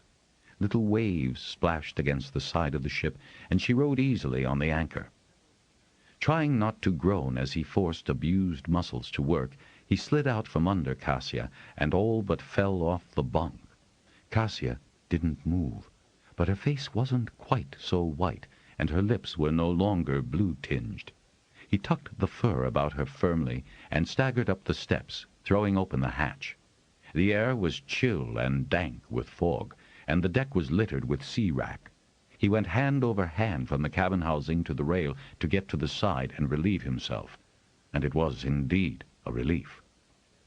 Curious, he peered through the fog to see where they had fetched up, but he could see little detail on the shore, if there was a shore. Some of the inlets were nothing but shallow pockets eroded from the cliff by the sea. Whatever, this one had saved their lives. He went below again. The brazier had gone out. The charcoal was all ashes. He got more and started another fire, warming his hands as the charcoal began to burn. Kasia moaned, stirred, and then coughed. Fearful of fever, he felt her forehead, but it was cold. So were her cheeks. Too cold. He filled a kettle from the cistern and put it to heat on one side of the grill over the charcoal, then set the soup kettle on the other half. Panting from even that little bit of exercise, he sat on the edge of the bunk and took deep, slow breaths. A shiver ran down his back, and he recognized that he was almost as cold as Kasia. When the claw was made and the soup warm enough to be helpful, he roused her, stuffing pillows and the kerosacks behind her for support. She turned her head restlessly, batting at him, and coughed again, a little, almost apologetic bark. "Kasia, wake up.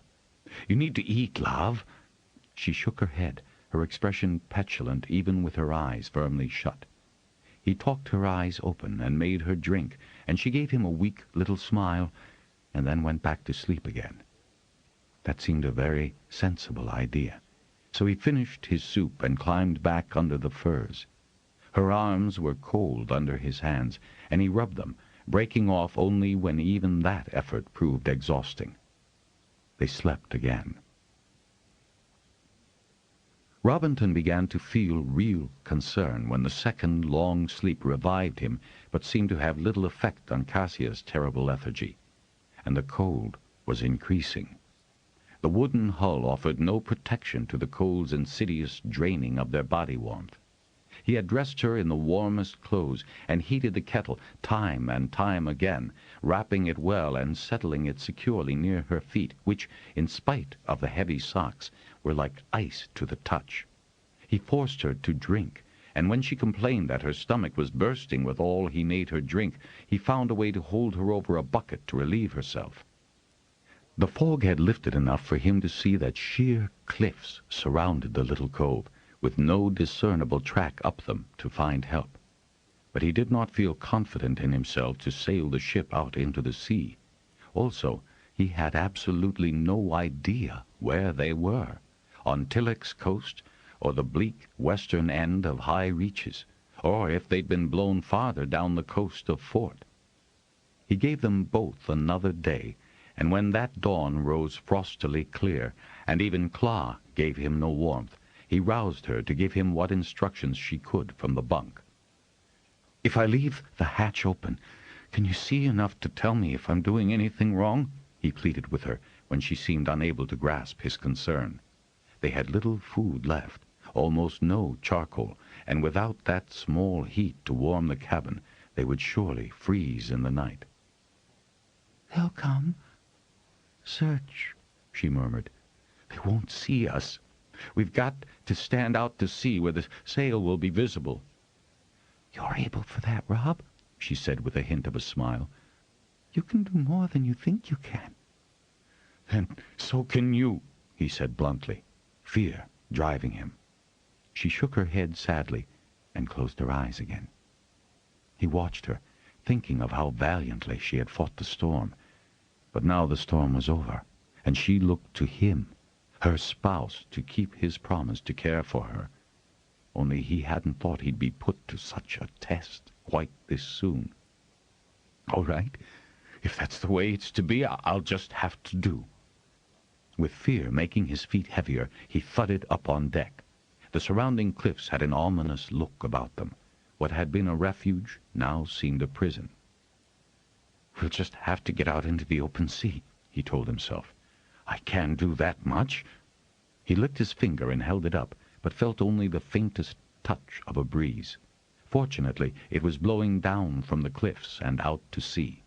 They had been mightily lucky to have thrown the anchor down when they did, for the ship would have been mashed against the cliff had it sailed much farther. He couldn't make up his mind whether to hoist the sail first or the anchor. At last he decided that if the sail was up, the ship might move toward the open sea once the anchor let it. He managed both, but was panting by the time he reached the cockpit and took the tiller bar in his hands. "I've hoisted the sail, Kasia, and the anchor, though I could blow and get more use of the sail." She murmured something that sounded encouraging, and sure enough, the little ship slowly eased forward and past the sheltering arm of the cove.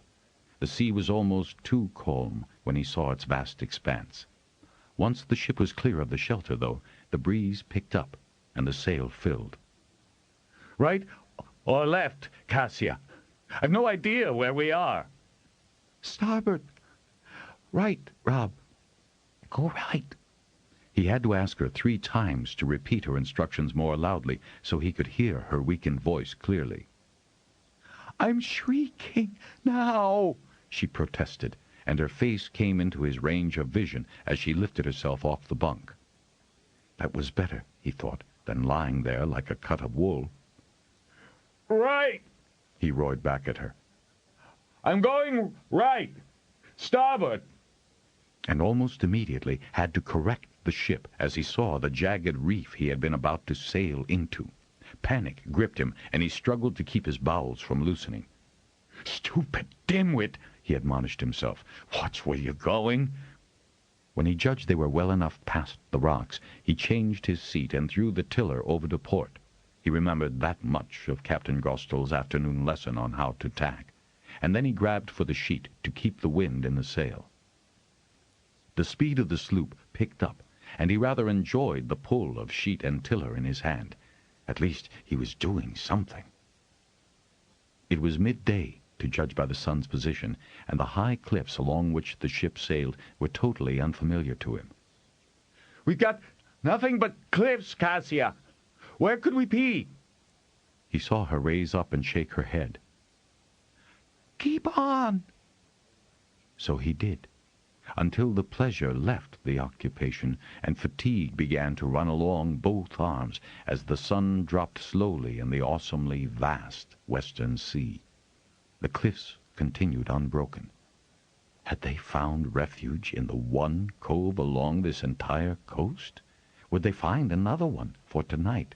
He doubted he could stand a longer watch, and he ought to eat something, and be sure that Kasia did. "What do I do, Kasia? What do I do?" "Sail on," she cried back at him. The sea was calm as night fell, and the breeze died also. So, lashing the tiller as he'd once seen Captain Gostel do for a quick moment of relief, he clattered down into the cabin, startling Kasia awake. "There's nothing but cliff," he protested as he started the last of the charcoal. He'd have to feed her something. It had been hours since the last cup of soup and some hard crackers he'd found in the cupboard. He'd have to have Claw to stay awake. "It will have to give to Beach soon then, Rob. I'm so sorry, love. So very sorry." And she wept piteously. He comforted her while the water heated. "You kept us afloat all during the storm and used up all your strength, my love. Don't cry. Please, don't cry. We can't have the furs all wet on you." His cajolery made her smile and sniff and brush away her tears. "But I can't do anything to help." "That's all right. I'm fine. I just don't know what I'm doing." He imbued the complaint with as much humor as he could. Then he left her with more soup and took his and the Claw up to the cockpit. The night was clear and very cold, but the wind picked up, blowing almost steadily from the south, and that, he felt, was to their advantage. Surely, if they got close enough to Tillich, there'd be fishing ships out on a night like this, or maybe even someone looking for them. "No. You two got yourself into this. You can get yourself out of this," he told himself firmly, and dragged the heavy weather gear more tightly around his body, trying to keep warm. "Got yourself in, get yourself out." He turned the cadence into a chant, rocking from side to side, which eased the numbness in his buttocks. The chant went to his feet, and he stamped them in turn. And he sang and stamped and rocked and thumped the tiller bar with his hands, inventing new rhythms and altogether enjoying the activity, when he suddenly realized that something was coming out of the darkness ahead of him, large and white, and someone was yelling. "Sloop ahoy!" "Shards! What do I do now? Steer starboard! Right starboard!" he yelled at the white shape bearing down on him. As hard as he could, he pushed the tiller over and nearly clouted himself in the head as the boom swung past. They were rescued by the schooner Wave Eater. Two sturdy fishermen lifted Kasia aboard to other willing hands. Robinton managed to climb the rope ladder, awkward with fatigue and stiff joints. With the little sloop tied on behind, Wave Eater swung round and headed back to Tillich Hold, her mission complete. A glow basket was hung from the top of the mast to let other ships know that the lost had been found. The second mate, the Sala, who was also Captain Ida Rowland's wife, tended to Kasia, while Ida Rowland did similar services for Robinton, remarking on how a mere harper had managed so well. "Kasia told me what to do," he protested in between spoonfuls of a hearty fish stew, bobbing with root vegetables that had never tasted so good, and bread that had been fresh the day before when the search parties had been organized to locate the missing and long overdue sloop. "Aye, Harper, but it was you doing it." "She'll be fine now," Lasala said, returning and slipping into a seat opposite Robinton. "Wise of you to be sure she drank so much. No frostbite, but—" She looked sharply at his discolored fingers. Startled, because without his hands he was nothing, he held them both out to her and felt the pinch she gave the tips. "No, they're all right, but another couple of hours out in that." She nodded her head to indicate the cold night. "And it might have been different. But we've got you safe and snug aboard." She reached around for a cup and poured Claw, holding the pot up and looking inquiringly at Robinton, who shook his head. "Where were we when you found us?" Robinton asked. Ida Rowland chuckled, rubbing his chin. "Halfway up the coast from Fort. You'd have done better to go to port. You weren't that far from a fish-hold." Robinton groaned, but then reminded himself that they'd had no idea at all where they had been blown to by the storm. "Kasia told me right. Starboard," he said, gesturing with the appropriate arm. "Not to worry. We have you now." Then, as Robinton could not suppress an immense yawn, one part relief, one part being warm, and the other total fatigue. Ida Roland added, "Come, and I'll bed you down." "Where's Kasia?" Robinton asked, looking up and down the passageway. "In there," the captain said, indicating a door they were passing by. "You're in here." He opened another door across the way and slid the little glow basket open. "Take the lower bunk. Alec's on this watch." Robinton wondered how long this watch was before he'd have to leave the bunk, but he lost hold of the question and never heard the answer as soon as he laid himself down. Chapter 14. Closton went over both of them thoroughly. Kasia had recovered some of her normal color and strength by the time they docked at Tilloch, where relieved folk helped them onto the wharf and up to the hold.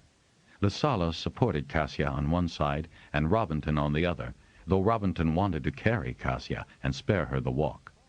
"You can barely carry yourself yet, man," Ida Roland had said. Robinton had to admit that he was shaky on his feet.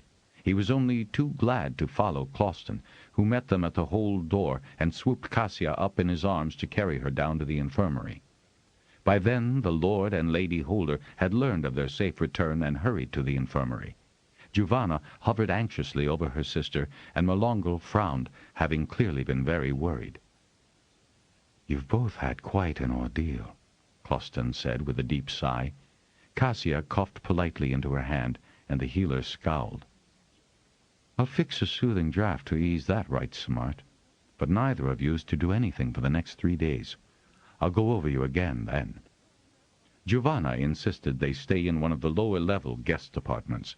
Their own level was cold, being too far from the source of heat with which the ancients had warmed the hold, and they needed the warmth of hearth-heated rooms. Indeed, Robinton couldn't seem to heat the cold out of his bones, and was drawn to the fire like a forest insect. Following Closton's orders, they rested a full day in bed, Giovanna keeping hot water bottles in a row under the furs, causing Robinton to complain that his feet were fine. It was the rest of him that wasn't warm. Mostly, Kasia slept, not even rousing when she coughed. Rob dozed fitfully, waking briefly every time she coughed. He woke once to find himself beating out the cadence of "got in, get out," and another time from a nightmare where he couldn't hear her or see her in the mist that blanketed him. He knew she was calling, and he kept trying to answer, but his jaws were frozen stuck. Captain Gostrel came in, apologetic that he had left a search almost too long. "Kasia's knowledgeable about the sea and little ships, and you two finally having a chance to be alone for the first time. That storm only reached us late the other night, which is when we began to get concerned with you being overdue back in the harbor." He kept turning his sea cap in his hands, working round and round on the brim. "I did what Kasia told me," Robinton murmured, refusing to take much credit. "You should have seen her handling the sloop in that storm, though. You'd have been proud of her, as I am." He patted her leg under the furs, and she smiled wanly up at him. "You got us home," she said, just the hint of a sparkle back in her eyes. Then she coughed, a funny, dry hack that Closton's potion didn't seem to ease. If the medic was concerned about the way the cough hung on, he made no mention of it to Robinton, and soon they were well enough to go back to their own quarters. Giovanna had put braziers in both rooms to take the chill off. The black rock burned hotly, but with a smell and an acrid smoke that sometimes irritated Kasia's cough. He suggested returning to the warmer, lower level, but she said she wanted to be in the place they had fixed for themselves, with all their own things. And anyway, she added, they would both be spending much of their time in the warmer schoolrooms when they resumed their duties the following 7-day. Closton became very busy as the unnaturally cold weather brought him many coughs and colds, running noses and fevers. He continued to check up on Kasia, but she kept insisting that she felt fine. "Except for the cough," Robinton added, chiding her for not mentioning it. "It's only now and then, Rob," she said. Her listlessness still worried him. She seemed so tired by evening that she would fall asleep in his arms. He didn't mind. She felt so good against him, and he felt so protective of his lovely, green-eyed spouse. The cold was further complicated by 3 blizzards following one after the other. No one moved about the hold or attempted to take the ships out for fish. Lord M'Longle was a good provider, and, while the weather remained so bitter, opened his stores to those who were short on food. It was essential to keep everyone healthy in this awful weather. A feverish cough developed and spread from the schoolroom to the old aunties and uncles. Closton asked for assistance in his nursing duties, and both Robinton and Kasia volunteered, since many of the patients were their students. Then, one night, Robinton was awakened by Kasia's thrashing. Moaning and mumbling, throwing her arms and legs about, she was burning up with fever. Robinton charged down to the infirmary, where the assistant healer on night duty gave him the powdered herb that would reduce the fever, and the salve to rub on her throat, chest, and back. Robinton detoured to the kitchen and got himself Claw and a pitcher of the flavored water that was being used for invalids. Kasia had managed to throw off the furs and was lying uncovered in the cold room. He quickly covered her and then applied the salve, its pungent smell seeping into his nose and lungs. Then he roused her to take a few sips of the herb drink. He dozed now and then, in between forcing her to drink. By morning, she was delirious, and he was becoming more and more worried. The herb had seemed effective with everyone else he nursed, but her coughing fits were getting harder and longer. He almost cried out with relief when Closton, red-eyed and weary, came in. Kasia chose that moment to indulge in one of her coughing spasms, and Closton came swiftly to the bedside. "That doesn't sound good," he said, feeling her forehead and cheeks. "You've the salve on? Use more and repeat it every 3 hours. Here, let's give her my special remedy." He mixed the draught himself and made her drink it. "She obeys you more than she does me," Robinton remarked peevishly. "You're her spouse," Closton said with a weary grin. "Mind you, most of your patients have recovered, so I'm sure she will." There was, however, a note in Closton's voice that caught Robinton's ear. "You are?" "Of course I am. She's young and, well, she's far less vulnerable than those down the hall." His face fell into sad lines. "More deaths?" Robinton asked, and Closton nodded. "The very old have no stamina, and we've got their quarters as warm as an oven." He left then, but Giovanna arrived shortly afterward, and together they moved Kasia down to a guest room, where a fire roared on the hearth. Together Giovanna and Robinton nursed Kasia. Closton came in several times that day, and yet her fever persisted. To Robinton it seemed that she was hotter every time he felt her forehead. He knew this wasn't the course the illness usually took, and remembered what Closton had said about the elderly's lack of stamina. Did Kasia have enough, having so recently recovered from the ordeal of the storm? He didn't even dare ask Giovanna her opinion. Her presence verified his fears. He never left the bedside, except for necessary trips. Giovanna ordered a pallet for herself to sleep on. M'Longle looked in. So did Menardon, offering to spell Robinton so he could get some sleep. Robinton refused. He had promised to care for Kasia, and he would. She had to get well. She had to. But she did not. Just before dawn on the 5th day of her burning fever and hacking cough, when M'Longle and Closton had joined the vigil, she opened her eyes, smiled at Robinton leaning over her, and, with a sigh, closed them, and was still. "No. No. No! No! Kasia! You can't leave me alone!" He was shaking her, trying to rouse her, when he felt Giovanna's hands pulling him away. He clutched Kasia to him, stroking her hair, her cheeks, trying to coax life back into her body.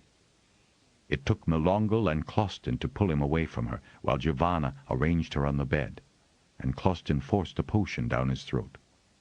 "We did all we could, Rob, all we could. It's just sometimes not enough." and Robinton heard the pain of the healer as plain as he felt his own. Captain Gostel sailed the Northern Maid with just Vesna and 2 others to man her. His crew was also decimated by the fever. It was Marilan who sang the final farewell, for Robinton couldn't speak. He did play the harp he had so lovingly made his spouse, and when Marilan held the last note until it died away, as his hope had, he flung the harp to join the body of his beloved as it slipped into the sea. The harp gave one last dissonant chord as the wind of its descent strummed the strings. Then all was silent. Even the wind died down in respect of his loss. He moved his things back into his bachelor room. Ifer and Mumolen did all they could to bear him company, see that he ate, make him lie down in his bed, for he could seem to do nothing at all. Got in, get out.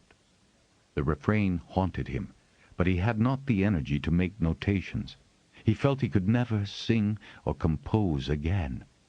He tried to rouse himself from this immolation in grief, his terrible loss, but all he seemed to do was sink deeper.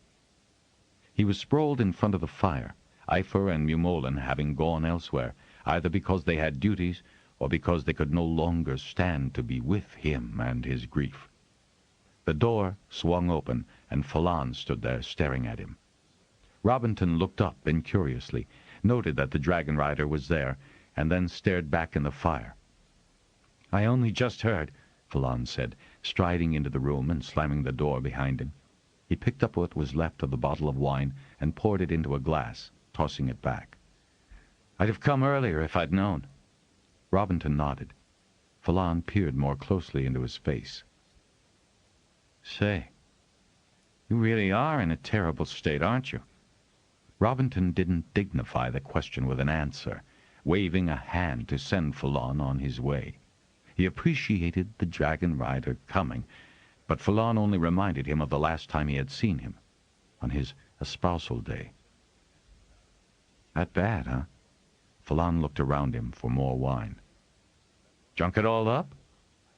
"Drinking doesn't help." "No, it doesn't." Something in Falan's tone roused Robinton briefly.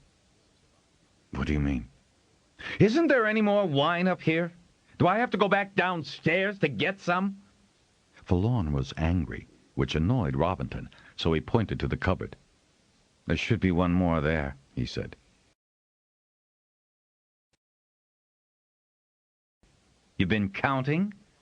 Robinton shrugged and sighed. He watched indifferently as Falan found the bottle, made a disgusted noise as he read the label, but pulled the bung and poured a glass for himself. Then he splashed more into Robinton's cup. "You're not the only one grieving, but at least you're entire," he said after taking half the glass. "Oh?" "Latal, or should I now call him Lytol, lost Larth, just about the time Kasia." And even brash Falan could not continue. He downed the rest of that glass and poured another, right to the brim. "Latal? Lost Larth?" That much penetrated. "Yes, and he shouldn't have." Falan slammed the glass down on the table so hard that it broke at the stem. He cursed as the glass cut into the web of finger and thumb. He sucked it. "How?" Robinton asked. Dragons seldom died in an interval. "Sevrel decided we should straighten up and get some Firestone practice in during the spring games," Falan said in a sarcastic tone. "We'd fly wing against wing. Solel's Tuenth came out of between, flaming, and caught Larth all along his side. There were enough of us in the air to cushion Larth back to earth, screaming his head off." Falan gave himself a sudden shake, as if the memory of that agony was etched in his mind. "Latal fell off, and the Weir folk grabbed him. But Larth was too badly burned. He went between, right there on the ground." Robinton saw the tears coursing down the Dragonrider's cheeks. He reached out to lay his hand on Falan's arm, unable to bear his friend's pain. Falan brushed the tears aside. "You aren't the only one bearing a terrible loss right now. No, I'm not. But I don't seem to be able to bear it either. No, you don't. If you want, you can go too. Go too? Robinton looked up at Fallon. What do you mean? Couldn't be simpler, the Dragonriders said drolly. We go out to Simoneth, he takes you in his arms, we go between, and Simoneth opens his arms, which Fallon demonstrated with an upward flourish, and only the two of us go on to Bendon. Simple. Yes, simple, Robinton said, thinking almost wistfully of the cold, black nothingness of between, where one felt nothing, heard nothing, was shortly nothing. Tears filled his eyes, and his heart seemed to burst. He'd been cold so long now. It would be simple. But it wasn't simple. No, it isn't simple, Fallon said gently, and Robinton realized he had spoken aloud. There's something in us humans that clings to life, even when the most beloved one we have leaves us. Lytol couldn't go when we gave him the option. He was badly burned and too full of phallus and numbweed to be able to decide. And when he could, he decided to go back to High Reaches with his family. Robinton gave a start. That's not a wise place for anyone to be right now, I think, much less a former Dragonrider. Fallon shrugged. His choice. He needs his family right now. I saw your mother is still here. Yes, she's been wonderful. Everyone has. So, let's get on with life, shall we? The kindness in that soft, gentle suggestion reached and thawed the cold nothingness Robinton had been enduring. Thank you, Fallon, he said, and rose. I think I'd better eat something. And you look as if you could stand a good meal, too. Indeed, Fallon looked haggard as well as weary, but at Robinton's suggestion his smile flickered. Stretching an arm across the harper's shoulder, he wheeled him to face the door, and then accompanied him out of the room and down to the warm kitchen to ask for a meal. It was ironic that the grip of terrible weather broke shortly afterward, and milder weather not only improved those who had been stricken by the feverish cough, but also allowed everyone's normal duties to be resumed. Living in Tillock Hold was hard on Robinton, for it was filled with memories. One moment he would think he saw Kasia just turning that corridor. The next he would hear the echo of her voice in the room. He was still numb with his grief, and tried very hard to overcome it with work and just living. He briefly roused when Menardon and Melongal told him that they had proof now of Lord Ferragai's death. We asked for confirmation of Ferragai's well-being, Melongal said. Gave the inaccuracy of the last message as our excuse. The one that came back was nearly as badly drummed as the first, and all the towers asked for several repeats to be sure they had heard it correctly before passing it along, Menardon said. Then he shook his head. Lowburn never sent so badly formed a message, and Marlon was always good at drumming. So we sent a friend. Melongal paused to nod significantly at Robinton. A runner who keeps his eyes and ears open in the course of his duties. His report has disturbed us all. By all, Robinton knew Melongal meant the Lord Holders. Then is Ferraveen Lord Holder? No. Melongal's tone was sharp. Ferraveen's dead. In a duel. With facts? Then where's Bargain? Melongal shrugged. The runner heard nothing about him, and Lady Eveline is evidently grieving in her apartments. I hope that much is true. Then will there be a council to confirm the new Lord Holder? A council is convened at the request of the heir. The heir has not been heard from, Melongal said, his face shadowed by anger and doubt. Then Fax is in control. Robinton stated that as a fact. An anger and a fear took off a corner of his sorrow. He got to his feet to pace. That man's dangerous, Melongal, and he's not going to be satisfied with just high reaches. "Oh, come now, Rob," Melongle said. "He has the hold he coveted, yes, but that's large enough to satisfy anyone's ambitions, not Fax's. And where are Loburn and Malin and Bargain?" "Yes," Menardon's voice was anxious. "I worry about them."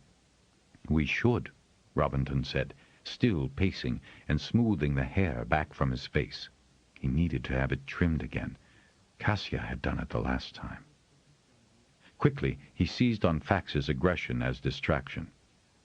"First, he takes over the holding from an uncle. He refuses to allow harpers to teach what every holder has the right to know. Then he acquires other holds, dueling the legitimate holders to death and ousting their families from their homes. You can't let him continue unopposed, Melongle." "Lord holders are autonomous within their property," Melongle said wearily, as if trying to convince himself. "Not if they have taken illegal possession." "That's not specified," Melongle said. "It will seem," Menardon began carefully, "as if silence confirms him in the position of Lord Holder of High Reaches."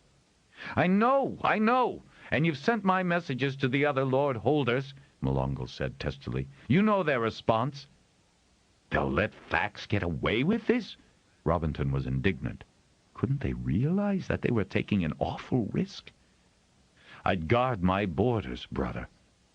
Melongle shot him a hard look, then relaxed and gave a little smile. "I have. So far all they've done is succor those fleeing Fax's new management. He's a hard man." "And will the Lord Holders act?" Robinton demanded. Melongle twisted his head slightly to indicate uncertainty, lifting his hands in helplessness. "I cannot act on my own." Robinton sighed, knowing that that would be foolish. "Lord Grogallan would support you, especially since Grog can support your word." "Grogallan would, but I doubt I could get much support from old Lord Ashmichael at Ruathahold. His son Cale, though." Melongle thoughtfully fingered his chin. "Telgar's another matter, but his hold borders High Reaches. Lord Tarathal's protective, and his foresters are very well trained," Menardon ventured. "Lord Raid is too far away to feel anxiety," Robinton said with a touch of asperity. "I know that Master General wants to know about Loburn and Malin," Menardon said, exchanging another glance with Melongle. "If he isn't satisfied with the answers, he'll withdraw all harpers from the hold." Robinton snorted, still pacing. "That would suit Fax perfectly. No one to tell anyone in his hold what their rights are." Then he paused. "I know High Reaches hold well, how to get in and how to get out." "Yes, and Fax knows your face," Menardon said. "He can't be everywhere," Robinton replied. "You are far too valuable to be sent on that sort of a task," Menardon said, his face set in denial. "I've nothing to lose," Robinton began. "I have, brother," Melongle said. "You've all to lose if you cross Fax," Menardon said at the same time. "Master General has men who are versed in quiet investigations. He has arranged all." His expression said clearly that that was that. After Robinton left that meeting, he realized how he had shut himself away from what was happening around him. He fretted about Master Loburn, Lotricia, and Malin, and considering what the fleeing women had told Chokol, he worried about pretty Sita, Triana, and Marcine. He was still worrying about their fates when he sought his bed, and it was a long time before he could get his mind to stop and let him sleep.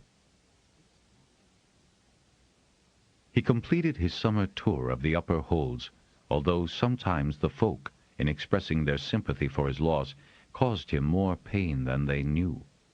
Chokol's hold was enlarged by several tents, sheltering a contingent of armed men who patrolled the high ground. "More coming in all the time," Chokol told Robinton in a lugubrious voice, shaking his head at the terror that drove them from their holds. "Someone ought to do something about that man. They say he's got 6, 7 spouses, all of them pregnant." Then he chuckled, and his droll face lit up. can't seem to get himself a son." Robinton laughed too. "We don't need more of his ilk." So he was there when Loburn and Latricia managed to make good their escape, escorted by a small, thin man whom Robinton thought he recognized from his hall days. But he couldn't be sure. The man had no distinguishing features, being quiet and capable, but self-effacing. "Don't I recognize you from the hall?" Robinton asked him much later when he found the man by himself, stuffing food into his carry-sack. By then, Robinton had heard Loburn's account of the last turn and a half. "You may, and again you may not, Robinton. Just forget you've ever seen me. That's the safest thing. I'm going back, as you see." "Why? You've brought Loburn and Latricia safely out." "I'm going to try for Malin next. I think I know where I might find him." "Why? What happened to him?" Loburn and Latricia had had enough warning to manage to escape the hold before Fax could arrest them. Malin had not been so lucky. "Fax doesn't waste anything. Even a loathsome harper can work for his living, if you call that work, or living." "What?" Robinton was insistent. "The mines. The mines always need live bodies." Robinton felt a shiver of fear shoot up his spine. Malin's hands would be ruined digging in rock. "I'll find him, never fear, Robinton," the man said, pressing the harper's hand firmly, and then he was off, down the hills on the high reaches side, disappearing into the falling dusk. Robinton and two men escorted the thin, weary master and his spouse to the next hold, where he stayed to teach while they went forward as fast as they could travel comfortably. Robinton thought of Latricia, a shadow of her once plump and generous self, and the plates of food she had brought him and Malin, and hated Fax more than ever, if that was possible. Returning to Tillock Hold was almost more than he could bear. He hadn't minded the long journeys between holds, the teaching, even the focus of his thoughts. Kasia's beautiful sea-green eyes, her laugh, her body, the peace she had given him. But seeing the hold again in the bright afternoon light, remembering with what hopes he had come back the previous turn, he almost turned his runner aside. When he came to give Melongal his formal report, the Lord Holder put it to one side. "I saw your face when you came back, brother," he said, "and it decided me. Just being here in Tillock is making it worse, not helping. I'm releasing you from our contract. Master General agrees that you should return to the Harper Hall, where you won't always be reminded of Kasia." Numbed by the suddenness of that decision, and yet grateful that it had been made for him, Robinton nodded. Melongal rose. So did Robinton. "There is always room for our brother here at Tillock Hold, any time you care to claim it," the Lord Holder said formally, and held out his hand. "I think Master General wants you to bring that good Ruathan runner back with you." He gave a little smile. "Young Grogue's to go home too. You can keep each other company. He'll make a good Lord Holder when he inherits. He'll be wary of Fax too." Melongal's eyebrows rose, and his eyes caught Robinton's. "Yes, he will. And that's all to the good." 2 mornings later, having allowed his runner a good rest, Robinton rode south and then east with Grogue, retracing their original route and spending 2 days with Sutro, Tortol, and their family. He had Sadie's bowl with him and showed her how much he treasured it. The wall was up, and many of the capping slabs were athwart its expanse rather than on one side or the other. To Robinton that meant that at least the 2 holders had resolved their differences, a small satisfaction to take back with him. Chapter 15. It was easier to be in the Harper Hall again, surrounded by the hopes of the new young apprentices, immersed in his studies for his mastery, which was what Master General suggested he apply himself to for the rest of the summer. But it was still a shock when Robinton heard the unmistakable music of his sonata pouring out the open windows of the rehearsal hall. How dared they? How had they got the music? He had kept his copy, but he had never... Then he remembered that he had given his mother a copy when she'd come for their espousal. But surely she wouldn't. He tore out of his room, pounding down the stairs to the rehearsal hall, trying with the noise of his boots to drown out the music he had so lovingly created for his Kasia. He flung open the door, startling the instrumentalists, his mother, and Petiran. "How dare you play that?" And he advanced on his mother as if he would rip the harp from her lap. "How dare you?" Petiran demanded, infuriated by the interruption. "It's my music. No one plays it without my permission." "Robbie," his mother began, rising to her feet and starting to come toward him. She stopped abruptly when he recoiled, holding his hands out in protest, as much against the sympathy and pity in her face as against any contact. He almost hated her. How could she have let Petiran see his music, the sonata he had composed for Kasia, only for her? "I loved Kasia too, Robinton. I'm playing it for her. Every time the Kasia sonata is played, her memory will be invoked. She lives on in this beautiful music. She will be remembered with it. You must allow her that. You need to allow yourself that." He just looked at her, feeling the anger drain away under her stern gaze. The other players remained so motionless that he scarcely noted their presence. Then his father cleared his throat. "The sonata is the best music you've ever written," Petiran said, without a trace of condescension in his voice. Robinton turned slowly to look at the master composer. "It is," he said, and turning on his heel, he left the room.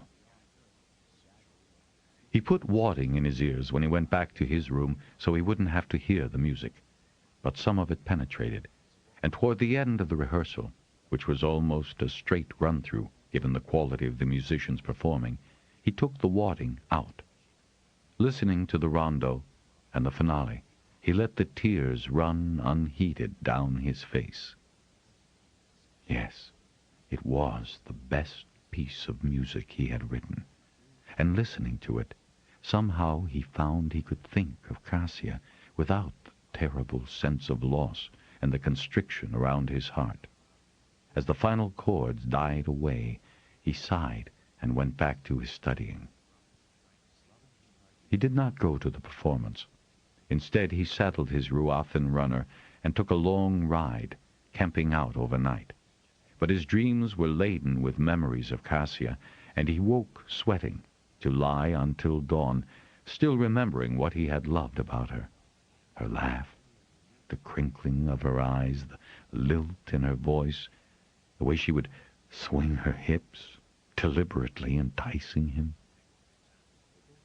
Winter was just settling over Fort Holt with an early snow shower when Master General came looking for him.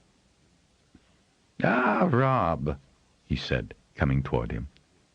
Placing a fatherly arm across Robinton's shoulders, he guided the younger Harper into his office.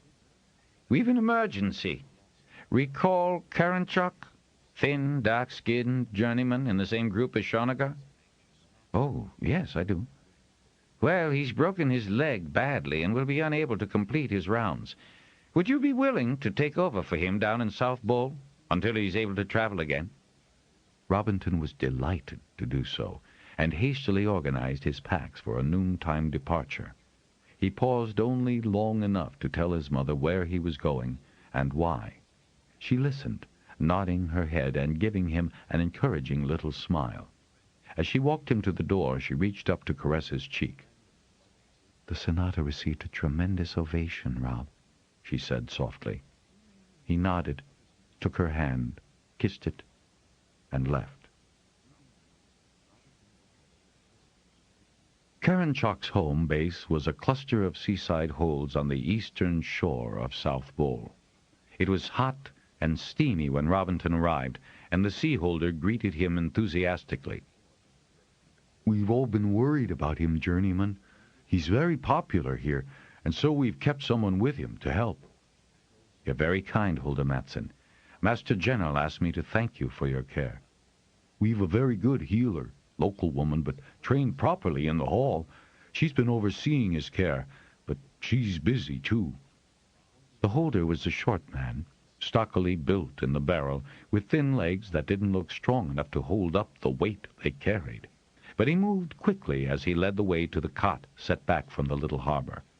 There was a long chair out in front, made by attaching a flat-topped stool to a padded chair.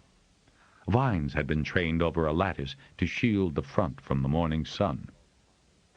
"Ho! Karanchok! Brought you a guest!" Matson bellowed, giving advance warning. A woman appeared in the door, giving the loose, long skirt she wore a final twitch. Her smile was guileless as she greeted Harper and Holder.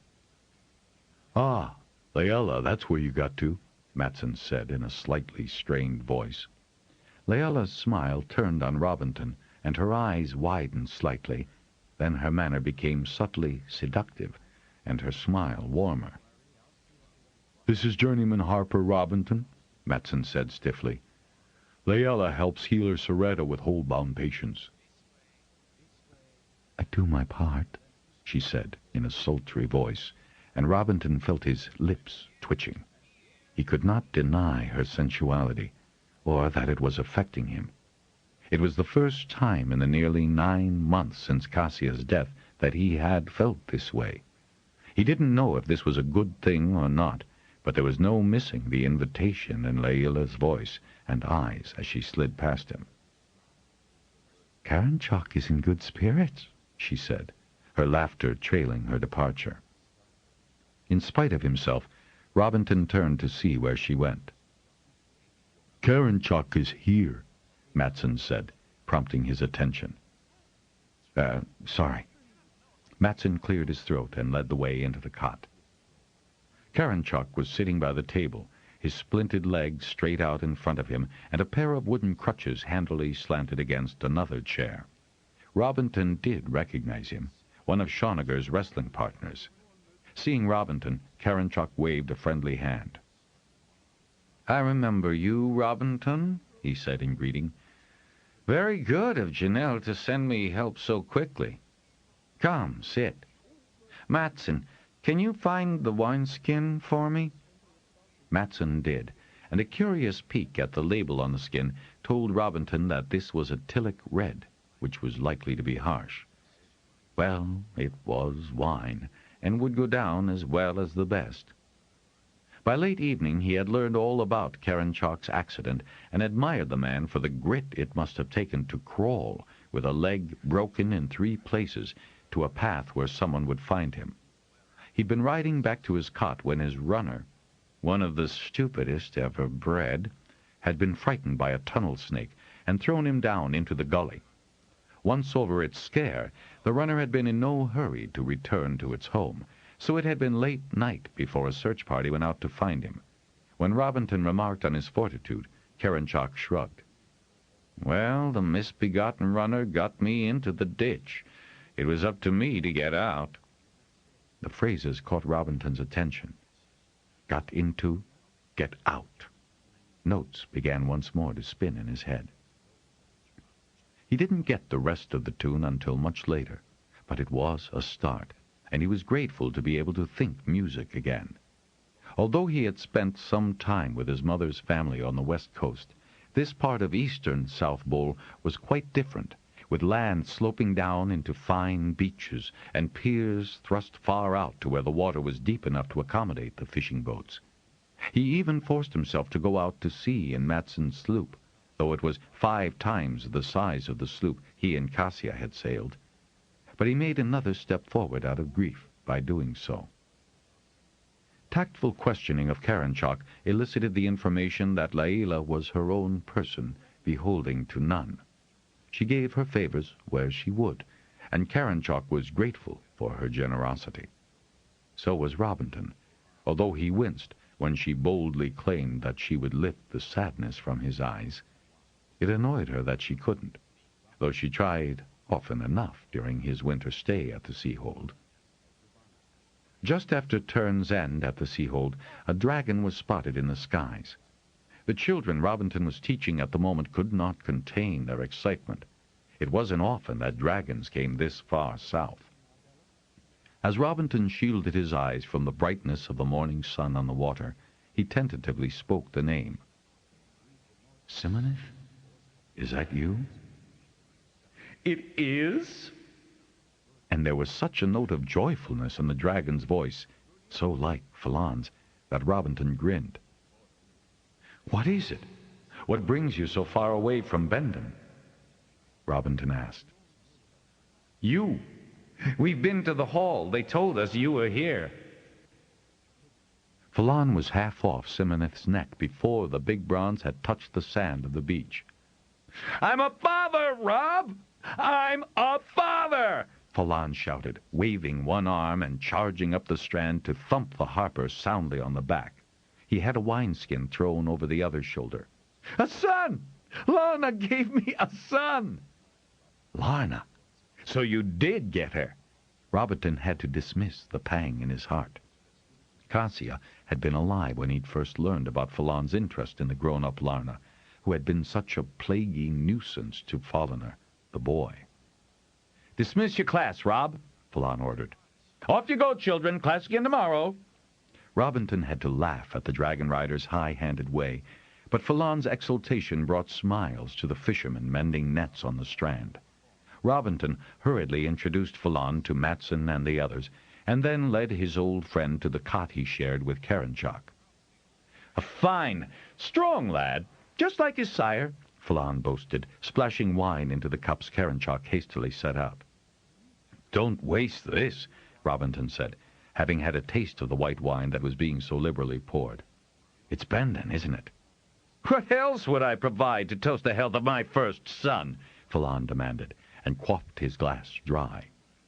It was a merry time, though all too short, because Falon was anxious to return to Bendon and his child.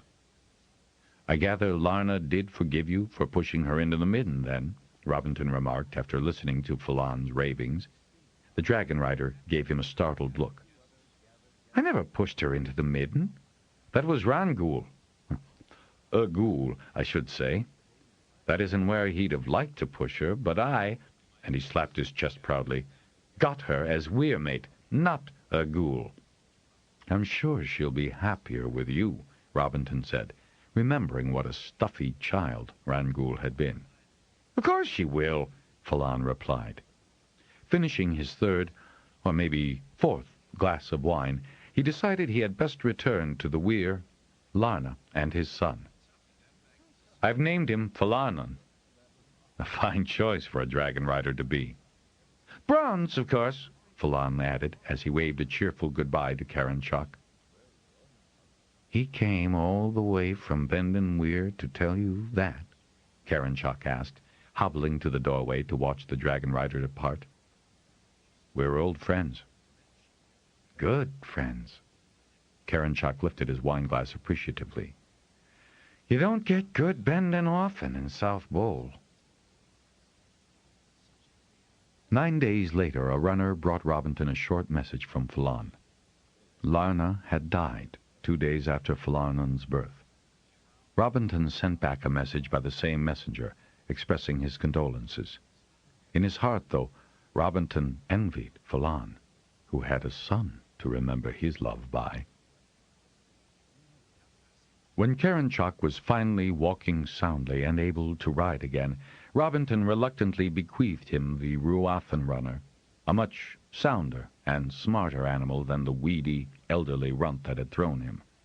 He rode Karanchak's back to the hall, having no other, and it was indeed the most uncomfortable of riding beasts. The first thing he did when he got back to the Harper Hall was to tell the beast holder to get rid of this bag of bones and find him a new riding animal. His second action was to find his mother.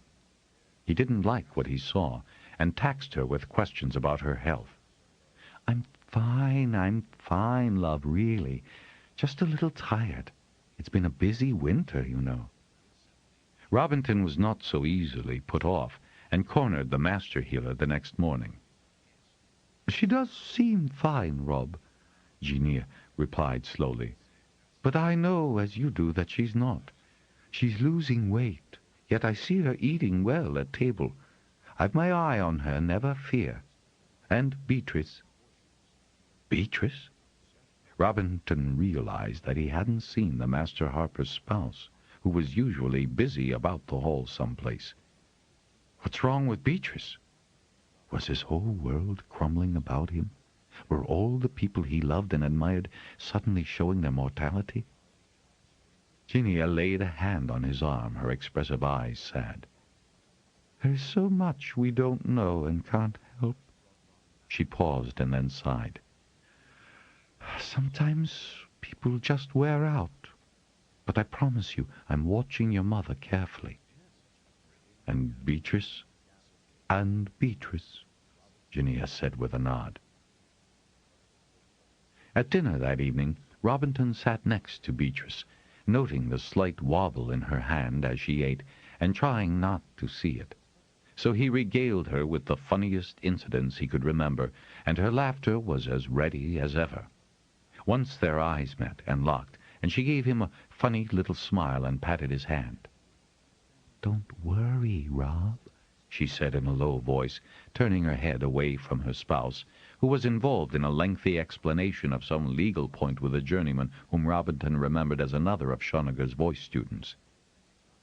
"Just you take good care of yourself, too, Beatrice," Robinton said, with as much love as he could put in his low tone. "Oh, I do. Robinton had to be content with such reassurance, and the next morning accepted the assignment Master Janelle had for him, this time in Karoon. "You haven't been to the plains yet, have you?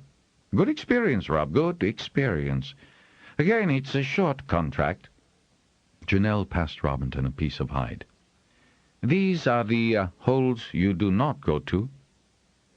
"Do not?" Robinton was surprised and scanned the 9 names listed.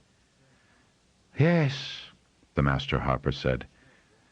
"I'm sorry to say harpers are not always regarded with the respect they formerly were, as I think you've discovered a time or two." Robinton grimaced. "But why? We're only trying to help. We don't tell people lies." Janelle cocked his head, a sad smile turning down the corner of his expressive mouth.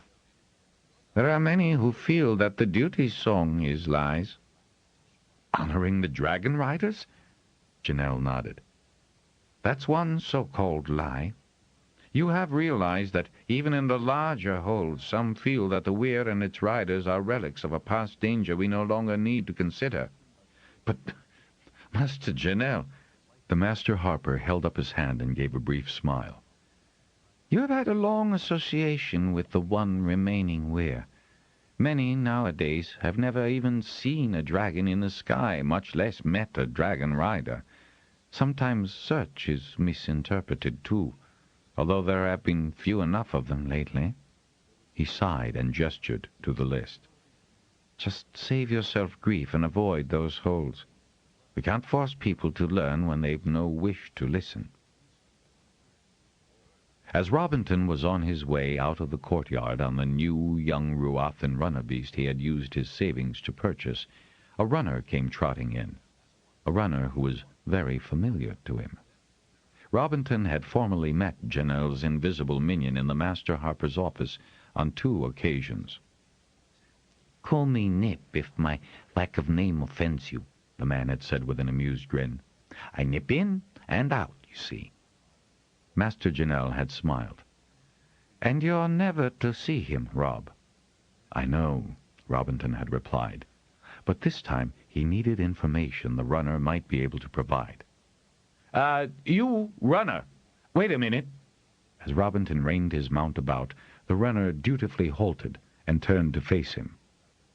Robinton smiled. "I thought it was you." Nip smiled briefly. "I fooled many." "Ah, but I am a harper and as trained to notice details as you are." "Did you find Malin?" he asked. Hope died as the man's face drained of any expression. He shook his head. "He died in the mines. That much I discovered. Then his expression altered to a fierce hatred. I'll get facts yet. If you don't, I will. And with that promise, Robinton rode out of the courtyard.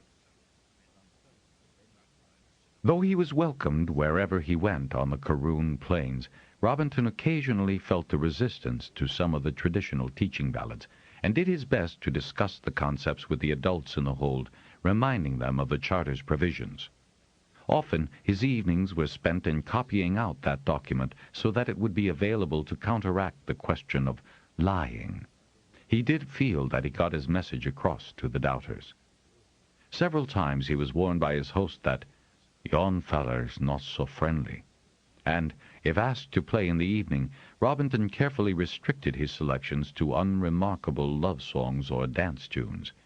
Even so, he sometimes had to ignore sullen looks and manners.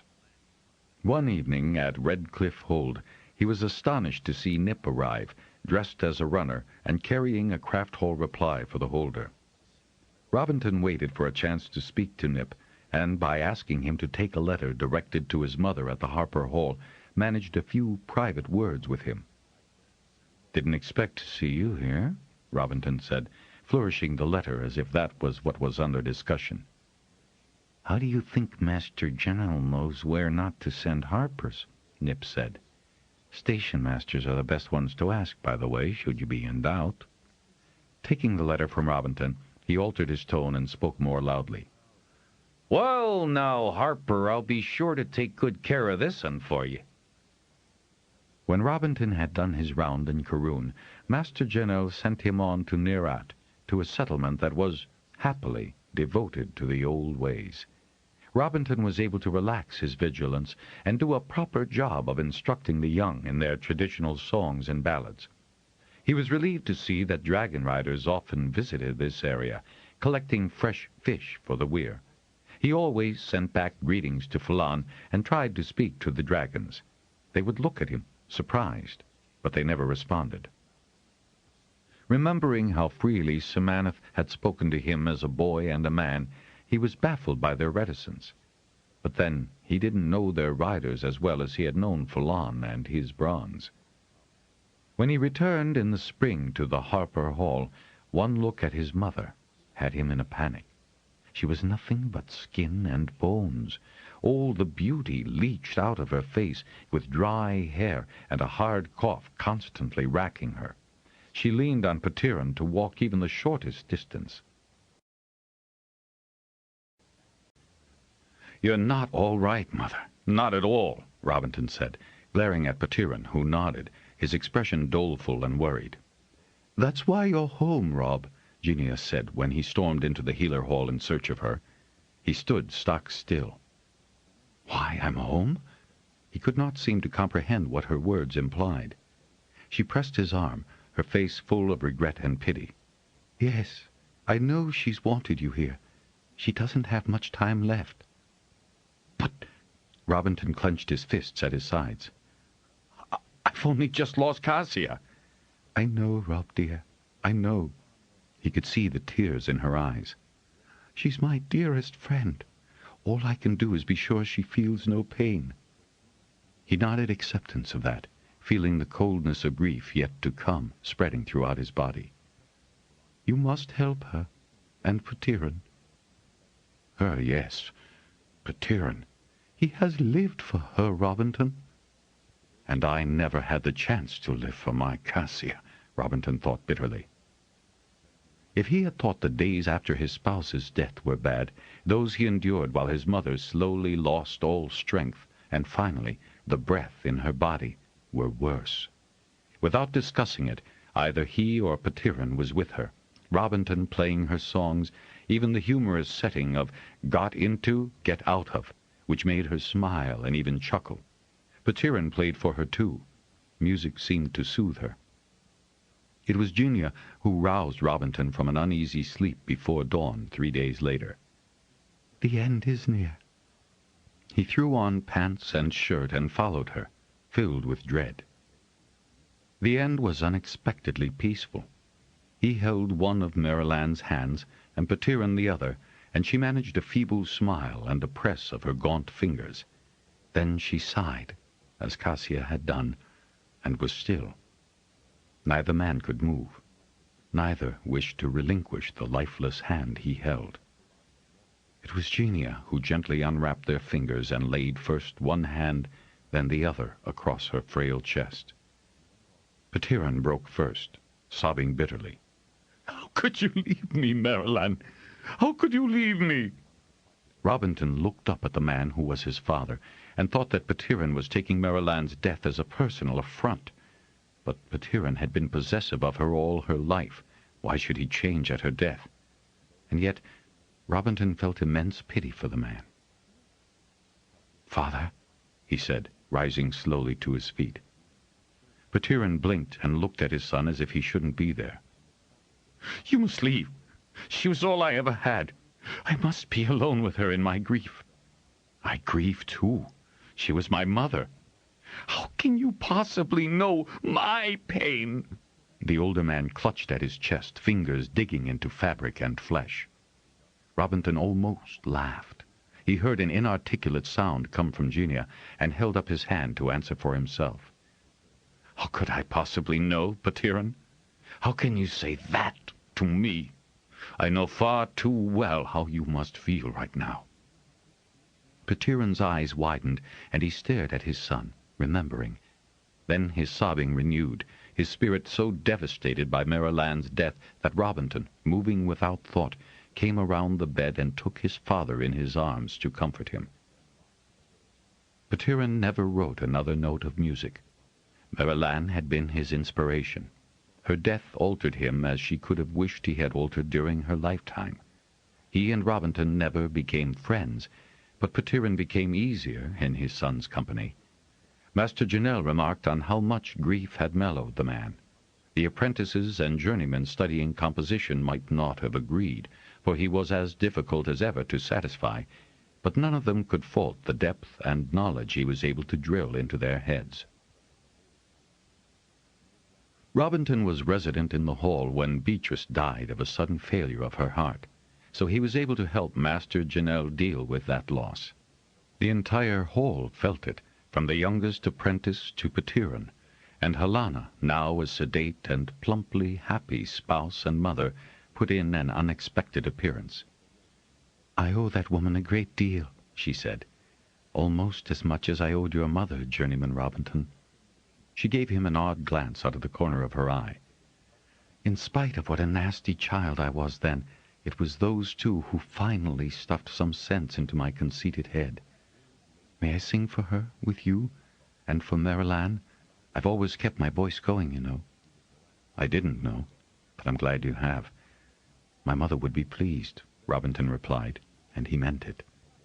So Helena sang the music Pern chose for the occasion, and her voice was warmer and more expressive than it had ever been while she had trained at the Harper Hall.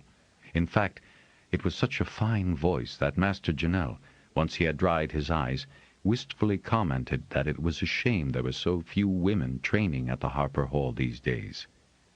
"Can't you find us some, Robinton, in your travels?" Master Janelle asked. "To be sure, your mother was unusually dedicated, but here's Helena, still singing, and I understand that my Zella does too. Find me some new females, will you?" "You may be sure I'll look," Robinton replied fervently. Anything to bring back the twinkle in his master's eyes. And he did look, listening to many hopeful girls as well as boys, and trying to interest the better voices in coming to the Harper Hall to be trained. Robinton attained his mastery the following turn, and continued to be sent by Master Janelle to handle difficult holders, or substitute for ailing harpers, or to attend gathers in distant holds. He was also requested as an arbiter in hold and hall. When he could, he drummed to bend and weir and asked for Flan's assistance, and listened to the Dragonrider talking about his son, Falanon, who was being fostered by Minora, the dignified weir girl Robinton had noticed when Salona and Maida had died.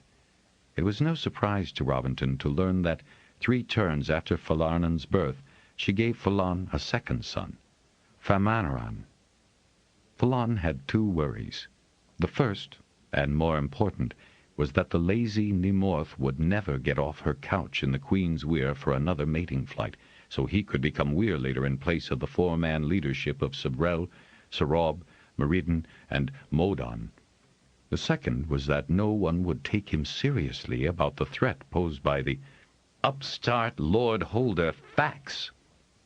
Jorah seemed to favor Sabrel, which further infuriated Fallon. Ever since Saloner took Lord Maeder between, Sabrel's been afraid to annoy the Lord Holders. I can understand him treading quietly around Raid, and there's another hidebound idiot. He glared at Robinton when the Harper made a mild protest. Well, he is. Does everything the way his father did. Only Maeder was not only far more tolerant, but also fairer-minded. He does send a scrupulous tithe to the Weir, for which we are all grateful, Fallon grimaced. I hate being beholden to the man. It is his duty, Robinton said mildly. Fallon scowled. Well, we'll teach him his duty when I've flown Nimorth. Now his grimace was darker. I dread it. I do, Rob. Jorah's a fat slug. We oversee what Nimorth eats, so she'll be able to climb to a decent height for her flight, but she has to be bullied into the air. Jorah! He raised his hands skyward in disgust and frustration. Imagine having a weir-woman who's afraid of heights! I've often wondered how that happened, Robinton murmured. Fallon snorted. My father fancied her of the other candidates. There were only 4, so low has the Weyrs sunk in the estimation of the people of Pern it is pledged to protect. That made Robinton sit up. The Red Star's returning. No. Fallon pushed that notion away with one hand. Not yet, for which I am grateful. Not for another 3 decades, by my reckoning. You'll be an old rider by then. I'll have 2 sons to take over for me, should I happen to fail. Fallon showed his white teeth in a challenging grin. Then his expression turned grim again. They'll know what the Weir stands for. They'll know from me, he declared, prodding his chest, what Dragonriders are meant to do. What's the latest on Fax? Robinton would never dignify the man with his assumed title. As it was, there never had been a council of Lord Holders, Craftmasters, and the Weir to confirm his holding at High Reaches, usurping Bargain, the old Lord Holder's oldest surviving son, if he still lived. Oh, he's busy. Fallon's grin turned wickedly malicious. Still can't get any male issue, and he's plowing any pretty girl he can find. Isn't safe to be female in High Reaches any longer. And his dueling, ha! He raised both hands again. He's got a grand way to rid himself of any who'd oppose him. He insults a man to the point of a fight, and he always wins. Then he puts in those oafs and dimwits of his in any prosperous hold, and continues to encroach whenever he can. I'd heard. Reports of Nip's forays kept Robinton as up-to-date as possible. What had you heard, Rob? Fallon asked. I know he's nibbling away on the borders of Crom and Nabol. He daren't try his tricks in Tillich or Telgar. Both Malongal and Tarathal have mounted border guards with hill beacons to spread an alarm. Good, good, Fallon said, nodding approval. But tell me when the rest of our languid lords are going to take action against him. They're going to have to, you know. Robinton had had arguments with both Lord Grogulin of Fort and Lord Ashmichael of Ruatha. Grog, fortunately, was more concerned than his father was. The Ruathan heir, Cale, had not been present when Robinton had sounded Ashmichael out. That Lord Holder had discounted Robinton's apprehensions, which worried Robinton still more, since Ruatha not only bordered Nabal, but also was one of the most prosperous holds, due to the fine runner beasts it bred. They would be a fine prize for Fax, when he turned his covetous eyes to the grasslands of Telgar and Karoon. It's foreign to the nature of Lord Holders to distrust one of their number, Robinton said flatly, but not to ignore what they don't wish to admit. True. I'm doing my best to worry them. Did you know that he's espoused to Ruathan blood? No, I didn't. Robinton leaned forward intently. Who? Gemma. And when Robinton frowned, unable to place her, Fallon identified her. She may be only a third cousin, but she's got Ruathan blood, if Fax wanted to use that as a pretext to hold there. A come-down from being nephew or espousing a daughter. How many has he espoused now? Robinton demanded. As many as he now has holdings, I suspect, Falon said, and added with a lascivious leer, the man's insatiable, and not just for land. Surely there's a limit. Let us hope so, Falon said. The turn after the birth of Fomanaran, Nimorth rose in a mating flight, and it was Simonith who flew her. Falon became Weir leader at last. Mordun, the oldest of his riders, died quietly in his sleep. This, too, was a bitter winter. 24 Dragonriders fell ill of a fever, and the Weir echoed with the sounds of keening dragons. Nimorth produced 19 dragons in her second clutch, not enough to make up the losses. The dissatisfaction with the Harper Hall was insidiously spreading. There had been several cases of harpers being waylaid on their routes and beaten. The worst incident occurred in Crom. The young tenor, Evanek, had been specifically employed by the Lord Holder, Lesselden, to entertain. Evanek had had to audition for Lesselden and his lady, Relna, who wished to have someone who could instruct instrumentalists to accompany her and to help put on the little evening plays she was fond of writing. Evanek sent a runner message back that he had accepted the position since Lady Relna had a good voice and was pleasant enough, and Evanek felt confident he could satisfy her requirement to train players. He added that he felt that he would stick to the music and the musical training, since Lord Lesselden had made it quite clear that the contract did not require him to teach the usual harper nonsense. Master General had mentioned some concern for Evanek, but he and the other masters agreed that the tenor would be clever enough to manage, especially since the terms of the contract had been so specific. Then a runner, not Nip this time, came directly to Master General, not even stopping at the Fort Runner station as the messengers usually did. Immediately, Master General called Robinton. Evanek's been severely beaten and thrown out of the hold. In fact, if a runner hadn't found him, he'd probably be dead by now. Go get a healer and pick 5 of the biggest, strongest apprentices to go with you. The runners got him over the Crom border into Nabold to Station 193. Do you know its location? Robinton did, since he had often studied the disposition of runner stations. He gathered up the group, including the sturdiest healer of the journeymen presently in the healer hall, and mounted them on the best of the runner beasts available. They made it to the station quickly, riding hard and changing mounts at Ruatha. Evanek had been very kindly attended by the station master, who had brought in the nearest healer he could reach.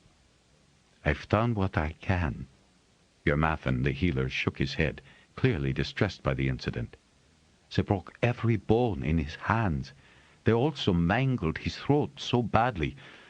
I'd be surprised if he ever sings again. Does he know who did it? Robinton demanded, once he had calmed down the vengeful mutterings of his companions. Hard to do with rage consuming him, but he knew that retaliation, however satisfying that would be, would achieve nothing helpful to the Harper Hall. Yermathan shrugged. I think he does, but he won't say, and talking is painful enough for him. I've set all the bones I could, but I'd wish for someone more adept than I to check my settings. Can he travel? Robinton noticed the station master's interest in the answer. If you take it by slow stages, Yermathan replied. In fact, I think Evanek will not feel safe until he is back in the Harper Hall. If any of us are safe there, one of the apprentices muttered. Fort and Ruatha would protect the Harper Hall to the last man, Robinton said firmly. May I see Ev now? The wounded man had been installed in the last and safest of the connecting dormitory rooms in the station. 3 older runners were seated outside his door, while the station master's spouse sat inside, mending quietly. She rose, one hand reaching for a stout cudgel, when the Harpers entered. Evanek was asleep, his hands swathed in bulky bandages and cushioned by pillows. His face was a mass of bruises, and his neck was covered in bandages as far down as his chest. Robinton was sick to his stomach, and one of the other harpers abruptly retreated from the room. As Robinton stood there, a bitterness welled up in him, of a strength he had not imagined himself capable of feeling, far deeper and more primitive even than that which had assailed him after Kasia's death. He thought briefly of asking for Falon's help to transport Evanek, but with such injuries the cold of between was inadvisable. The joy and relief in Evanek's eyes, his broken attempts to thank them, had an even more profound effect on those who had come to his aid. He managed to indicate that he would endure any discomfort that traveling might cause him. "Oh, the hall," he kept repeating. Germathan and the journeyman healer had a quiet, professional discussion, and told Robinton that they could start back the next morning. If those in the runner's station looked relieved, they had succored Evanek when he had most needed their help, and Robinton assured them that the Harper Hall stood in their debt. "To do that to a harper, Robinton, is something I never thought to see," the station-master said, shaking his head. "I don't know what the world is coming to, I don't." After dinner, the harpers quietly entertained those at the station. They brought Evanek safely back to the Harper Hall, where his condition reduced Master Janel to tears. Later, Master Healer Ginia and her assistant, Oldive, having had a chance to assess his injuries, announced that while they thought they could give him back the use of his hands, he might not be as adept on some instruments as before. About his voice, they could not yet give any reassurance. The trachea had been badly damaged. It was some time before the shock of Evanek's injuries was absorbed by the hall, but Lord Grogallen, with his sons, made a formal visit to Master Janel, assuring the Harper Hall of its firm and unequivocal support and protection of the hall and any harpers wherever they might need assistance. While such brutality seemed to be an isolated incident, harpers everywhere were warned to be on their guard and to travel with traders or other known to be friendly groups. Master Janel, who suffered badly now from joint ail, began to send Robinton as his representative, and as another set of eyes and ears. This morning, when Janel sent an apprentice to ask Robinton to join him in his office, Robinton registered a mild and humorous complaint. "So, where can you send me this time, master? I do believe that I've met every lord holder and most of the minor ones, and been in every craft hold on the continent. What place can I have missed on my travels for you? I've had a purpose in sending you here and there, to every major hold and hall on Pern." "Really?" With great difficulty, Robinton kept curiosity out of his response, but it was hard. "Yes. I'm growing old, Rob, and I've to look for a replacement. Of course, all the master harpers vote as their conscience dictates, but I've made my wish clear. You." Robinton stared at his old friend. He hadn't expected that. "You'll be around a long time yet, Janel," he said, with a laugh that died when he saw the expression on Janel's face. "No, I think not," the master harper said. "What with this joint ail and no Beatrice to fuss," Janel smiled fondly at the thought of his spouse, "the heart's gone out of me. I may call for the election and spend my remaining time on a warm beach in Easter." Now, wait a minute, Janel. I'm much too young. The hall must have someone young and vigorous as Master Harper, Rob." Janel's manner turned resolute, as well as anxious. "Now, more than ever before, I can't leave the craft hall without someone who appreciates the threat Fax poses the entire world. I must know that other holds will not suffer the same future that High Reaches and now Crom are facing. Illiteracy and oppression." He heaved himself to his feet in his restlessness and began to pace the floor. Watching intently, Robinton could see clearly how age and infirmity were hampering the once brisk and energetic Master Harper. "And someone," Janel continued, pointing a gnarled forefinger at the seated harper, who believes, as I do, that thread will return to menace the land." He wearily brushed back thinning hair. "I don't know what the Weyr is going to do, but it is our beholden duty as harpers to support Bendon in any way we can. Your going there as a child and as a journeyman has given you an admirable contact in Fulon. He's making himself a shade unpopular with some of the lord holders. If you could give him some advice—" "Which Fulon's not likely to take from anyone, including me," Robinton said sourly.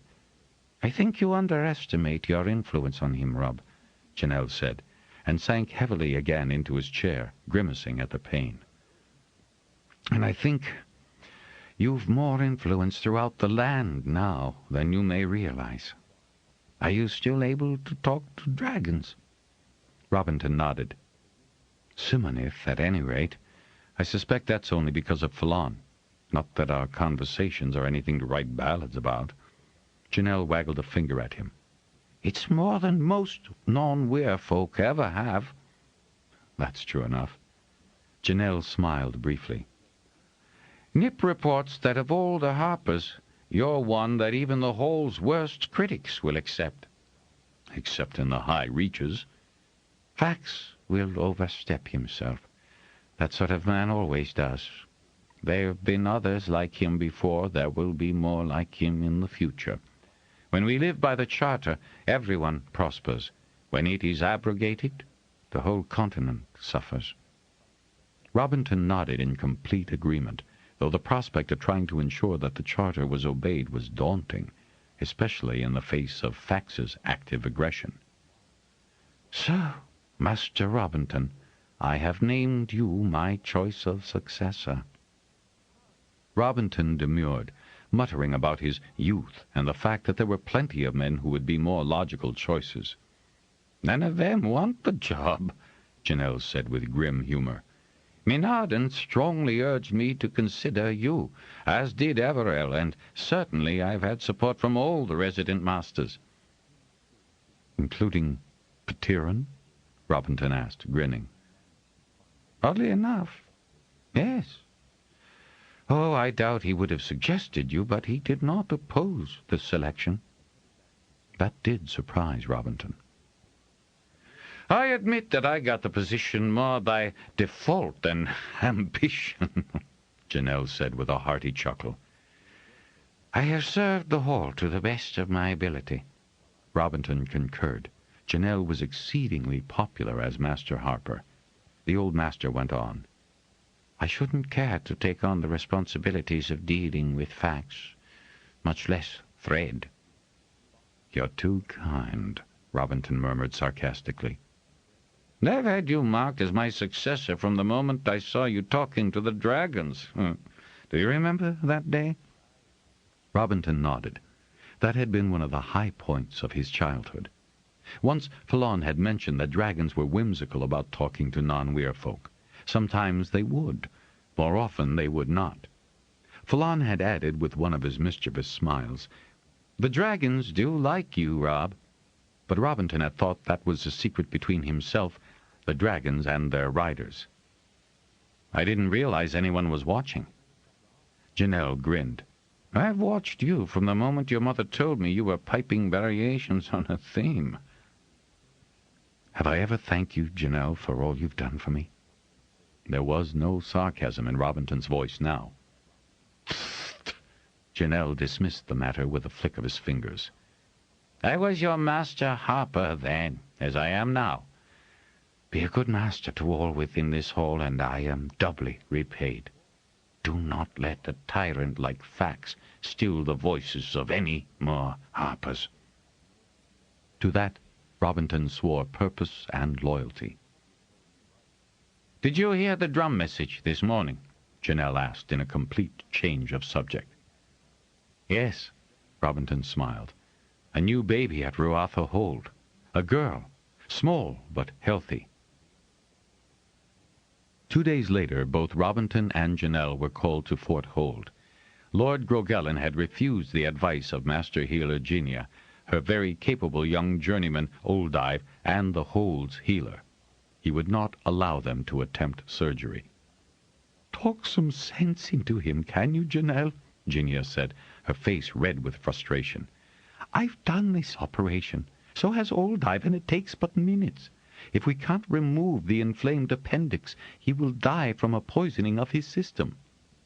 "You can't cut into him," Lady Winala said, weeping. "You can't. That's barbaric." Ginia shook her head. "It is not. It's as simple as removing infected tonsils from a throat, and you permitted me to do that for your children. Lord Grogellen will not have his body violated, mutilated." Lady Winala shuddered with repugnance, her expression stubborn. "His person cannot be carved like an animal." "Mother, if it's a question of his life," Grog said, trying to reason with his parent. "I saw it done at Tillich, didn't I, Rob?" Robinton nodded. "Closton performed it on a seaman taken with terrible belly pain. He was back on his ship the next week." Lady Winala kept shaking her head, her lips pressed together. "We will not permit it," she repeated, pressing her handkerchief to her lips as she opened the door to her spouse's room. Grogellen's moans could be heard. "Oh, he must be in such pain, Ginia. More Felis, please. How can you let him suffer so?" "He wouldn't if he would permit me to—" "No, no, never. How can you even suggest such a thing?" "He didn't object when I sewed up that shin wound. It's much the same thing," Ginia said urgently. "But that was a natural wound," Lady Winala protested. "Oh, listen to him. Surely you can give him more Felis."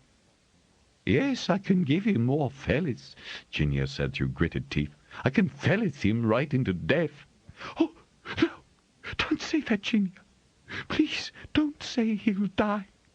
"I can't say anything else and be honest, Winala. If I do not operate—" Winala clamped her hands to her ears and, with a little shriek of protest, half ran to her spouse, where he twisted and writhed in bed. He died later that day, in a terrible agony that not even the massive doses of Felis or the application of numbweed on his abdomen could dull. "No violation, no mutilation, just death," Ginia murmured as she wearily stumbled away from the tragedy. "Once we knew so much more." She shook a bit and leaned on old Dive. So the Telger gather was cancelled, and instead the Lord Holders came to Fort Hold to confirm Grog as the new Lord Holder. Fax was conspicuous by his absence. "But then he wasn't invited," Janelle said grimly, "because he has not followed the established procedure of taking formal hold." "I doubt that bothers him," Robinton remarked. "I wish I knew what he had planned at Telgar." That question was answered, in part or in whole, when the Lady Relna of Crom and her 2 youngest children begged sanctuary from Lord Ashmichael and Lady Edessa at Ruatha Hold. Neither her spouse nor their 2 oldest boys had survived Fax's forcible entry into their hold. Grog began to drill every man in fort between the ages of 16 and 50. Tarathel and Melongal grimly followed his example and doubled their border patrols. The following winter, another bitterly cold one, Master Harper Janelle died of a failing heart. O'Gully, Washel, and Garazde, frail though he was, drummed messages about the country. They had known that Master Robinton was the named successor, but it would be spring before the requisite number of masters could return to the hall for a formal election. No one wished the Harper Hall to be leaderless at such a time. Robinton could hear the messages coming in and going out. He found that their import was muffled down in the kitchen of the Harper Hall. There Sylvina, Laura's capable daughter, kept him company and poured out the numerous cups of claw he drank during the long wait. Her mother had retired to her family home in South Bowl 3 turns before, and Sylvina, as dark-haired and energetic as her mother had been, was head woman in the hall. Robinton liked her matter-of-fact attitude toward the duties and the disasters of the hall, and the fact that she had been quite willing to bed him whenever he stopped long enough at the hall to renew their friendship. She had more sense than to mention any sadness in his eyes, though he knew the memory of Kasia had not dimmed in the 10 turns since her death. Vina accepted him as he was, and made no demands, and gave him considerable relief and kindness. He was grateful, and that seemed to be enough for her. She was as big-hearted as her mother had been. "The drums have stopped," she said suddenly, about to pour him yet another cup of claw. "So they have," he said, realizing that he could no longer feel the vibrations through the stone walls of the hall. He swallowed, and she grinned at his discomfort. "You could have stayed above and kept count." "What if—" He stopped at the sound of footsteps on the stairs. 2 people, at least, were approaching. Sylvina reached a hand out and gripped his. A grinning Ogali and Geraint appeared, a sheaf of small square hides in hand. "Master Robinton, would you be willing to assume the responsibilities of the master of the hall and craft?" Ogali asked formally, his tone belied by his wide grin and happy eyes. "I would be willing," Robinton said, though his throat had gone dry. "It is the unanimous," Geraint paused to be sure Robinton appreciated that, "decision of all the masters of this craft that you accept this position and all its honors, privileges, prerogatives, and all that hard work." He stepped forward, gripping Robinton's hand in his and shaking it hard. "I bless the egg that it's you, Rob." "Who else?" Ogali demanded, taking his turn to pump the hand of the newly appointed Masterharper of the craft. "Who else, dear boy? Who else? Marilanne would be so—" Ogali's eyes teared up, and his voice cracked, but he went on. "So very, very proud of you right now." Robinton, gripping Ogali's hand, felt his throat close in response to the mention of his beloved mother. She would. "She always said you would be master," Sylvina said. She threw her arms about Robinton's neck to kiss him soundly. "Mother'll be so happy, Rob. So happy. The day you were born, she said she knew you were destined for great things." "But Tyrant helped take the count, Rob," Geraint put in, and there was a wicked sparkle in his eyes. "He's proud of you too, Robinton," Ogali said quite solemnly. "Really, he is." Robinton only nodded. Sylvina, busy at one of the cupboards, produced glasses and a wineskin, which she held out to Robinton so he could see the label. "Bendon!" he exclaimed. "Janelle ordered in a supply just for today," she said. "I've kept it safe," she added, casting a reproving glare at Geraint. "So open this skin. There'll be enough to get every last one of you legless tonight." Robinton was still hung over the next morning when he entered the office of the Masterharper. He stopped when he saw there was someone waiting. Pern. His father had not been backward in toasting and drinking the health of the new Masterharper the previous night, a fact of which Robinton had taken wary note. "As one of your first duties as Masterharper, Robinton, I wish you will assign me to a post," his father said in a stiff and formal tone. "I think you will do well in this office. I wish you the best, but I feel that my presence here in the hall might cause you embarrassment." "Really? Father!" Robinton mentally berated himself that the unused title came out so awkwardly. Pern gave a little smile, as if that hesitation was proof enough of his contention. "I think it would be easier for you to assume your responsibilities without feeling, well, that I might not agree." Robinton caught his father's eyes and slowly nodded. "That is considerate, most considerate, but hardly necessary." "I insist," Pern said, raising his chin in a stubborn pose his son knew all too well.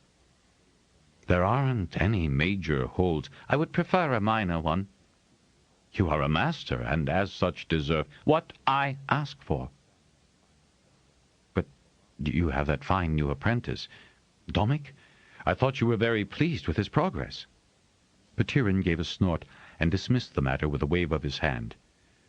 "That young man thinks he knows everything. You can have the pleasure of dealing with him." Robinton managed not to grin. He had heard about the fine rows his father had with Domic, arguing chromatic variations, and he rather thought Ptyrin might have met his match. "I just thought that," he tried again. "Well, you thought wrong. What contracts are available?" And Ptyrin held out his hand, all but snapping his fingers at his son to speed him up. Robinton stepped around to the front of the desk where messages were piled in order and by subject. For the last few weeks of his life, Janelle had kept Robinton up to date on all hall matters, so he knew which pile contained the requests for harpers. He picked it up and handed it to Ptyrin. "See if one of these suits," he said, acquiescing to the inevitable. In a way he was relieved. He would, indeed, feel a slight inhibition that his father might question some of the decisions he would have to make, especially as Ptyrin had widely opposite notions about the imminence of threadfall and what fourth-year composition apprentices had to learn, even if they were unlikely ever to have to teach theory and composition. It would be easier if Ptyrin were not here. "I have made it quite clear to my peers that this is my choice, Robinton, and none of your doing," Ptyrin said, picking out one message and handing it to his son. "This one will suit me." Robinton looked at it and blinked. "Half-circle sea-hold? Father, you can't. It's the back end of nowhere. I've been there. The only ways in are by sea or dragonback. Still, it is right on Nerat Bay, and any halfway decent captain can get me there. They haven't had a harper in 6 turns. There'll be a lot of work to remedy that sort of neglect. You are so determined that everyone shall know the teaching ballads. Here's a challenge for me. But there are holds in Karoon, and that one on the Telgar River. I have chosen half-circle sea-hold. Do not deny me, Robinton." "Please consider another," Robinton insisted, worried about the degree of isolation afforded by half-circle sea-hold. "I have chosen, Master Harper." With that, Ptyrin made a formal bow and left the office. By the egg! Robinton flopped down into the comfortable chair that Janelle had occupied and wondered if he would ever fit in it as well as the dear old man had hoped. He had already made, or had made for him, his first official decision. He devoutly hoped it was the right one. Chapter 16. Many of Robinton's duties that turn were simply to keep the ordinary daily doings of the Harper Hall going smoothly, accepting new apprentices, conferring journeyman status on those qualifying, and confirming one master, Gerent, who took over from the frail Garazda. Phelan was ecstatic with his friend's rise to the master harpership, and would come at the roll of a drum message to take him to any hold or hall that required the presence of the master harper. Robinton often availed himself of that courtesy, since, in his role as mediator, he did a great deal of traveling. Too, there was always the hope that he'd find a new candidate for the Harper Hall, recommended by the youngster's harper. But only one girl singer was brought to his attention, and her parents felt she was too young yet to be away from home. She was 16, with a sweet voice he felt could be trained up, but she also had a young lad from the next hold whom she was keen to espouse. Singing was second best. Then there were his necessary appearances at gathers, and the once-a-turn conclave to which Fax was never invited, and where his name was never mentioned, even when Robinton, Melongal, or Tarathel tried to initiate a discussion about the man's totally illegal usurpation of power. "Why do you fuss so?" the grumpy-aged lord-holder of Eigen demanded. His face was a sea of lines, engraved by squinting all his life at the hot sun over his hold. "Fax is, I do believe, a nephew of old Farraguy, and if his sons—" "Faraveen was killed." Yes, so everyone says. But Fax is of the hold's bloodline, and if the other one, whatever his name was—" "Is," Robinton said firmly. "Bargain." "Bargain, then, can't stomach a challenge duel, eh?" Then he isn't the sort of lord his holders will follow, is he? And when Melongal started to protest, Tesner of Eigen interrupted him. Ever think that Farragai wanted a stronger man in his hold? Huh? Ever think Fax might have been told by Farragai to take hold? No one had an answer for that, even Robinton, though he tried desperately to think of a diplomatic way of expressing his deep and instinctive distrust and anxiety over Fax's aggressiveness. There had been that time, close to Robinton's espousal to Kasia, when Melongal had wondered if the drum messages, purported to be sent by Farragai, had really originated with the old lord. Robinton did keep Fallon from speaking in his blunt way, lest the weir later antagonize the lord holders further. "Why'd you do that?" Fallon growled at Robinton. "At least we had them on the subject." There's an old maxim. A man convinced against his will is of his own opinion still. Robinton sighed, shaking his head. "We'll have to wait until Fax moves again. Or the next pass starts," Fallon said bitterly. "Then it'll be too late." Or just right, Robinton added, as he imagined the chaos and backtracking that the return of thread would cause among those indolent and incredulous holders and masters. Toward the end of the next spring, Nip brought new reports on Fax's activities. "Man's taken over another hold," he said, slipping into Robinton's room late one night, wearing runner's shorts. He was barefooted, carrying spiked running shoes in one hand. "It's late, I know, but your glows guided my steps to your door again," he added with a grin, as he stopped by the chest where Robinton stored wineskins and glasses. The running shoes clattered to the floor. "Which one?" Robinton asked, gesturing to indicate that he'd need a drink too, to help swallow the news. "Not a big one," Nip said. "Not greedy as our self-styled Lord of Three Holds. Just a prosperous one. And he plays no favorites." Robinton said nothing, letting Nip vent his fury.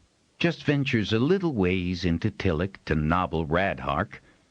"It's not like Melongal to allow him away with that." "Ah!" Nip held up a forefinger. "You hadn't heard that Melongal's ill?" Robinton sat up. "No, I hadn't." "Had a fall off a runner beast." "Melongal's a good rider." Nip's smile was grim. "So he is, but not when the animal is fed something that sends it into convulsions and pins the rider under him in its death throes." "How could Fax? Who knows? But Melongal is lucky to be still alive." "Closton's a very good healer." Nip nodded. "He is, but he's worried. Almost every bone in Melongal's body was broken. He may never walk again." Robinton's fist hit the table. "How could—" Nip was rubbing his finger and thumb together, a very cynical expression on his face. "Fax buys loyalty and service, with the added incentive of fear. Who knows how he managed it? But I'd say he did, which means there'll be no opposition from that quarter. Otterell's a good lad, but who would expect him to have to deal with this sort of crisis so early in his holding?" "How is Giovanna?" Robinton owed her for her support when Kasia had died, 10 turns back. "Working as hard as Closton to save her spouse. They may bring it off yet." "Is it just your suspicion that Fax was behind the accident?" Nip laughed. "Who else? It is so timely. Fax espouses the recently," and he gave another false smile, "orphaned eldest daughter of the deceased holder on Tillich lands. No mention, of course, of any male siblings or relatives." Robinton thumped the table again in frustration. "Can't something be done?" "Offhand, since no one will give us a hand, no," Nip said pragmatically. "That man's determined to own the entire west coast. Slowly, by inches, he moves into an area, eliminating—" Nip drew a finger across his throat. "Any opposition. He's got many spouses now, more than a sane man would wish. Doesn't the charter restrict how many a man can have?" "No," Robinton replied thoughtfully, pinching at his upper lip. "Actually, it doesn't deal with personal relationships at all. At least the usual variety. though it is specific in the violations." Robinton paused. "Such as rape or other unwanted acts." "Damned charter was written by idealists." "Quite likely. But the charter does work for the majority." Nip grimaced. "It's the minority, the damaged and oppressed minority in Fax's general area we're talking about." Robinton shook his head. "I've done all I can with the Lord Holders." Nip leaned across the table, the expression in his eyes anxious and intent. "You're the good one with words, Harper. Find some stronger ones before it's too late." Robinton nodded, though both he and Nip understood the reluctance of any of the Lord Holders to act, singly or together. What would it take to force them out of their comfortable and, they hoped, impregnable holds to act? He shuddered. Fax had already committed many offenses against the peace of Pern. He shook his head, unable to contemplate the kind of disaster needed. Phelan? No. Fax would enjoy taking him on, but Pern needed the Weir leader's strength and belief as much as General had needed Robinton's in the position of Master Harper. "I'll keep my eyes peeled and my ears open," Nip told Robinton, draining the last of his wine and setting it down. "I'll borrow your spare room, since you're, all alone tonight." Robinton chose to ignore the cocky grin and knowing eyes of his roving Harper, but he wasn't at all surprised that Nip knew that he and Sylvina often spent nights together. "Are you officially running, Nip?" he called out, sitting down. He would write Giovanna a letter. The Master Harper was at her disposal if his presence would help. "Aye, I'll see the letter into Giovanna's hands," Nip said, leaning back into the room, one hand on the door jamb. "She'll like to hear from you." Not much escaped Nip at all. Not much seemed to be escaping Fax's greed, either, Robinton thought. And though he heard that Terathel had sent protests to Fax over the minor holdings, Ogren and Lewis, that had come so fortuitously under Fax's control, that was the end of the matter. Except that it wasn't. Before Turn's End, Melongal succumbed to one of the fevers so prevalent in the winters at Tilloch Hold.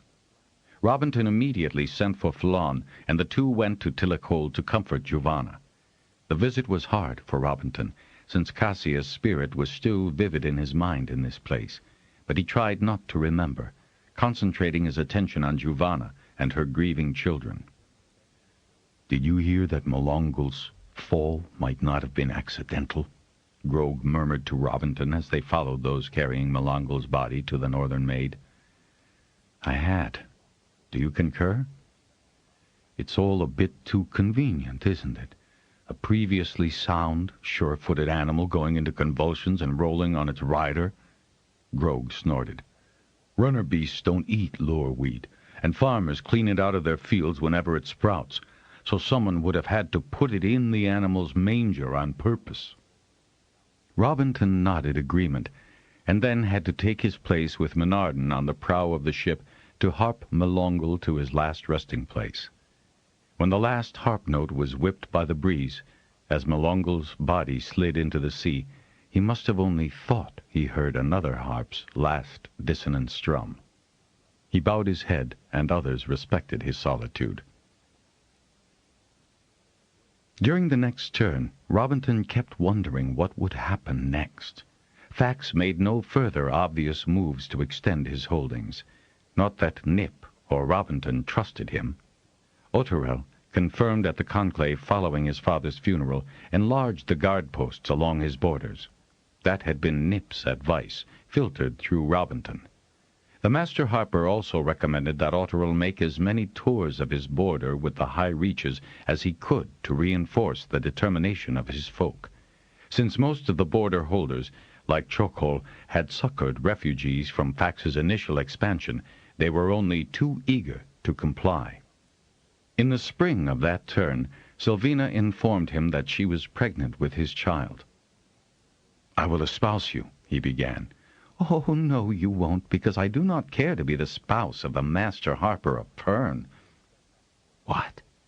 Robinton tried to pull her into his arms, but she stepped back, her expression severe. I am very fond of you, Rob.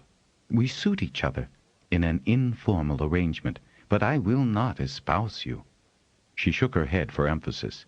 Then, taking pity on him, she approached, putting a gentle hand on his arm. Kasia is the name you call at night, and she is still your spouse. I will not compete with a dead woman. Then she shook herself and smiled kindly at him. You will be a good father, Rob, and the child will lack for nothing between us. He argued off and on, especially when he caught her being sick in the mornings, but she was adamant. She supported her argument with instances from Beatrice's life with Janelle. You love the Harper Hall more than you could possibly love another woman. It might have been different if Kasia had lived, but I think not, Sylvina said in her down-to-earth manner. My mother loved harpers, all harpers. I think I have inherited this fatal tendency. I do care for you, Rob. As you've shown often. He grinned affectionately at her, finally beginning to see what she meant by her insistence on independence.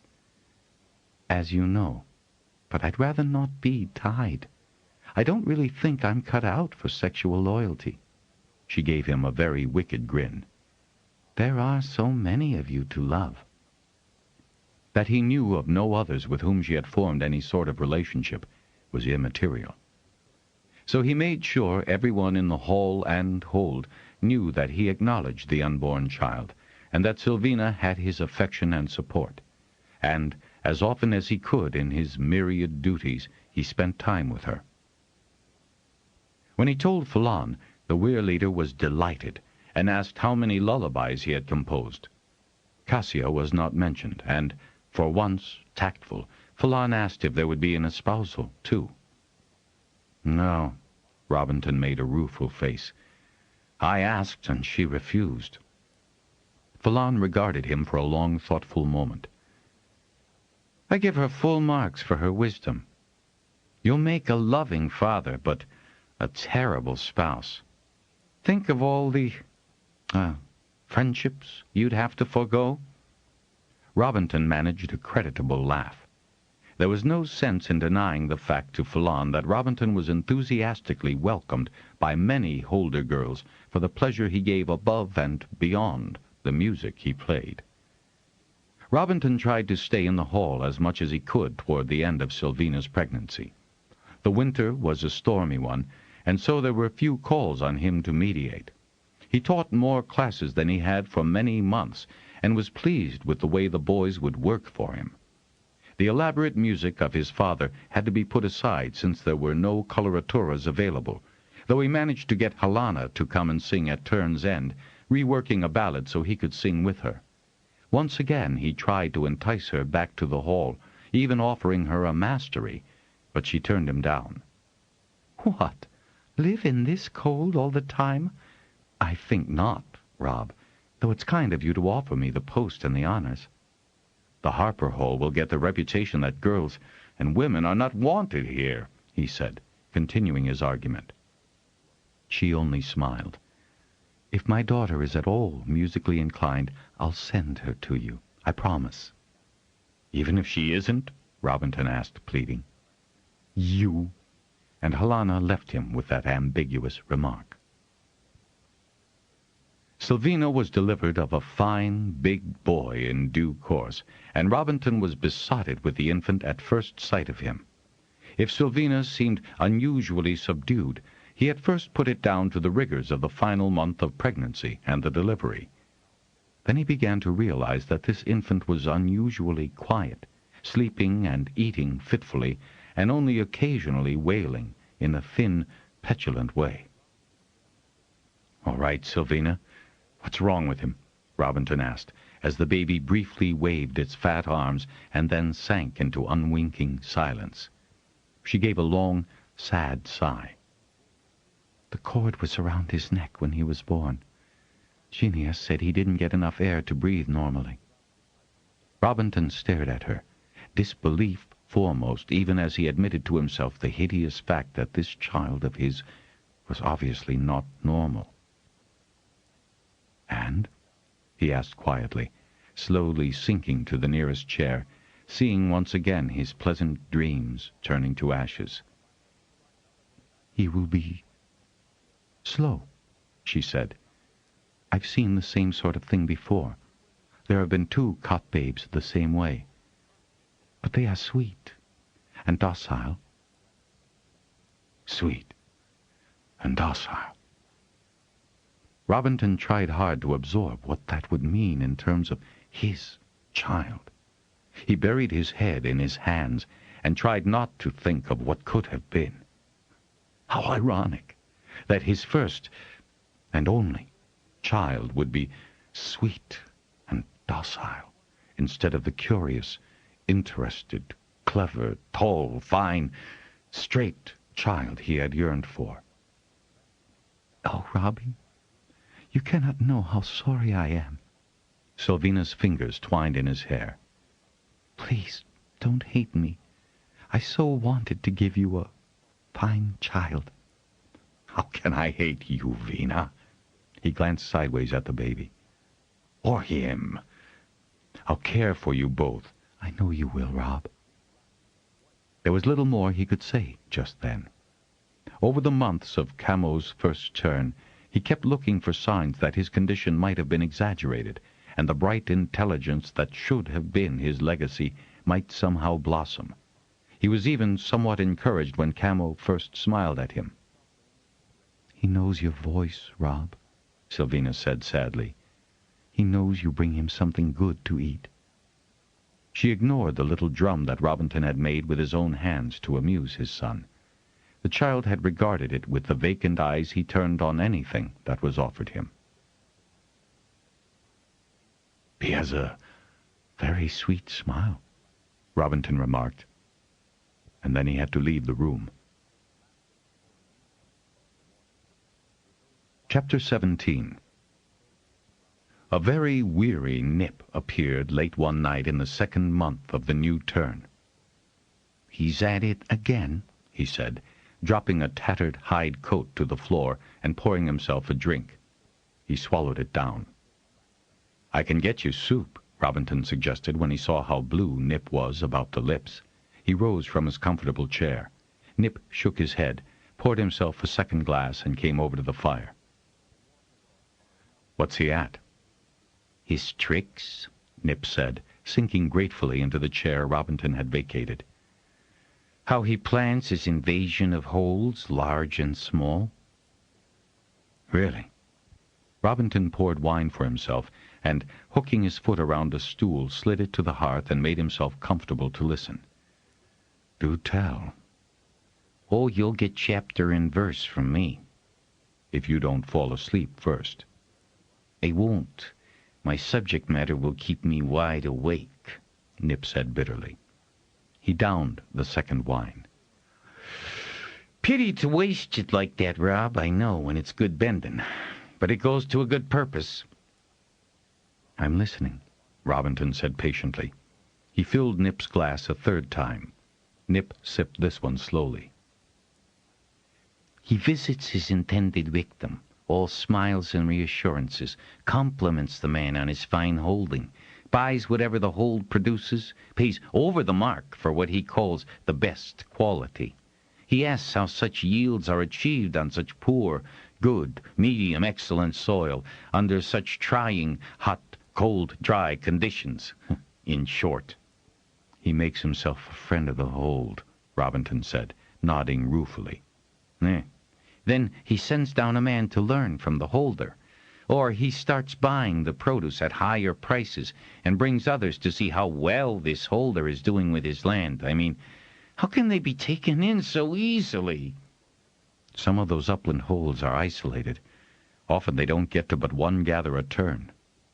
"True," Nip sighed. "Now, he's very canny about how he insults the Harper Hall, especially if the hold in question has one or is on a well-traveled route. But he is careful with his slanders." Nip pantomimed a dagger being inserted gently in and then slowly twisted. "He gives examples of Harper lies and exaggerations, So he plants the seeds of doubt. Then he invites the man and his family to come to his next gather. And sometimes, if the gullible fool believes him, he offers to send men to tend the herd beasts or the fields or whatever while the holder and his family are away. So that his men become familiar with the place. Exactly. Nip took a sip. One man and his family never did get back from that gather, and so Fax has acquired Keo hold recently. That makes 4. I see. Then Robinton had caught sight of the way Nip was shivering despite the wine and the heat. Let me take those boots off for you, Nip. They look soaked. You're the only man I'd allow such a privilege, the irrepressible Nip replied as he lifted his left leg and then placed his right boot on Robinton's butt. I know many people who'd love to have the Masterharper of Pern on the end of their boot, he added, chuckling. He gave Rob a hefty push, all to help remove his boot, of course. In spite of Nip's pessimistic report, Fax was quiescent again, seemingly content to ride his extended borders, encouraging, as Nip put it drolly, his dependents to increase their production. Robinton could not spend all his time worrying about where Fax would go next. He had the Hall to run, with all its problems and scheduling, especially when the bias against harpers was increasing. However, when he heard that Nimorth had actually risen in a good mating flight with Semenith, Robinton sent congratulations and had a special visit from Phelan, who looked excessively pleased with himself. "How did you manage?" Robinton asked, pouring 2 glasses from the Bendon wineskin Phelan had brought to celebrate. First we starved the pair of them. I never thought a queen dragon could be so difficult. All the bronzes were needed to snatch anything she killed. She'd sneak out of the weir at night to get something to eat. Who? Jorah or Nimorth? Phelan blinked and then howled with laughter. Yeah, I meant Nimorth. But I think Jorah probably had edibles secreted about the place, because we never did manage to get her down to a decent size. But Nimorth was our prime worry. Like rider, like dragon can be all too true. But we succeeded in keeping her from doing more than blood the next time she turned bright gold. My, she was a nasty one in flight. Phelan shook his head from side to side, with an odd grin on his face. Semenith proved his worth. Caught her high and did her well. Then he exhaled noisily. Robinton was hard-pressed not to laugh out loud, wondering how Phelan had managed his unwieldy mate on that occasion. But there were certain matters one did not discuss, even with such a good friend as Phelan. So, she'll clutch in the winter? So long as she does clutch. Here's to triple her last one. We'll need every one, Phelan said, and downed the wine, breaking the glass in the hearth. Robinton, though he regretted losing 2 such fine goblets, followed suit. I'll come for you myself when the hatching's due. Both my sons'll stand. Before Robinton figured that the youngest would be only 10, Phelan was out the door. Well, he is the weir leader, Robinton murmured. And the dragons will make the right choices. He hoped. He had another, totally unexpected visit that same 7-day, which turned out to have almost as fortuitous a result. Sylvina tapped on the door of his rooms. "You've 2 visitors, Rob," she said, smiling broadly as she pushed the door open wider to admit the guests. Robinton instantly rose to his feet to greet the arrivals, a grizzled man and a very gawky, shy lad whose eyes were round and so fearful that Robinton increased the warmth in his own smile. The older man pushed the lad forward with a hand that was missing 2 fingers. He nodded with great dignity to the master harper. "You wouldn't remember me, likely," he said, "but I've never forgotten my cousin, Marilanne." The injured hand, the deep voice, the tanned, weathered, and faintly familiar face of the man, combined with the heavy boots he wore, gave Robinton a clue. "Ran too?" he exclaimed. "Aye. A huge grin split the man's face. "Ran too, from the woods. Fancy you remembering my name after all this time." Robinton shook the offered hand vigorously and urged the two to take seats, gesturing to Sylvina to bring refreshment. "Why, it's been turns," Robinton said. "I do remember that summer, and swimming in the sea, and all the cousins I didn't know I had."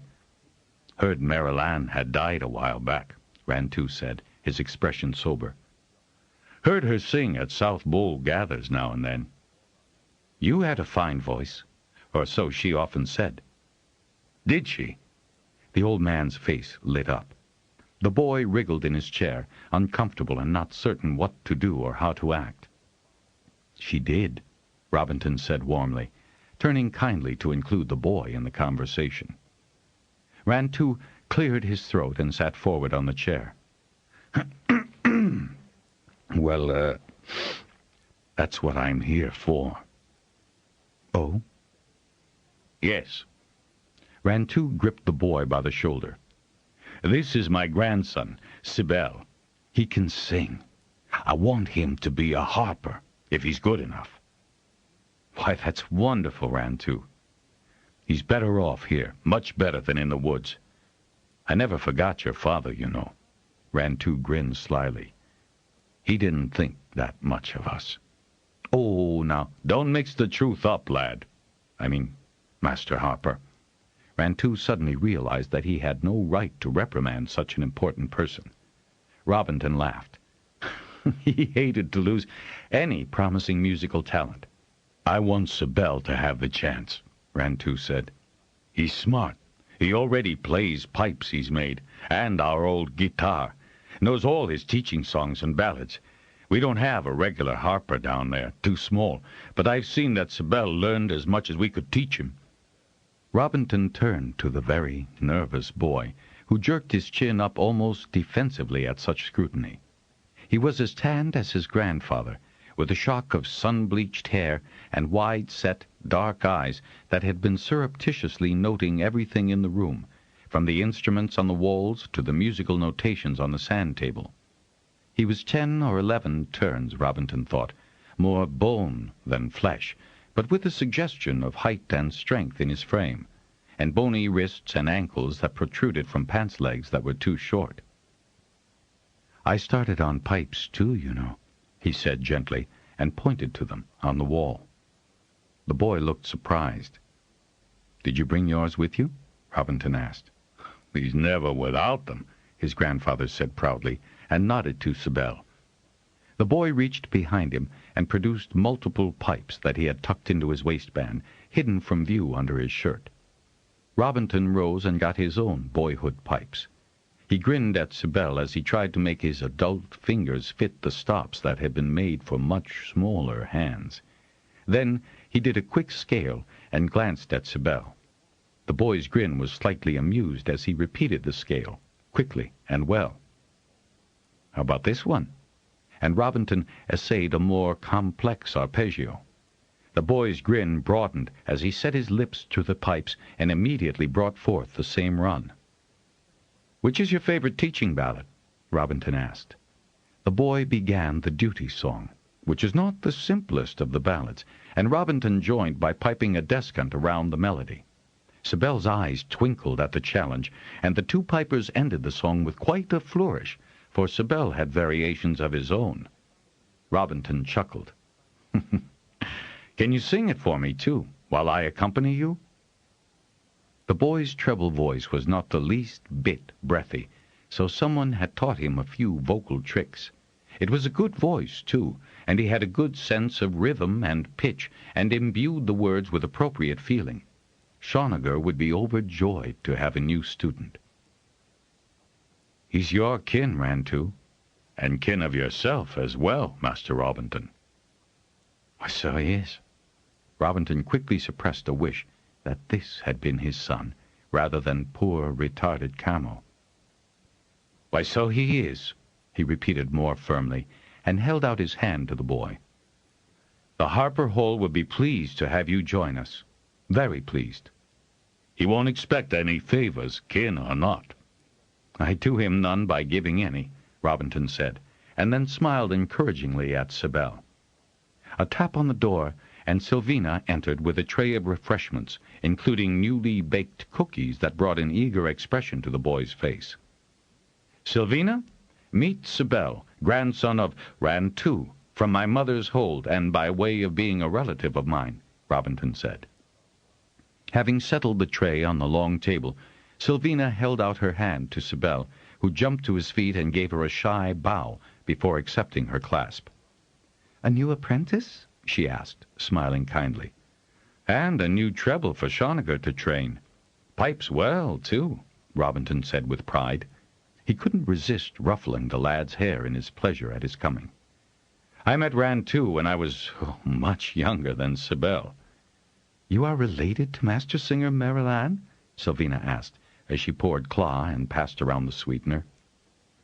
"We were very proud of her, we were, Sylvina," Rantu replied proudly. "We all were," Sylvina said, and her warm smile included the newest recruit to the Harper Hall, who grinned shyly back at her as she passed him the plate of cookies. Sibel settled in, a quiet lad, but endlessly curious about things musical. He kept appearing to ask if Robinton needed anything, until everyone took for granted that he was Robinton's shadow. Sibel also began to play with Camo, trying to get him to hold the drumstick and use it properly on the little drum Robinton had made for him. Seeing the two together caused Robinton some heartache, but he could no more ask Sibel to leave his son alone than he could ignore Sibel's deft and discreet services. "The lad's so kind to Camo," Sylvina remarked one evening to him. "He's not like the other apprentices, helter-skelter and rough, and he seems so genuinely fond of Camo." She broke off and regarded Robinton closely. "You know, you've a true son of your heart in Sibel, Rob. In fact," she added, cocking her head, "Sibel's not the only apprentice who adores you, Rob. Don't hesitate to give them the love that Camo cannot return. They deserve it, each in their own way, so you're taking nothing from Camo." "I wish I could give the child something," Robinton said wistfully. "Oh, you do. He always smiles when he hears your voice."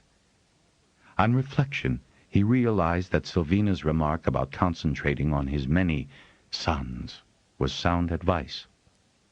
So he stopped yearning for what Camo could never do and, as his mother did, accepted the boy's cheerful smile and praised him for what progress he made, learning to walk, learning to feed himself, learning to do simple tasks for his mother, Sibel, as often as not, helping him.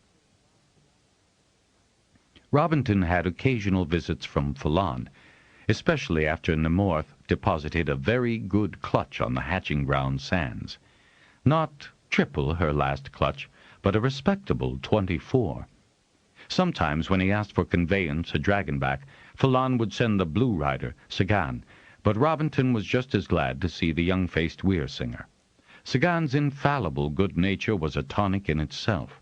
In fact, it was Sagan who came to collect the Master Harper for his first official attendance at a Bendon Weir hatching. Such an event happened all too infrequently.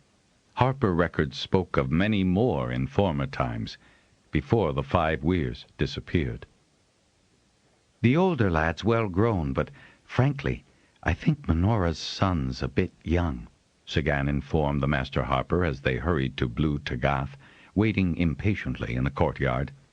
The Blue Rider had given the Master Harper only moments to change into appropriate finery, and now he half boosted him to Tagath's back.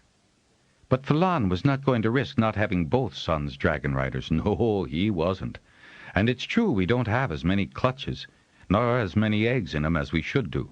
That Nemorth's too fat to fly. Up you go. "Good day, Tagath," Robinton said, stroking the blue shoulder as he settled himself between neck ridges. He tried to find the best place for his guitar and ended up cradling it in his arms behind Sagan. Tagath turned his head around to look at Robinton. "Hatching is always a good day, Harper." He answered me, Robinton said, delighted. He grinned at Sagan. Ah, he's not much of a talker, is Tagath, even to me. I think you surprised him, Harper. Does him good. Robinton felt his neck snap, and on the rebound his nose connected with the tuning knobs of the guitar as Tagath made a mighty leap skyward. The power in those blue haunches was formidable. Robinton had time to finger his nose and establish that it wasn't bleeding before he heard Sagan give the command to go between. Then they were hanging above Bendon Weir, and Robinton caught his breath. The bowl was alive with people streaming into the hatching ground, and dragons weaving up to and disappearing down the upper tunnel to where they could watch impression. Dragon eyes gleamed with the brightest of blues and greens, flashed with the yellows of excitement.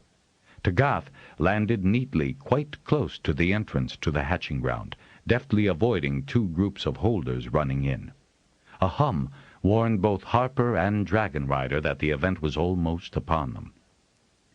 Robinton slid down the blue's side, thanking him and Sagan, then joining those streaming in. "Over here, Rob!" Phelan roared, vigorously beckoning the Harper to join him on the raised section of the ground where Nimorth was hunched. "I've been waiting for you." Robinton could not fail to notice Jorah on the other side of her queen, a large bulk in a vivid green gown that did nothing to hide her obesity or enhance what had once been a pretty face. He bowed ceremoniously to her and then to Nimorth, whose attention was on the small clutch of eggs in the center of the hot hatching ground. Jorah gave him a nervous grin, her fat fingers making wet creases in the stuff of her gown. He always tried to be nice to her, knowing that Phelan led her a difficult time. "I was beginning to think you might not be at the hall," Phelan said, grabbing Robinton by the hand and shaking it so hard that Robinton exclaimed. "I'll need it to play for you, Phelan," he said, pulling back his hand and making a show of examining it for injury. Yes, of course. And you'll make a song for my son's impression?" Robinton did not laugh at the proud and eager father. Phelan's emotions were so obvious. He was torn between the certainty that both his sons must impress and the fear that neither would. "Point them out to me, will you?" Rob asked. "Lads grow so fast at this time of their lives. The two there to the left. See? In white, of course, but Falarnan has my hair, and Famanoran resembles his mother. You remember Menora, the one who kept her head the night Saloner died?" "They also resemble each other," Robinton remarked, having identified the two by that, more than by Phelan's excited description. "Well-grown lads." "Falarnan's the taller," Phelan added nervously. "Relax, Phelan," Robinton said. "They'll impress." "Are you sure?" Phelan's query was anxious. "You're asking me." "Yes, I'm asking you." "He really is asking you." Samaneth's voice echoed in Robinton's ears. "Of course they will. How could they not, Phelan?" "Relax. Enjoy this moment." Phelan rubbed hands nearly as nervous as Jorah's. She kept peeking around her dragon's neck, and she certainly looked agitated. Robinton felt more sympathy for the poor woman. "Samaneth says they will," Robinton added mendaciously, glancing up at the bronze who was crouched on the ledge above his queen. Samaneth blinked. "He would know, wouldn't he?" Phelan said, and, at the first sharp cracking sound, took hold of Robinton's arm in a vice-like grip. Robinton tried not to wince, highly amused by the spectacle of the usually supremely confident, proud, and aggressive Weir leader in such a state. "It's a bronze!" Phelan cried, his hands tightening perceptibly on Robinton's forearm. "I'll need this to play," Robinton said again, peeling the Dragonrider's fingers free. "A bronze first is a good sign," Phelan told him urgently. "Easy!" The little bronze shattered its shell with a second decisive blow of its nose. "Oh, well done!" Phelan cried. "You see that, Robinton?" Robinton nodded, but he'd also seen the expression on Jorah's flushed and frantic face. The outcome of this impression was possibly even more important to her. The little bronze creeled his hunger, nodding his head in a semicircle. Then, without another moment's hesitation, he lurched directly at Falon's 2 sons. Imperiously, he butted the taller lad as the younger brother stepped out of the way. "His name is Nementh!" the boy cried exultantly, clasping the wet head to his chest. Falon let out a gasp that was as much a sob as a cheer. "He's done it! He's done it! He's done it!" Robinton was now grabbed by the arms, lifted and shaken, and dropped back onto his feet in the next instant as Falon ran across the hot sands to assist the newly impressed pair. Jorah gave a mewling sound, and tears streamed down her face. She gave Robinton a glance both piteous and triumphant. 3 other eggs cracked, and bronze dragons emerged. Robinton wondered just how good an omen for the weir that was. Then he paid more attention to the pairing of the lads. In their white, it was difficult to know if all the candidates were weir-bred or not. Loud cheers and shrieks of delight from one group informed him that at least one new rider was hold-bred. And so were the newly impressed blue and the 3 greens. A brown dragon broke his shell, and suddenly he was the only dragonet left. He cried out, craning his neck as high as he could to see around the others. Then, with a sort of a hiccuping "Yoop!" he veered and stumbled toward the youngest boy on the sands, Faminoran, Falon's 2nd son. Faminoran had been just standing there quietly, watching, his expression blank. But once he realized that the little brown dragon was heading toward him, and him alone, he raced across the sands to meet him. "Falon!" Robinton shouted over the din made by new dragons and riders, and pointed toward this final pairing. Falon swiveled about, his mouth dropping open, and he caught the moment of impression. "His name is Canth!" Faminoran cried, tears of joy marking his face as he patted and stroked his new friend. "I told you so," Robinton remarked frequently to the exultant weir-leader father that evening at the feasting. He also had a chance to speak to Falar and Fanor, for that was how they decided to shorten their names in the Dragonrider tradition. "I don't think Falon would have forgiven us if we hadn't impressed," Falar admitted to the harper with a rueful grin. "You had to fall," Fanor began, and then added loudly, "Falar, it didn't matter that much about me." "Of course it did," Robinton contradicted him immediately. "Canth is rather large for a brown, isn't he?" "Yes, he is," Fanor said with soft pride, grinning foolishly. Robinton located Minora, already busy making sure that food was reaching the various tables and that everyone had a seat. He congratulated her, and she smiled almost absently, her eyes darting from one corner of the lower caverns to the other, checking on servers and the served. "Such a good day," she said with quiet satisfaction. "You must be proud of them." "I am," she said. With her usual understated dignity, she moved off to take a seat by Jorah, who had been left more or less to herself at the high table. The weir-woman was paying absolutely no attention to anything but clearing the food from the overflowing plate in front of her. Minora ate slowly and with relish, as dignified as she had been as a young girl. Robinton took advantage of the fine Bendon white that was being served. Lord Raid was present, as he should be for a Bendon hatching, and he was quite relaxed and pleasant to Robinton when they exchanged greetings and remarked on Falon's double joy. When he got back to the hall, Nip had been there and left him a message. "And what do you bet me that Nabol will fall to him next?" That was one bet that Robinton would never have taken. Even a Bitron would have passed it up. Perhaps that acquisition was another reason why Terathel scheduled an ambitious gather, inviting everyone, including Fax. Vendros, Terathel's invaluable guard captain, had flushed a large group of Fax's men in the foothills of Telgar, where such a party should not have been. Since he was commanding a much larger patrol, he had the advantage. Their excuse that they had had to detour from winter-damaged tracks to get back to the high reaches was not well received by Vendros, who escorted them as fast as possible back to the main Crom road.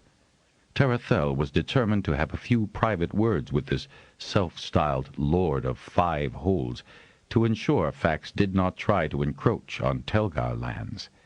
Nip was as surprised as Robinton that Fax accepted. "As you can see, I maintain several fully trained companies of guards, Master Robinton," Terathel told Robinton and Fulan, who had arrived early in the gather morning. Indeed, the hold and its grounds seemed to be swarming with men in Telgar liveries. Fulan nodded approvingly. "The man has got to be stopped, Terathel." The Telgar holder scowled, unused to such familiarity from a much younger man, even if a Weir leader was equal in rank to a lord holder. Robinton nudged the bronze rider in the ribs, hoping to jar him into more discretion. Fulan ignored the hint. "And it's up to you lord holders to set him right. When Thread comes, he'll be unable to provide adequate help to the holds he's taken over." Terathel raised the black and bushy eyebrows that gave him such a formidable appearance. "Really, Weir leader? I had no idea the return was so imminent.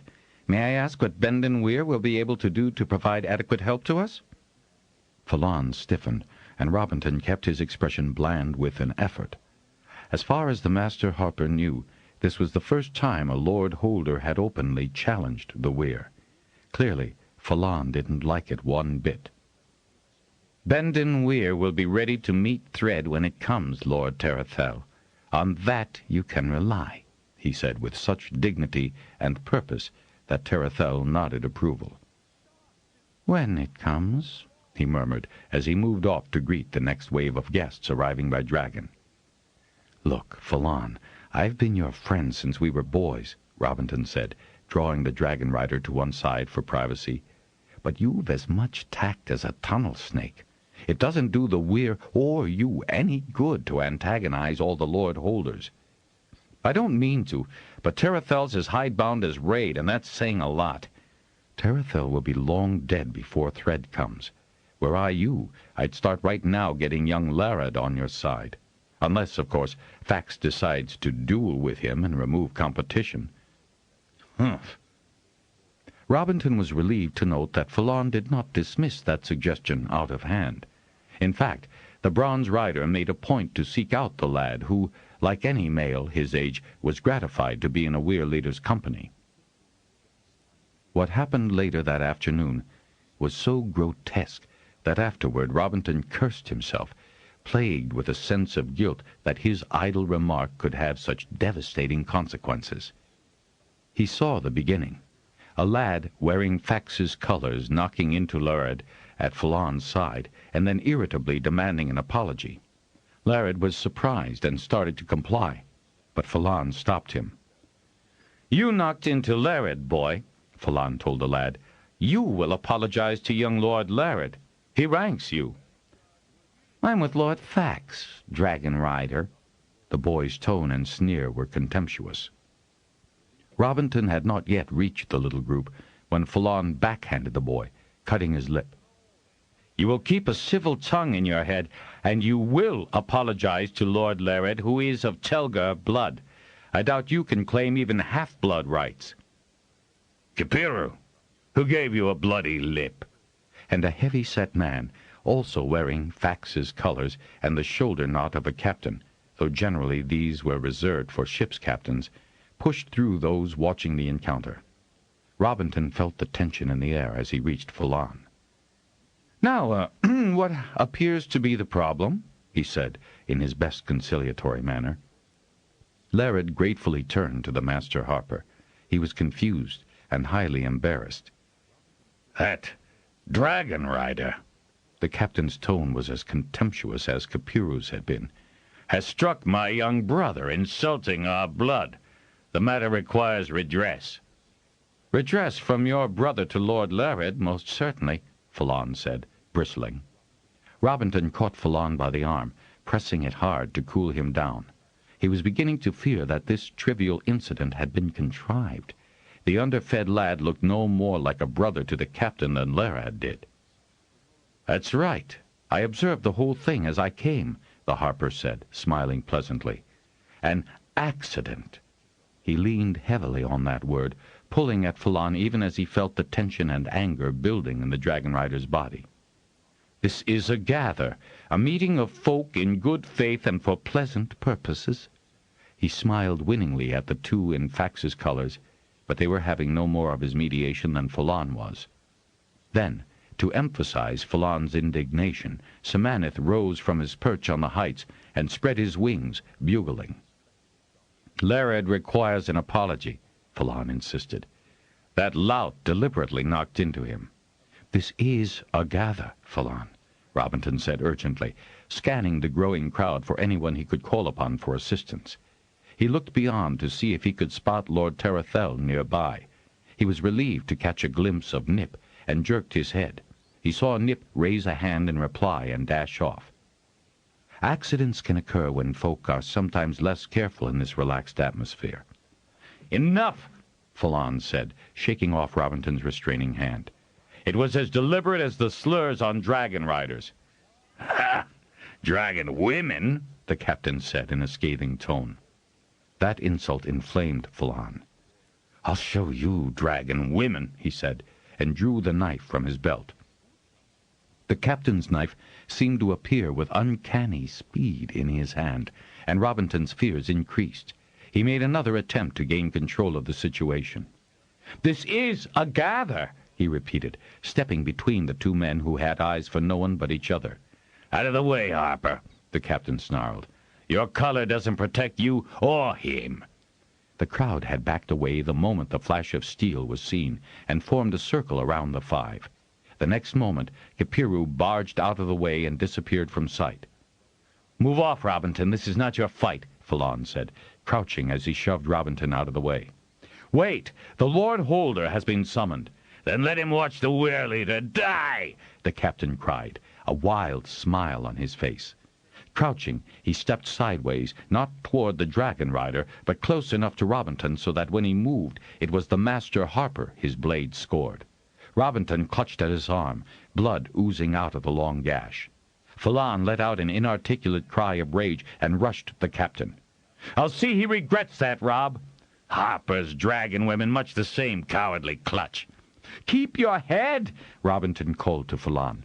He was too alarmed to feel pain and was grateful when someone wrapped a kerchief around the bleeding wound. Semanith continued to bugle, and the other dragons picked up the challenge at the top of their lungs. If this didn't bring the other riders to help, surely the calls would alert the Lord Holder, and he would be able to stop the fight before more blood was shed. Perhaps that was why the captain surged forward, determined to finish before he could be interrupted. He was fast, he was clever with the blade, and he was determined. Phelan was equally quick on his feet, but he was livid with anger at the attack on the Masterharper. The captain drew first blood, slicing Phelan across the midriff, through the loose shirt, causing a hiss of surprise and pain to escape Phelan's lips. At that, Phelan lost all caution, rushing in to grapple his opponent's knife hand, trying to sink his blade in wherever he could. The captain was stronger and far cooler. Phelan was accustomed to fair fighting and opponents who would not risk the life of a dragonrider. The captain had no such inhibitions and displayed a knowledge of tricks that had probably brought him victory in other brawls. He was also heavier, and, letting fly a kick that had the crowd gasping out, "Foul play!" he unbalanced the dragonrider and flung him breathless to the dirt. Diving on the prone dragonrider, he brought his knife up under the dragonrider's guard and into his ribs. Phelan gave one massive jerk and died. Semanith let out a hideous shriek of anguish and pain, launching between before the last breath of life left his rider. Robinton was rocked to his soul by that sound and the death of his friend. An awful silence fell over the gather. Even those far from the scene and ignorant of what had just happened were stunned by the dragon's cry and his disappearance. Then the keening of the other dragons informed the entire gather that a dragonrider had died. "Seize him!" Robinton said, pointing to the captain before he, too, could slip away as Kipiru had. He knelt by Phelan, whose amber eyes were wide open in surprise, their light already fading. Robinton closed them and bowed his head, reeling emotionally and physically from the hideous end to a stupid, senseless encounter. "I would have apologized," a small, scared voice said beside him. Robinton lifted his head and put his hand on Lared's shoulder. "No, Lared, you are not at fault." "But he's dead," Lared said, his voice breaking. "A dragonrider's dead." "What's this? What? Shards!" Lord Tyrant broke through the crowd and stumbled into the dusty circle. Lared ran to his father, burying his head against him and weeping. "It was no accident, Lord Tyrant," Robinton said quietly, and for the holder's ears only. "No accident." The captain was struggling with those who were quite glad to hold him, and less than gently. If no one had wanted to interfere in a dagger duel, no one had wanted the death of a dragonrider, nor the ear-splitting sounds of the grieving dragons. Urgul and Salel, with Sagan right behind them, arrived, their faces anguished. Seeing Falon's lifeless body, Urgul's face became a study in conflicting emotions, none of which did the dragonrider any credit in Robinton's eyes. Salel was at least honestly distressed, while unashamed tears streaked down Sagan's boyish face as he knelt, hands hovering hopelessly over his weir-leader's body. "I've warned him often enough," Urgul murmured, shaking his head. "He would never listen." Disgusted, Robinton turned away, and it was then that Tyrant noticed his bloody arm. "For that alone, that man goes to the islands," Tyrant said, his voice taut with anger. "Surely he saw your master's knots." "And disregarded them as easily as he ignored Falon's rank," Robinton said, scanning the faces in the crowd. Facts should be arriving to view the result of his scheme, and that could be a second disaster. The law stated unequivocally that any man who deliberately killed a dragonrider was to be transported to one of the islands in the eastern sea. No trial was required if there were witnesses, which there were. "Urgul, convey this man to the islands. Is that not correct, Lord Tyrant?" "Yes, it most certainly is," Tyrant said. He had just listened to his son's account of what had happened. "Bronze Rider, do your duty." "But there's been no trial," Urgul protested. "By the first egg, Urgul," Sagan said, horrified at the hesitation. "I'll take him myself." He stepped forward to grab the captain by the arm. "Release my captain!" cried Fax, shoving a rough path through the crowd. He caught the captain by the arm and started to pull him away from Sagan, glaring menacingly at the shorter blue rider. Sagan had his knife drawn, and, though he was much lighter than his would-be captive, his outrage provided him greater strength. He did not relinquish his grip on the murderer. "Your captain has just killed the weir-leader," Tyrant said, every bit as resolute as Sagan. "Who no doubt deserved what he got," Fax said, grinning and showing his teeth and glancing about the crowd to gauge reactions. "You know the law regarding murder, Fax," Tyrant replied.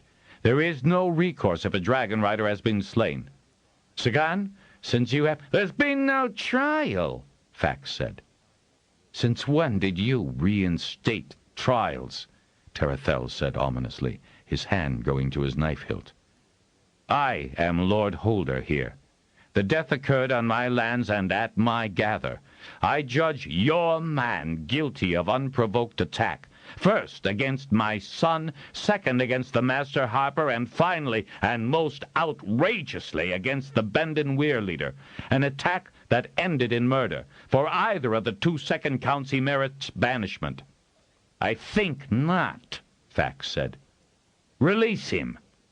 Suddenly, there were other men ruthlessly penetrating the crowd and stepping up to Fax, their aggression obvious in their eyes and manner.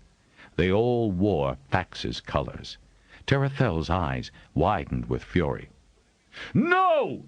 Robinton cried, gesturing to the crowd.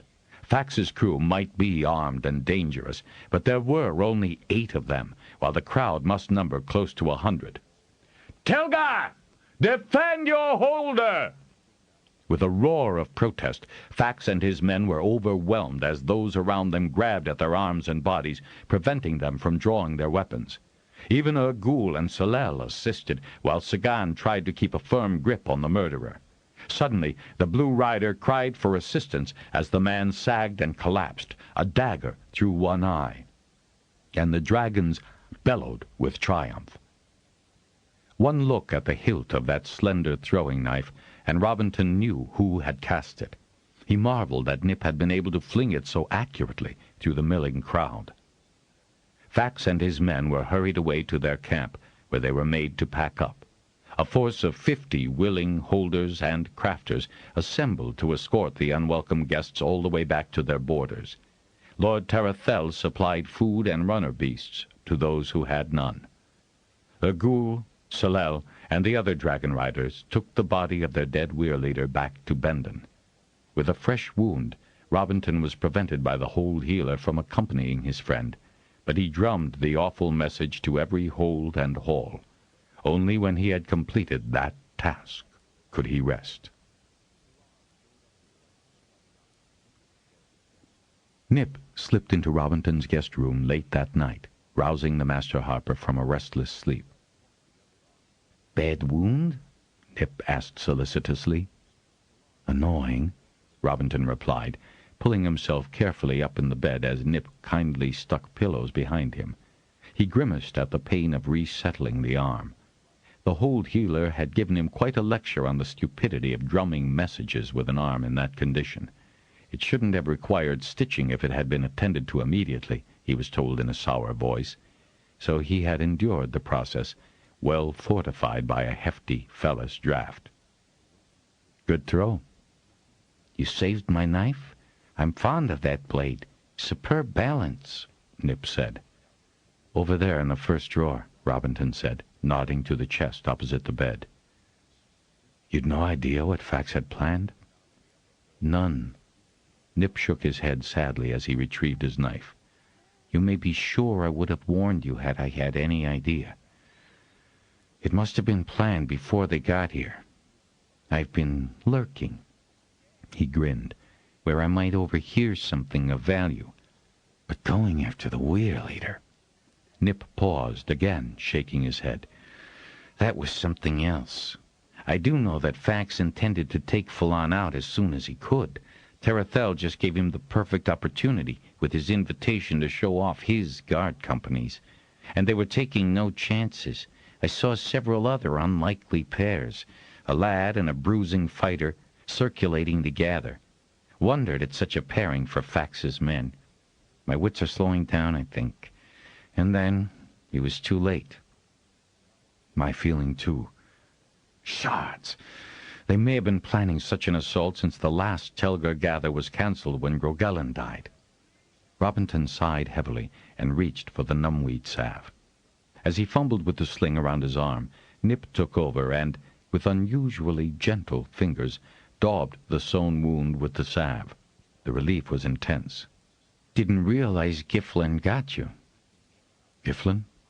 "That was the man's name. I'd marked him as a troublemaker. He's been thrown out of several halls in his apprentice hall for provoking fights and bullying. He's killed often. I preferred that he didn't walk away from this one." Robinton nodded in agreement. "More would thank you if they knew." "I thank you." "Clever of you to shout like that. Stirred them all to their senses." Robinton exhaled, remembering. "We've all become soft, you know, letting someone else take the blame or do the disagreeable. That's why Fax controls as many holds as he does." Nip's tone was harsh. "Rob, you've got to shake the Lord Holders awake before he takes another one." "I've done what I can. Grog's training men, so is Otterell, and after this, Tarathel will be wary." "What about Kale at Ruatha?" "I plan to see him on my way back." "How soon before you could travel a dragon back?" "I think I've lost that privilege." "No?" Nip shook his head. "Drum Sagan. He'll come any time." "Too bad Phelan's sons aren't a little older." Robinton frowned. "I haven't had a chance to get to know them, not as I did their father. I should go. You should not. You should get to Harper Hall as fast as you can. Then Nip was on his feet and at the door. See you. I'll be in touch. Nip, where? But the door was already closing silently behind the man. Despite the phallus and the numbweed, it took Robinton a long while to sleep again. Terathel reluctantly let him start the journey back to the Harper Hall 2 days later, when an equally reluctant healer permitted it. The Lord Holder sent 6 men as escort. "Don't be a fool, Master Robinton," Terathel said, scowling. "The Hall may have played down the attacks made on Harpers over the last few turns, but that doesn't mean they aren't known, and Giflen's attack on you was inexcusable. I've even heard that Evanek was lured to Crom at Fax's instigation so he could make him an example." He paused, his voice becoming more gentle. "Did Evanek ever play again?" "He can play. He'll never sing again." "Well then," Terathel said, stern again, "you'll travel back from here without incident, and as I deem you should go, with an escort." He scowled. "It is bad enough that you were attacked at all.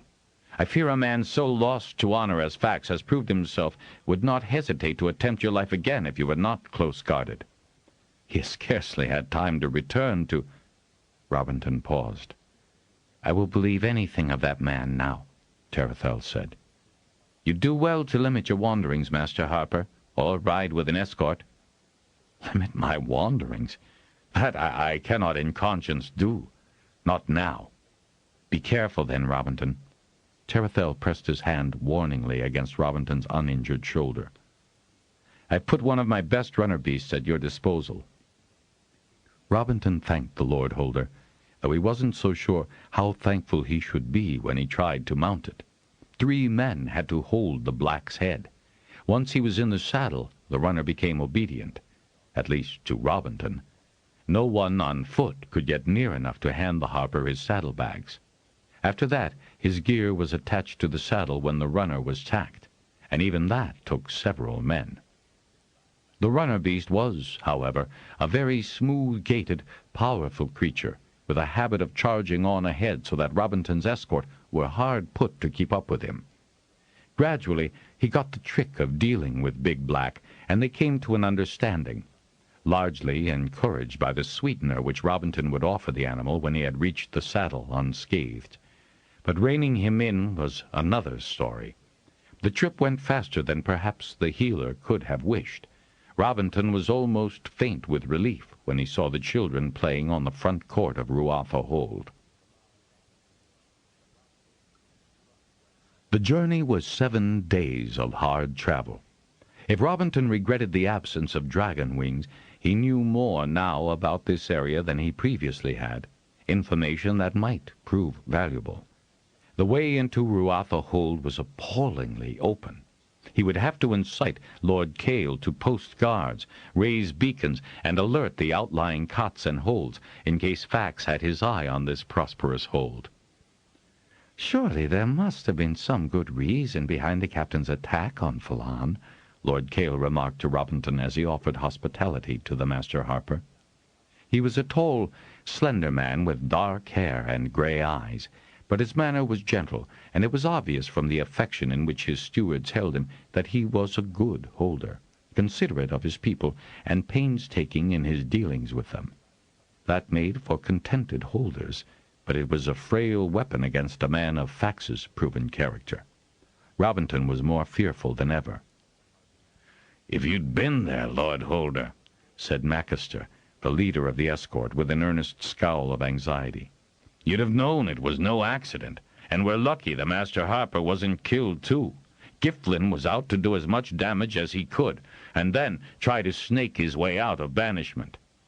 "Heat of the moment," Cale smiled patronizingly. Just then a small girl, her wide gray eyes immediately establishing her as Cale's daughter, toddled up to him, holding her arms out. "Ah, Lessa, not now, pet." But he picked her up and carried her to the door, where the attendant she had escaped appeared to take her away. She kicked and screamed, straining backward so that Robinton saw the thin face and the immense eyes, framed by a tangle of dark, curly hair. "Spirited at just 4 turns," Cale said with an indulgent smile.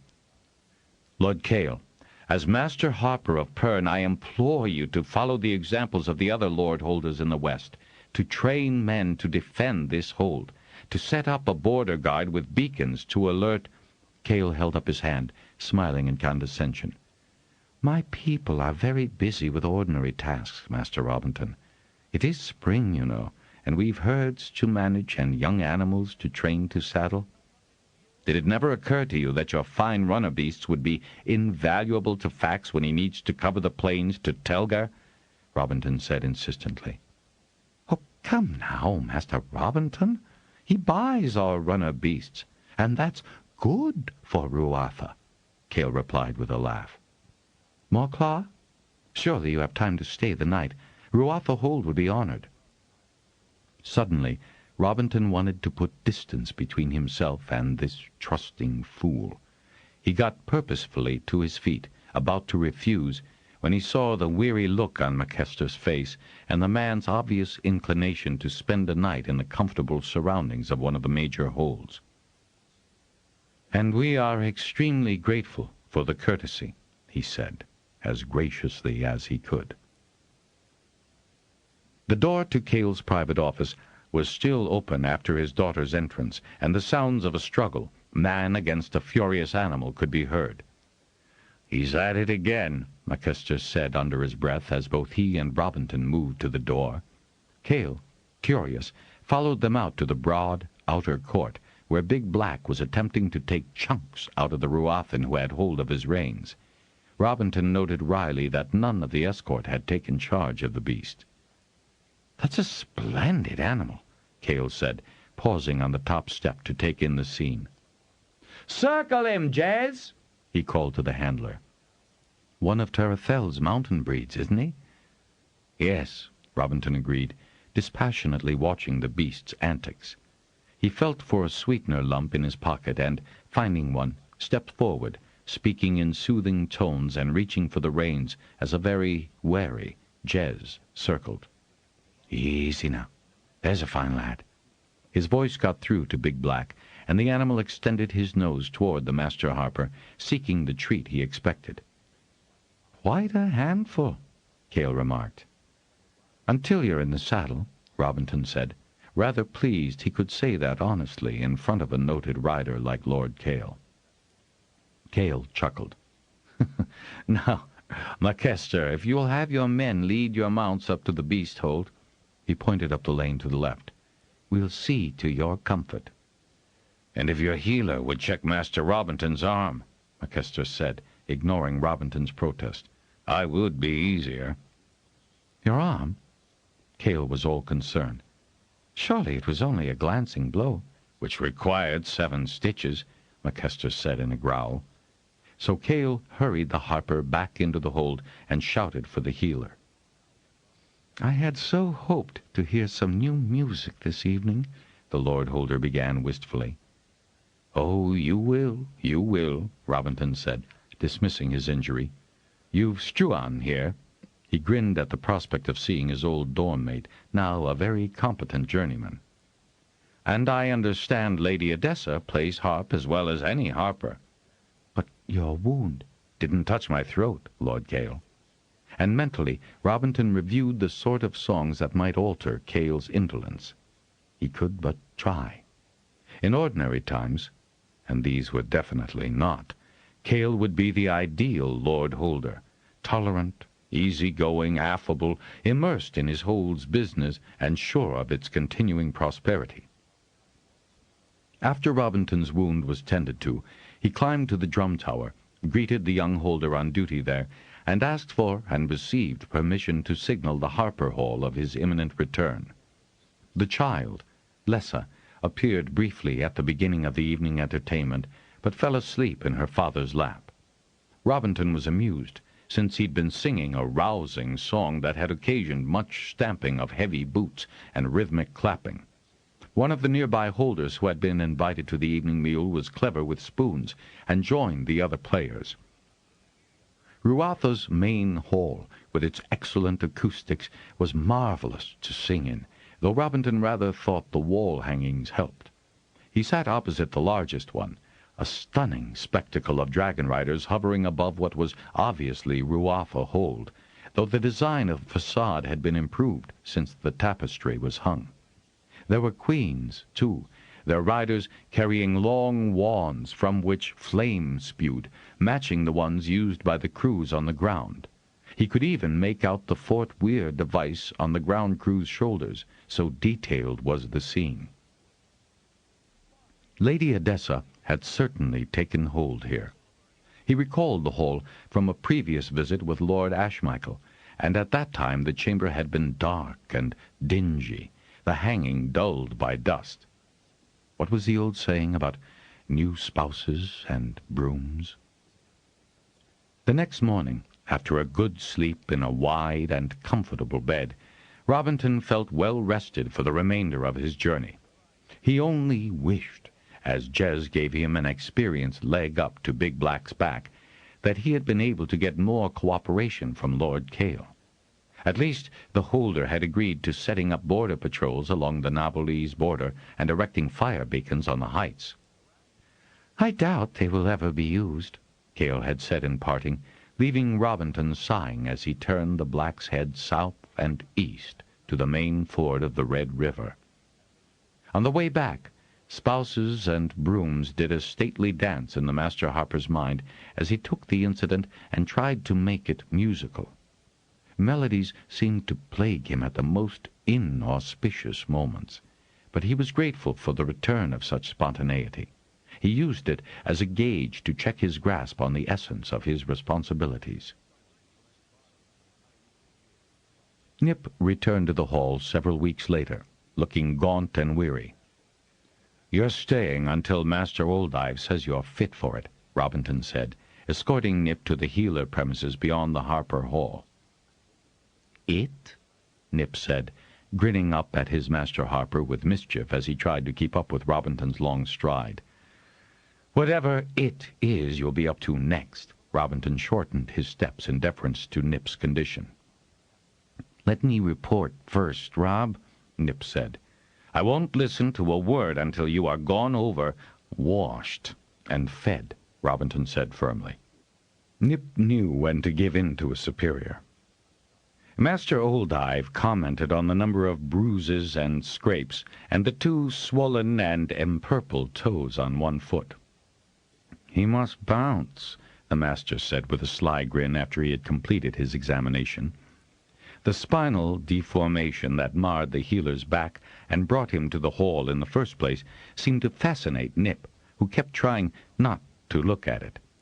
Long since, Oldive had become impervious to such scrutiny. "Sound if contused, but no lasting harm that a good hot bath, a double portion of whatever Sylvina has in the hearth-pot, and several days in bed will not cure." "Several days?" Nip would have jumped from the examining table, but for the restraining hands of both healer and Harper. "I wouldn't mind a bath, I can tell you," he said more meekly, rubbing dirt-encrusted fingers together. "And some decent food." So he was given both, and he probably did not notice that Oldive, who joined him and Robinton in Sylvina's little office, slipped something in his claw. He had finished his meal before the drug took effect. He was just pushing back the final dish of sweet pudding when he abruptly sagged down to the tabletop, his face just missing a splash of the pudding sauce that had spilled there. "Good timing there, Oldive," Robinton commented. "Yes, rather good, if I say so myself." Sylvina gave them each a jaundiced glance. "The pair of you! You're wretches, dyed-in-the-bone wretches." "Ever at your service, my pet," Robinton said, giving her a flourish that ended as he took one side of the unconscious Nip, while Oldive took the other, lifting the limp form off his bench. With Sylvina opening doors ahead of them, they carried the runner up to the Harper's quarters, where he was carefully laid down on the bed in the spare room and covered to sleep himself out.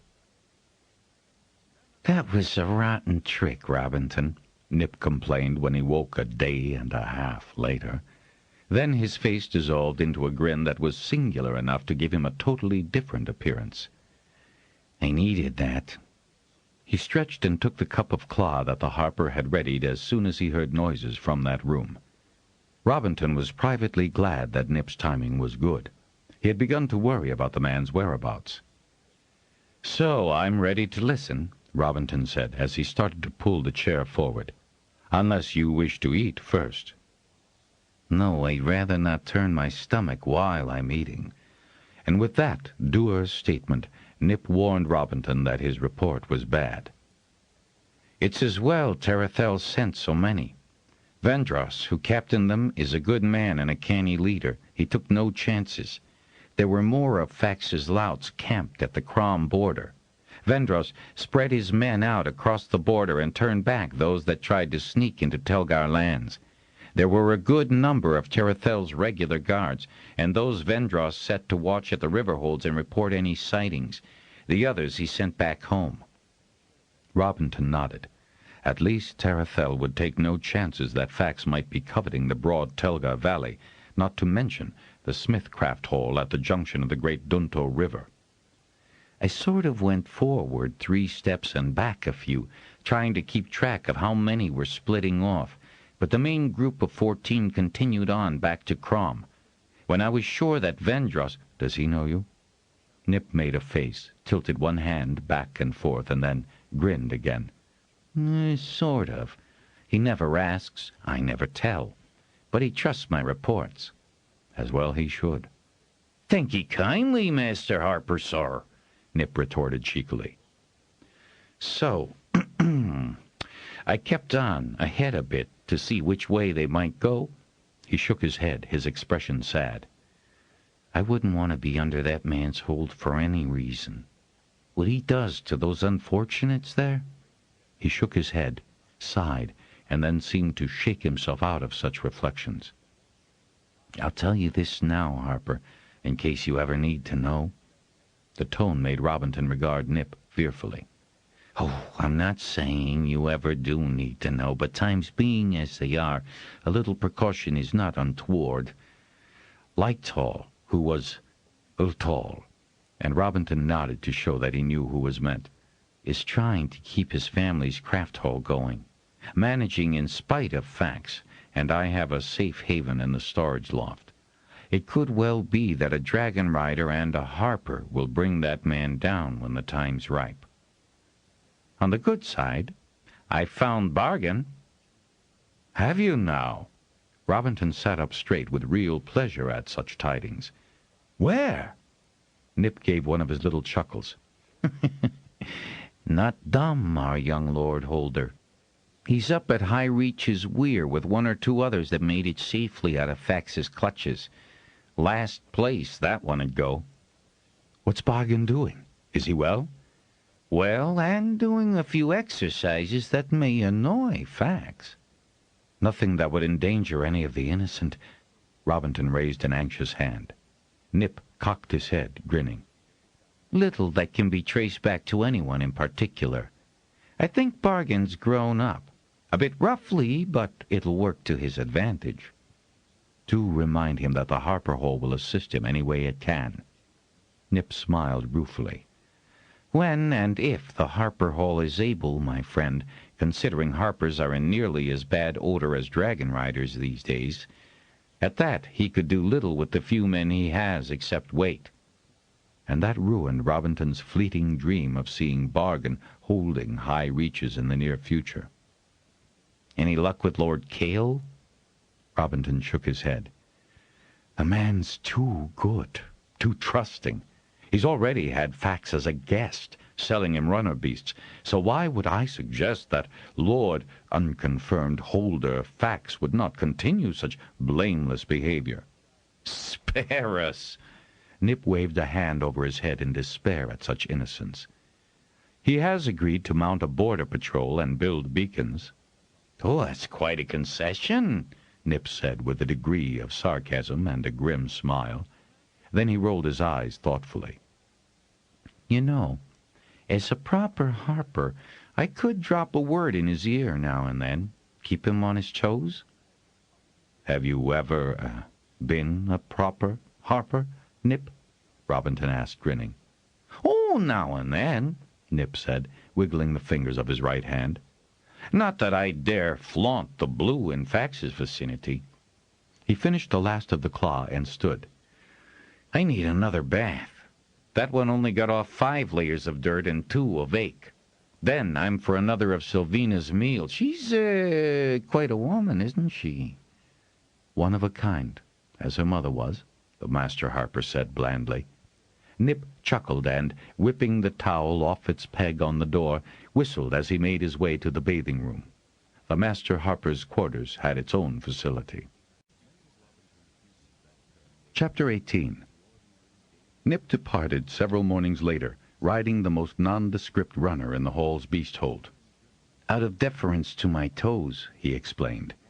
He also had a fresh set of clothing, which Sylvina had taken out of storage, no doubt outgrown by some apprentice. "Not too good, but at least in one piece," had been his request. Between them, Sylvina and Robinton forced him to take a fine fur rug for use until such time as circumstances made him abandon it. "There are more holdless than hold it up north," Nip said, fingering the rug. A few nights on the ground and it'll look no better than the old one I lost." And he grinned. Although Nip reported at intervals, either in a message forwarded with others to the Fort Runner station, the urgency to defend against Fax gradually dissipated as nothing much happened that was reported outside those 6 holds. Nothing much, Robinton thought, that Fax would wish bruited about the continent.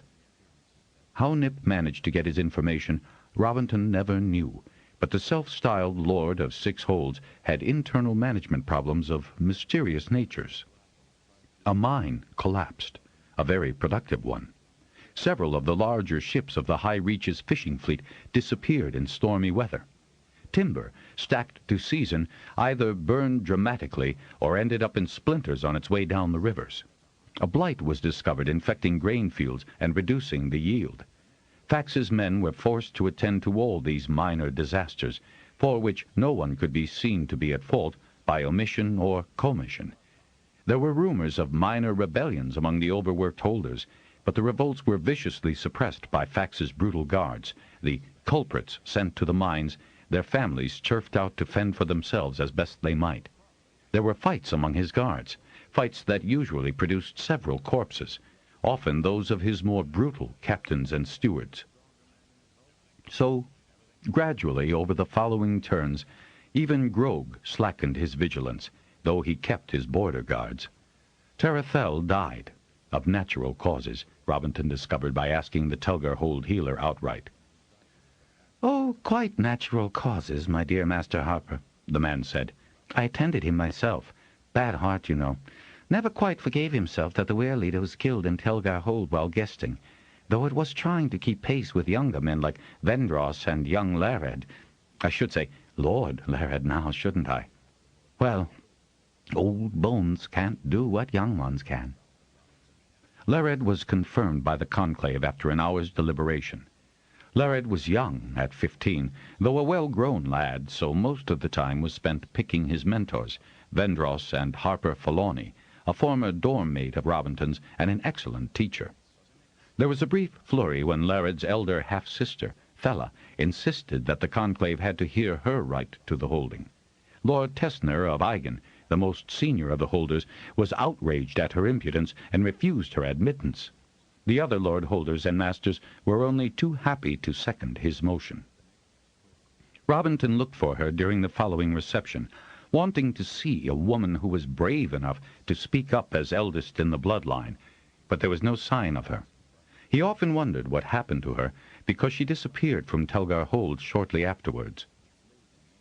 The turns were punctuated by the usual solstice and equinox celebrations, gathers, the round of duties that was the Master Harper's. Sagan was a frequent visitor, always welcomed by Robinton. The Blue Rider usually brought something for Camo, a toy or a confection from the Weyrs kitchens. He even tried to get Camo to put his fingers right on a pipe and breathe properly through it. "It's such a relief to talk to you," Sagan would often say. "You're the only one else who cares a tunnel snake's droppings about the Weyr. he often said during his frequent reminiscences about the better days when Falon had been Weir leader and the Weir had still been popular and active. Ghoul followed a policy of keeping the Weir to itself, rarely permitting Dragonriders to attend any but Bendon's or Nerat's gathers. "He's afraid." Sagan paused to be sure that Robinton was aware of his total disgust.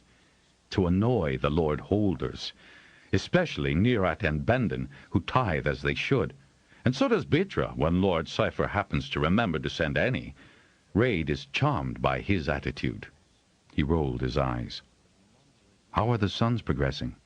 Robinton wished he had more contact with Falar and Fanor, and not only because they were Falon's lads. He could have wished for one of them as his. He had once wished that Camo wouldn't survive his first turn, as so often happened to babies. It was hard sometimes, Robinton knew. He forced himself to the task, to ask others of the welfare of their children, like prodding a sore spot to be sure if it was still tender. So, resolutely, he promised himself that he would go to the next Nerat gather. He would hope to entice his father to leave Half-Circle and meet him there. If Sagan were to drop a hint to the two lads, he could meet them too. "Grand, boys. And Falar's got his head screwed on better than Falon ever did," Sagan said proudly. "And they believe. Oh, they believe. I see that they do. Not that they'd dishonor their father's memory by forgetting," he added. Then he sighed. "We've had more losses. I've never seen so many empty weirs. And that lazy—" He closed his lips over whatever he might have called Weir-woman Jorah. "I cannot understand why Saloner thought she'd do nothing, of course. Thread's coming, and even the Weir is unprepared." He shook his head sadly. Robinton, too, wondered. Over 3,000 strong, the 6 Weirs had been at the end of the last pass. Now, unless he miscounted, there were barely 300, and not all of them able to fly Thread. Even Sagan was fast approaching an age when he and his Tagath would be considered liabilities to a fighting wing. The refrain of the question song briefly hovered in his mind. Gone away, gone ahead. How? Robinton had more urgent worries than puzzling answers to an old song. His greatest pleasure was in watching Sibel's development as an apprentice. In another turn, he'd probably walk the tables. With distressing regularity, he heard the ways Vax treated his folk, and how few now made their escape. He kept up pressure with the Lord Holders as often and as adroitly as he could. One can pipe a tune only so long before no one hears it as more than noise. Nip made reports. Robinton even received a brief note smuggled in from Bargain, repeating the promise to reclaim High Reaches as the legal bloodline heir. Then Nip appeared late one night, exhausted from having run most of the last day from Nabol. "He's doing something," he gasped as he hung on the door into Robinton's quarters. The harper got the man into the nearest chair and poured him some wine. "Clever as sin, he is," Nip said after a long pull of the wine. "I didn't notice they'd disappeared, and then I didn't know where they could have gone, but half the barracks at Nabol are empty. He didn't even let the other half know where their mates had gone." "Which way?" Nip shook his head. "I must have been watching the wrong places, that's for certain, and I'm sorry. I'm truly sorry. I thought I was on to his little ways." "What ways?" "Strike and grab." Then he sat bolt upright, his face stricken. "Ruatha! I should have gone there, warned them." "Ruatha!" Robinton cried in the same moment. "Get me your runner beast, the fastest you've got," Nip said. "I'll go with you." "No, Rob, I can hide in the shadows, but there's too much of you. I'm going." The harper was changing into old clothes, dark ones, warm ones, and he tossed a spare fur vest toward Nip, who was shivering with the midnight chill now that he was no longer moving. Robinton paused long enough in the kitchen to dump travel rations into a saddle-pack and leave a brief note for Sylvina, and then they were out the door, startling the watchware, who whined at their appearance and followed them the length of his chain. They roused the beastman and had him saddle Big Black for Robinton and a fast Ruathan runner for Nip. They walked their mounts circumspectly so as not to rouse Hall and Hold, and then Nip pointed to the runner track which branched off from the main road, a track straighter and faster than the road. Robinton would apologize to the station master and hoped they'd encounter no runners on their way. Once on the straight track, they put heels to their mounts. They ran at a pace that Robinton would have considered dangerous at any other time, but Black and Nip's mount were sure-footed, and the road was a pale, thin ribbon they could follow through the night. Riding and periodically walking their mounts to rest them, they made the Red River by early morning. Urging the tired animals, they kept them moving at whatever pace they could manage until they turned a bend in the road and saw Ruafa Hold ahead of them. Despairing, Robinton surveyed the hideous, dawn-lit scene. Ropes still dangled from the fire heights of Ruafa Hold, ropes that had allowed Fax's men to approach without arousing the watchware. Where had the watchman been, Robinton wondered? Or had he been bribed not to hear? Why had the watchware not given an alarm? A row of bodies lay crumpled on the stone of the courtyard. Long, bloody lines showed that the dead had been dragged out of the hold, down the steps, and to this resting place. Men were coming out of the hold laden with clothing and the fine furniture that Lady Odessa had brought with her. He saw a knot of frightened people being driven from their cots into the beast hold. He saw men riding off in other directions on runners that had been taken out of the beast hold. Ruafan runners. The animals that Fax had coveted and now had possession of. Worse still, as Robinton's eyes returned constantly to the bodies in the courtyard, he noticed smaller ones among the adults and thought of the bright, pert Lessa. She'd have been no more than, 9, 10 turns at the most? He reeled in the saddle with nausea and fatigue, and allowed Nip to urge him and Black further into the shadows of their shelter. Distant shouts and a thunder made Robinton look back at the dreadful carnage.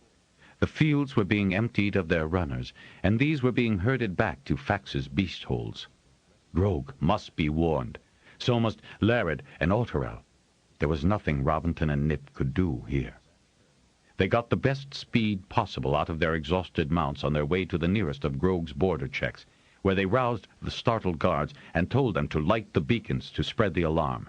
They changed to fresh mounts and sped back toward Fort Hold.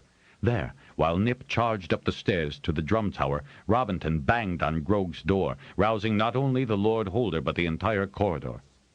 "Fax has invaded Ruafa Hold," Robinton said, leaning against the doorpost to get breath enough to speak. The drums began to roll out their dreadful message. Nip hadn't lost his touch with a drumstick. "What?"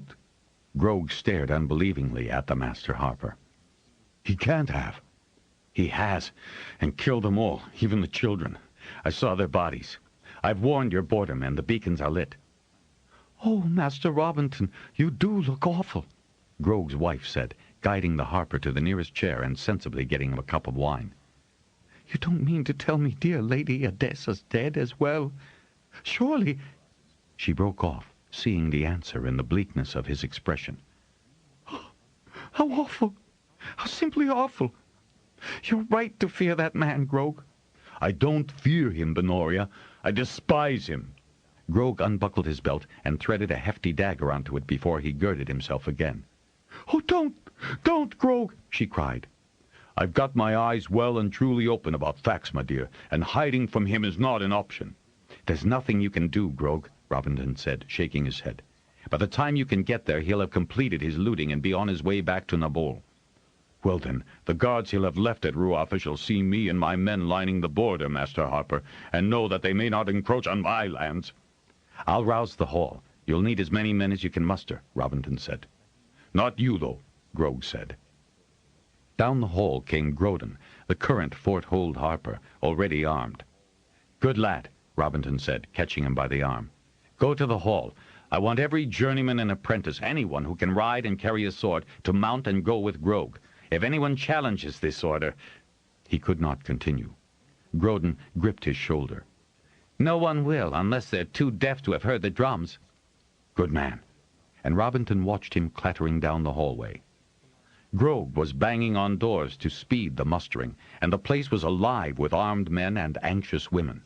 Robinton laid his head against the back of the chair, his eyelids drooping. Here. Lady Benoria held up the limp hand in which he still held the cup. She filled it again, tears of distress marking her face. "Are you sure about the children?" He nodded. He would never forget those lifeless little bodies. How could Fax possibly claim Ruatha, too? Ah! And his heart sank. Lady Gemma. "Are you hurt?" Lady Benoria exclaimed, touching his arm in anxiety. He laid one hand on his heart, a dramatic gesture, perhaps, but it certainly expressed the coldness that had seized him at the core of his being. "You should rest," she said. "I am," he had the strength to say, and she went away and let him close his eyes. Sylvina shook him awake. She and Old Ive saw him down the stairs of Fort Hold and across what seemed an awfully wide court to the Harper Hall and his bed. Sebel appeared, holding up a glow basket to light their way up the stairs. "Nip?" he asked as Sylvina and the lad pulled off his boots. "Took another mount and was gone. Looked like death warmed over," Old Ive said. "I made up some food for him," Sebel said. "Good lad," Robinton said, grateful once more for Sebel's adroit assistance. He wondered where Nip would have gone and why, but it was too much to think about, and as he laid his head down, he realized that his cheeks were wet. The last thing he knew, Sylvina was covering him with the fur, as if anything would ever cover over the memory of that early morning scene in Ruatha Hold. Fax had the country thoroughly stirred up. The major western lord holders, resolute Otterel, young Lared with Vendros at his side, Grog, and Lord Sangal of South Bowl made an orderly march to Nabol to meet the grinning and unrepentant Fax and protest his usurpation of Ruatha Hold and the murder of the entire bloodline. Robinton joined them with his senior masters, who were now all too aware of the full tragedy at Ruatha. Nip's report stated that not only the lord, his lady, and the children had been killed, but also anyone in the holding who was known to have claimed any Ruathan blood. In the cramped main hall of Nabol, Fax, surrounded by contemptuous soldiery, listened to what they said, and then told them that if they were not out of his hold by nightfall, he would order them all slaughtered for trespass. No one doubted that he would implement that threat. "You are not Lord Holder of Nabol, or Crom, or Ruatha by any right other than that of conquest," Lord Sangal said, stiff with outrage, but impressive with dignity. "You will usurp no more lands without full contest at arms." Fax smirked, glancing at the grinning faces of his guards. "Any time you like," he said, obviously delighted at the prospect. "Is that all you came to say? Well, out with you, then." At a signal, his men began to advance on the group of lord holders and harpers. "Careful, you at the door," Fax said, raising his voice. "Don't want you trampled in the rush." Sangel looked about to burst. Grog was livid with rage, Otterel dead white. Vendros scowled, and beside him, young Lared managed to look resolute. With stately dignity they turned smartly about and walked in a measured tread out of the hall, down the steps, and across the narrow courtyard to their waiting mounts. If the runner beasts tossed their heads, sidled, and shied, it was because their riders communicated their fury and humiliation to them. Big Black twice tried to rear, and kicked out when another animal came close enough. Robinton was sure he would burst a blood vessel before they got halfway to the Nabol border. They crossed Ruatha without incident. Aware that they were being followed, and that they were to know they were being followed, they stopped only to rest and water their mounts and eat travel rations from their saddles. What Robinton noticed, to keep his sanity, was the difference in the very atmosphere as soon as they had forded the Red River. Even the horses, weary though they were, seemed to pick up. Just at the last, as a final insult, their followers made a charge, which startled the last few runners crossing the river. Fax's men lined the river, laughing and calling insults across the water.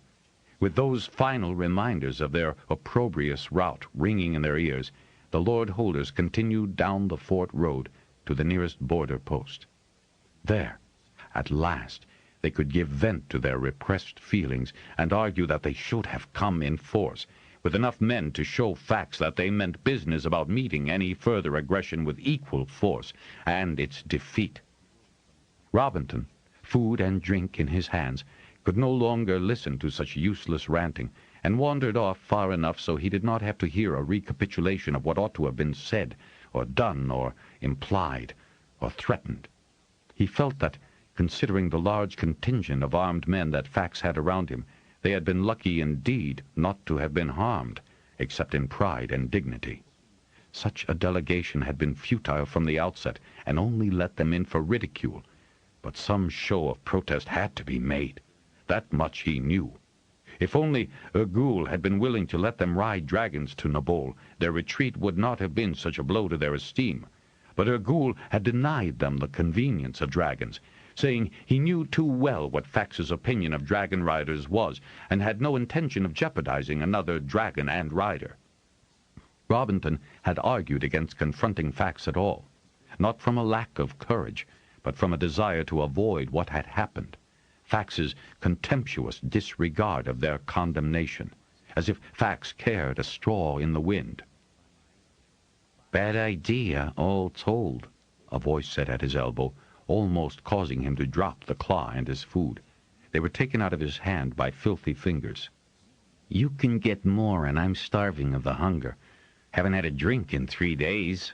Should have tried to persuade them out of such a meeting, Rob. Fax is still laughing." "Where were you, Nip?" Robinton asked, regaining his composure. He should have known Nip would have witnessed the whole sorry episode. "Where I could see." The spy shook his head as he gobbled food almost without chewing. He took a sip of the wine and swallowed his mouthful. "I'll filch some more for your trip back," Robinton told him.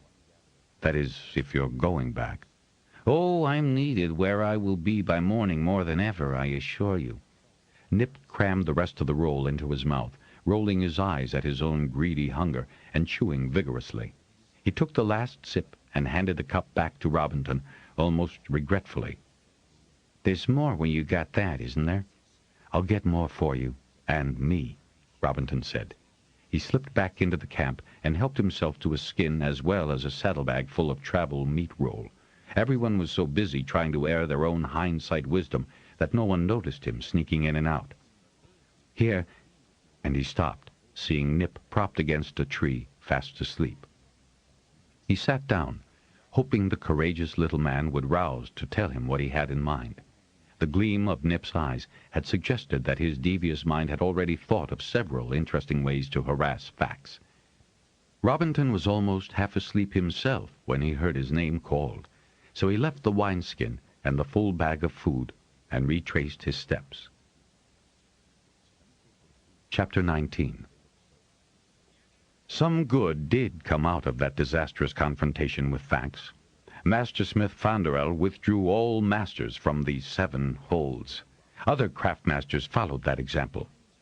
Fax had been too busy congratulating himself over the acquisition of Ruatha Hold to realize what was happening. He complained bitterly, offering inducements to the masters to return. Nor did he dare retaliate against those journeymen who remained. As many as could had slipped away before he knew they had left.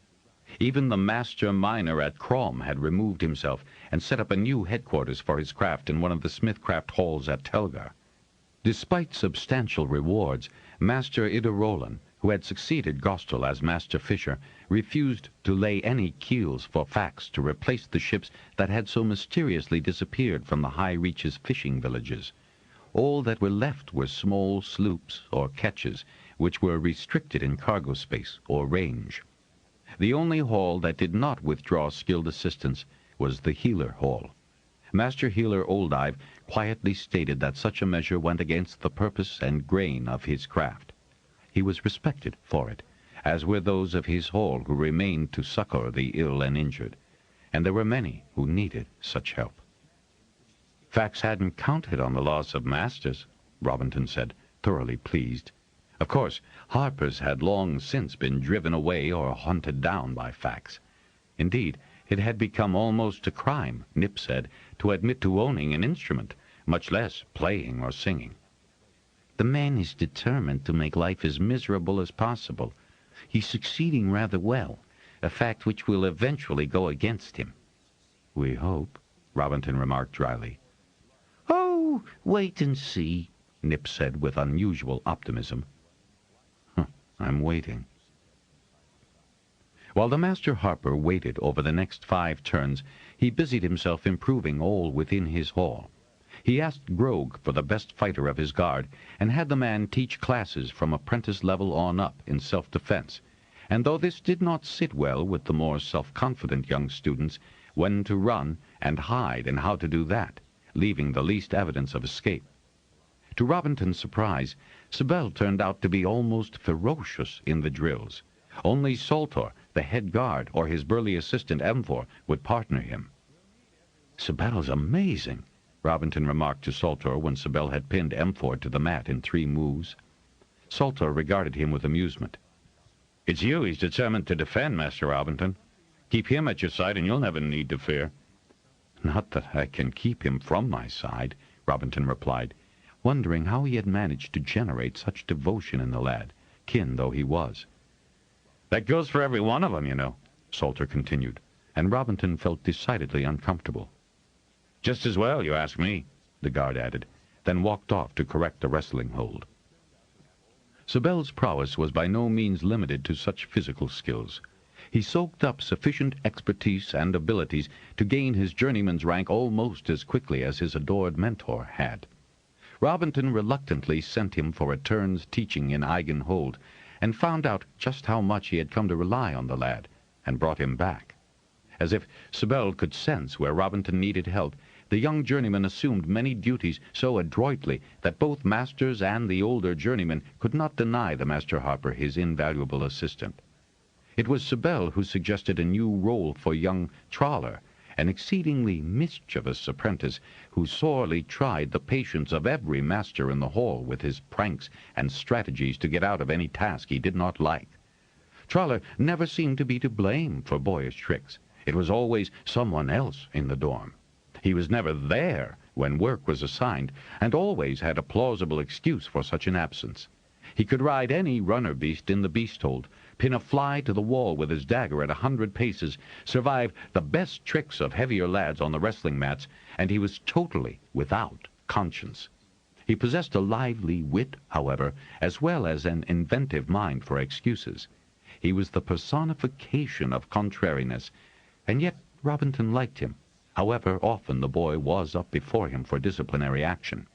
He had had a good treble, lost when he hit puberty, and now his best musical skill was drumming, either in the tower, where he excelled, or on any surface that had any resonance. He drummed with his fingers.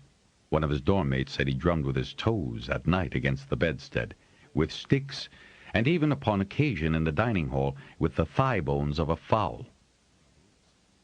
"It's about Trawler," Sibel said one evening as Robinton was relaxing after dinner. "Ah," Robinton groaned, "what's he done this time?" He had run out of any useful disciplines to curb the lad. "I was thinking, master, that he might do better training with Nip," Sibel said, a sly smile on his face as he watched Robinton's reaction to the suggestion. "It seems to me that every time Nip reports in, he looks more gaunt and tired. He needs someone else, if only to run back here with messages for you." When he saw that Robinton was considering the notion, he added, "It's not as if anyone will ever control Trawler, but all that energy could be useful to Nip." "I think you've hit on a marvelous future for that young man, Sibel. I can't imagine why I didn't think of it myself." Sibel chuckled. "You do have 1 or 2 other matters to worry about." Robinton agreed vehemently, and went back to solving those that were of the most immediate concern, such as reassigning harpers for the next turn's teaching duties. But he was ready with Sibel's suggestion the next time Nip eased himself into the harper's study, followed closely enough by Sibel with food and drink for the man. "I've someone you might like to train, Nip," Robinton said. "Huh?" Nip scowled. "I travel faster alone and safer." "Ah, Thanks, Sibel. You're remarkable in anticipation of my needs. He bit into a meat roll and chewed while Robinton went on. I think you must at least assess young Trawler as a possible apprentice, Robinton said firmly. Oh, well, if you put it like that, I'll give him a going over then. It's you or back to Karoon for him, because the Harper Hall can't seem to put his special talents to good use. Weren't you saying that you can only be in one place at a time? If I need an assistant, so do you. Nip gave him complete attention. Sibel's no lad. He shook his head. I'd hate to put someone in danger, and it's dangerous up there in Faxes. More reason than ever for you to have an assistant, Sibel remarked pointedly. Nip made a noise in his throat. You mean shadow, don't you? He asked, jerking his thumb toward Sibel, who grinned back, quite willing to take the jibe as a compliment. Robinton blinked and grinned, then laughed out loud, for there was a faint resemblance. The color and set of their eyes, the same dark hair almost to the whorls at the crown, and strong features, chin and nose, that spoke of their distant blood relationship. Sibel was now as tall as the Master Harper, and, over the turns, had picked up some of Robinton's mannerisms as well. Their eyes met, and they grinned with perfect understanding and mutual respect. Come along, Robinton said, although it was late and the apprentices should have been asleep. He's probably drumming somewhere. He's outside, Sibel said, indicating the hallway. I found him in the drum tower stairwell, trying to see who was making such a late night entrance. Well, now, that sounds promising, Nip said, and himself went to invite Trawler into the room. The two stood regarding each other as warily as strange canines. If you'll pardon us, Robinton, Sibel, Nip said after a long pause, and, taking Trawler by the shoulder, pushed ahead of him out the door. The next morning, Nip told Robinton to rename the boy Tuck, and to designate him as an apprentice on special assignment. I told you he was a natural, Robinton said a bit smugly. Nip snorted. He will be when I get through with him. Then he grinned in his irrepressible fashion. He'll be good, too. Thanks, Rob. Oh, and he's coming with me. I've got 2 runner beasts ready and willing. Like any well-brought-up... Nip smiled at that description being applied to Tuck. Karoonian, he rides like a leech. He paused again at the door. And runs like the wind. Nip took turns with Tuck to deliver reports over the next 2 turns.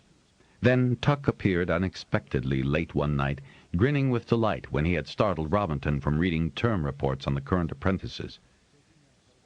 Nip says that there's something odd going on at Ruatha Hold. Oh? And Robinton was glad to find some distraction from the reports. He didn't agree with some of them, and it always annoyed him when some of his favorite sons did not measure up to the high standards he wanted them to achieve. Well, it seems that it's not prospering. There have been 4 stewards, and each one has failed to extract any profit from the hold. Tuck grinned. It's as if every attempt fails, some way or another, and Fax is not known to be pleased with any sort of failure. That's interesting. A kind of subtle rebellion? Tuck gave the sort of snort that Nip affected. Huh, with that bunch of drudges? They're the most useless bunch of incompetents I've seen. And since I've been north, he gestured with a thumb, I've seen every sort of way to avoid hard work that's been invented, and then some. The only jobs that get done in a halfway decent fashion are helped along by an overseer with a whip standing over the workers. Fax has only so many men and too many holdings. He grinned broadly. Though his supply of metal-knotted whips seems inexhaustible. One hold, one holder is a good adage to remember, Robinton said sententiously. To be sure. Tuck glided past that. Nip specially said to tell you about Ruatha. What could be happening there? Robinton asked, more or less rhetorically.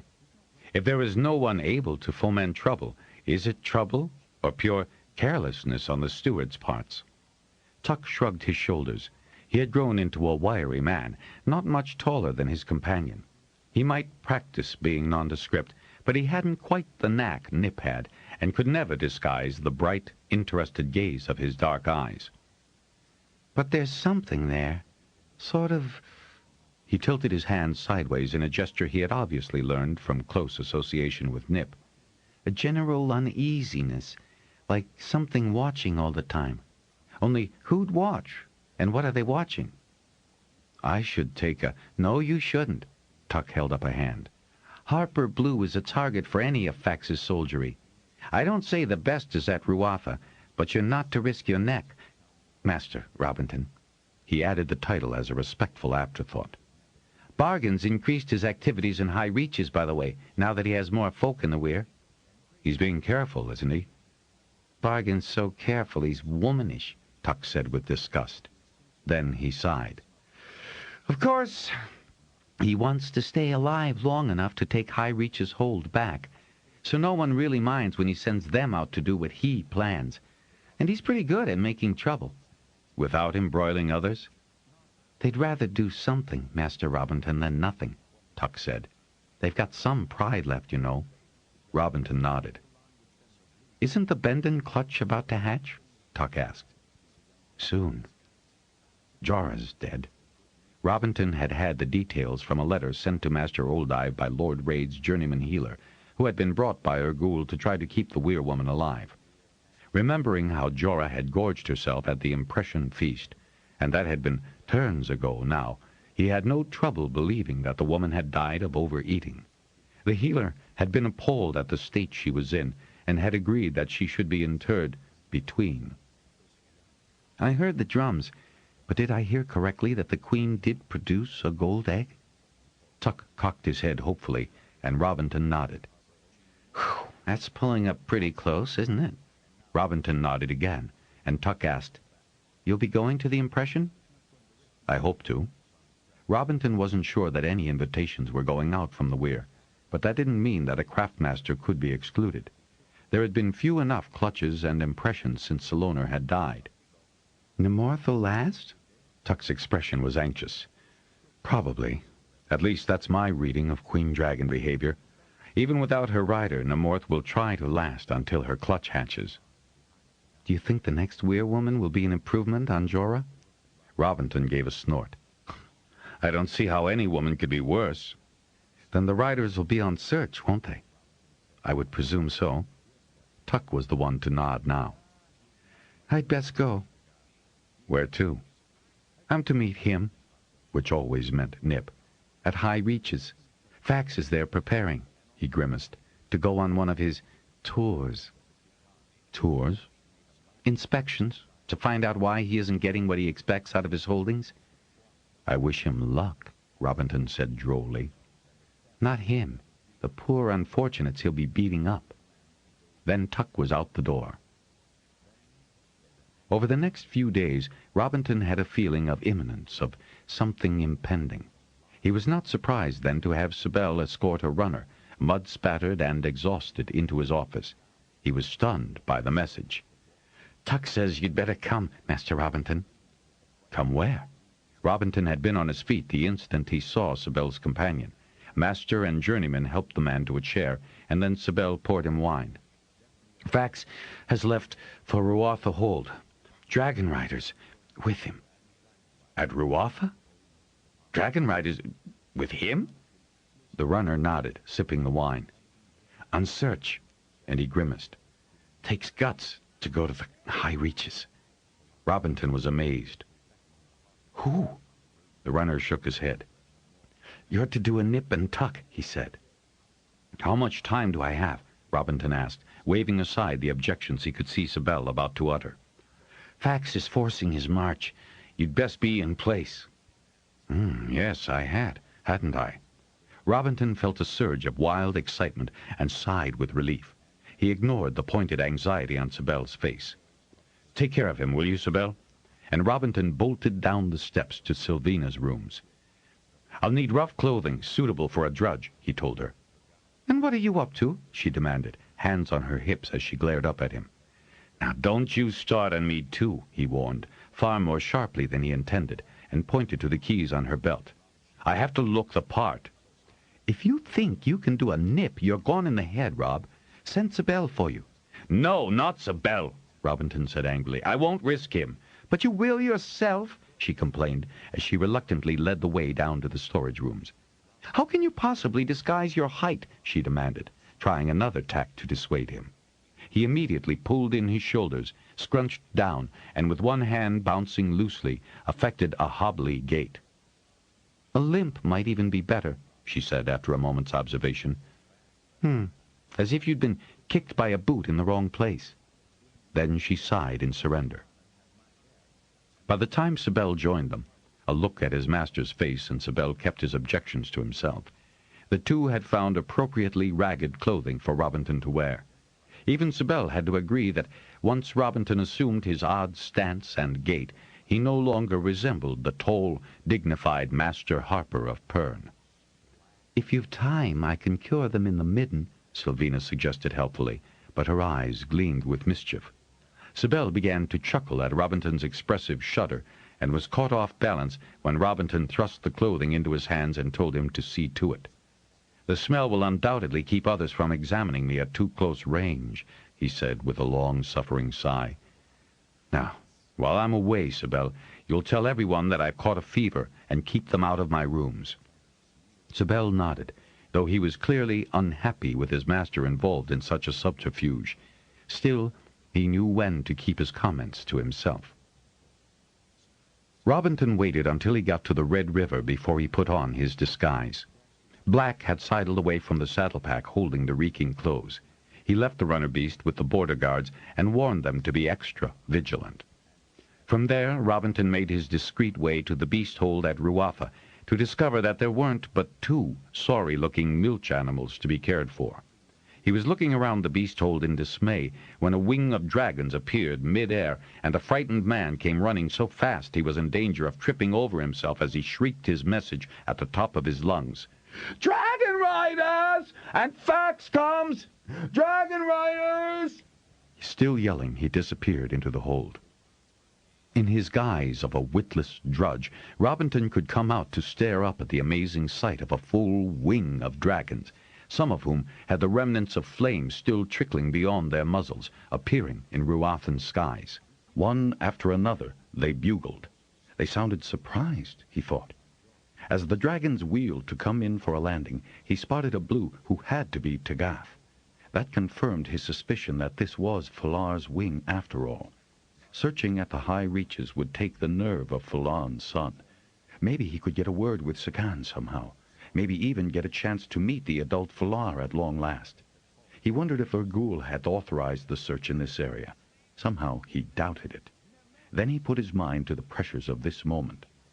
A witless drudge would be terrified and rush to find shelter from such a frightening sight, he thought, and he shambled as fast as his assumed limp would allow him to join the other drudges milling about the courtyard. The warder, his face ghastly, appeared on the steps to verify the message, and then started yelling conflicting orders at those nearby, grabbing the nearest drudge and propelling him toward the hold. "We must prepare! We must do something! There has to be food! There has to be order in this hold! And you are going to work your nuts off!" Each pause was to allow him to kick or shove some ragged body into the hold. Robinton managed to evade the full force of the kick aimed at him, but he went willingly into the hold. There he paused briefly in dismay at the sight of the once beautiful entrance hall and the main hall seen past the broken-hinged double doors that led to it. Then someone bumped into him, and that restored him to his character. An old woman struggled to hand out brooms and mops. Another shaggy-haired drudge distributed other cleaning equipment. They were herded up the steps to sweep and ready rooms that had not been used, to judge by the appalling condition of them, since the massacre. He was pushed into a room that had obviously had its window left open for turns. Leaves, branches, and dirt were piled like snowdrifts in the corners. The hearth held ashes that had hardened into rock. The bedding was soiled and damp and would have to be discarded. Though what would be available to take its place, Robinton didn't know. Nor was a single cleaning going to do much more than loosen the surface layer of dirt thickly caking the bare floor. The steward raced from one room to another, yelling for haste, for more clean water, for more effort from each and every drudge, bestowing kicks where he felt the cleaners faltered. How any steward worth his mark could have allowed the once grateful hold to fall into such desuetude, Robinton could not understand. Even a monthly sweeping would have kept this room habitable. He did manage to clean the floor before Fax and his entourage arrived. Then he was hauled by the scruff of his neck out into the hall and sent down to help stable Fax's runner beasts. The main hall had survived the concerted attack by the drudges and looked slightly better. There were damp spots here and there, and no one had been able to reach the crawlers or their filmy webs, which hung in tatters from the ceiling. There was huge confusion, yells, shrieks, and the excited barking of the spit canines coming from the kitchen, and Robinton was just as happy to be sent to care for the runner beasts. He just hoped that someone had cleaned up the beast hold. He saw Fax scowling fiercely, beating his boot with a heavy baton whip. He saw Lady Gemma, great with child, being lifted off her mount by two of Fax's strongest men. He could see her wincing, although the men were handling her with great care. Several of the ladies in this very mixed group rushed to her assistance once she was on the ground, supporting her as she waddled up the steps and into the hold. He felt immense pity for her, hoped that the quarters she was to inhabit had been in better condition than the one he had tried to clean. Was Fax trying to kill the woman? Probably, if some of Nip's earlier reports bore any truth, and they undoubtedly did. Robinton was prodded to take several beasts at once, which was awkward, given the infirmities he was affecting. Two of Fax's bullies came along to oversee him and the other hastily organized drudges who were to tend to the mounts. Ruoff and Bread, Robinton thought drolly, come back full circle. The two milch beasts that had inhabited the hold were gone. Probably they were what was being offered the Lord Holder tonight, and would be tough as old boots. He did no more than the others, despite being cuffed and kicked to do a proper job of it. Although he knew very well that the drudges in the Harper Hall and Fort Hold were well cared for, he discovered a heretofore unexpected sympathy for those whom life had deprived of the wit or energy to achieve more than such lowly positions. He felt sorry for the tired runner beasts, though he was almost as tired as they before he and the others were given sickles and sent to cut fresh fodder. His limp and his groans were heartfelt by now. With nothing to eat so far this long day, and if what he suspected were true, there was unlikely to be enough food in the hold to feed the visitors, much less the residents. He wondered if the Dragonriders had brought their own provisions. And how was he to reach Sagan if he spent the entire livelong day drudging? It was too bad that he had never established as much of a contact with Tagath as he had had with Simonith. When the armsmen finally allowed that the beasts had been properly cared for, Robinton followed the other 5 men back to the hold. They were muttering about their expectations of food. Darkness had set in, and as an additional mark of the poverty of the hold, the glow baskets gave glum illumination.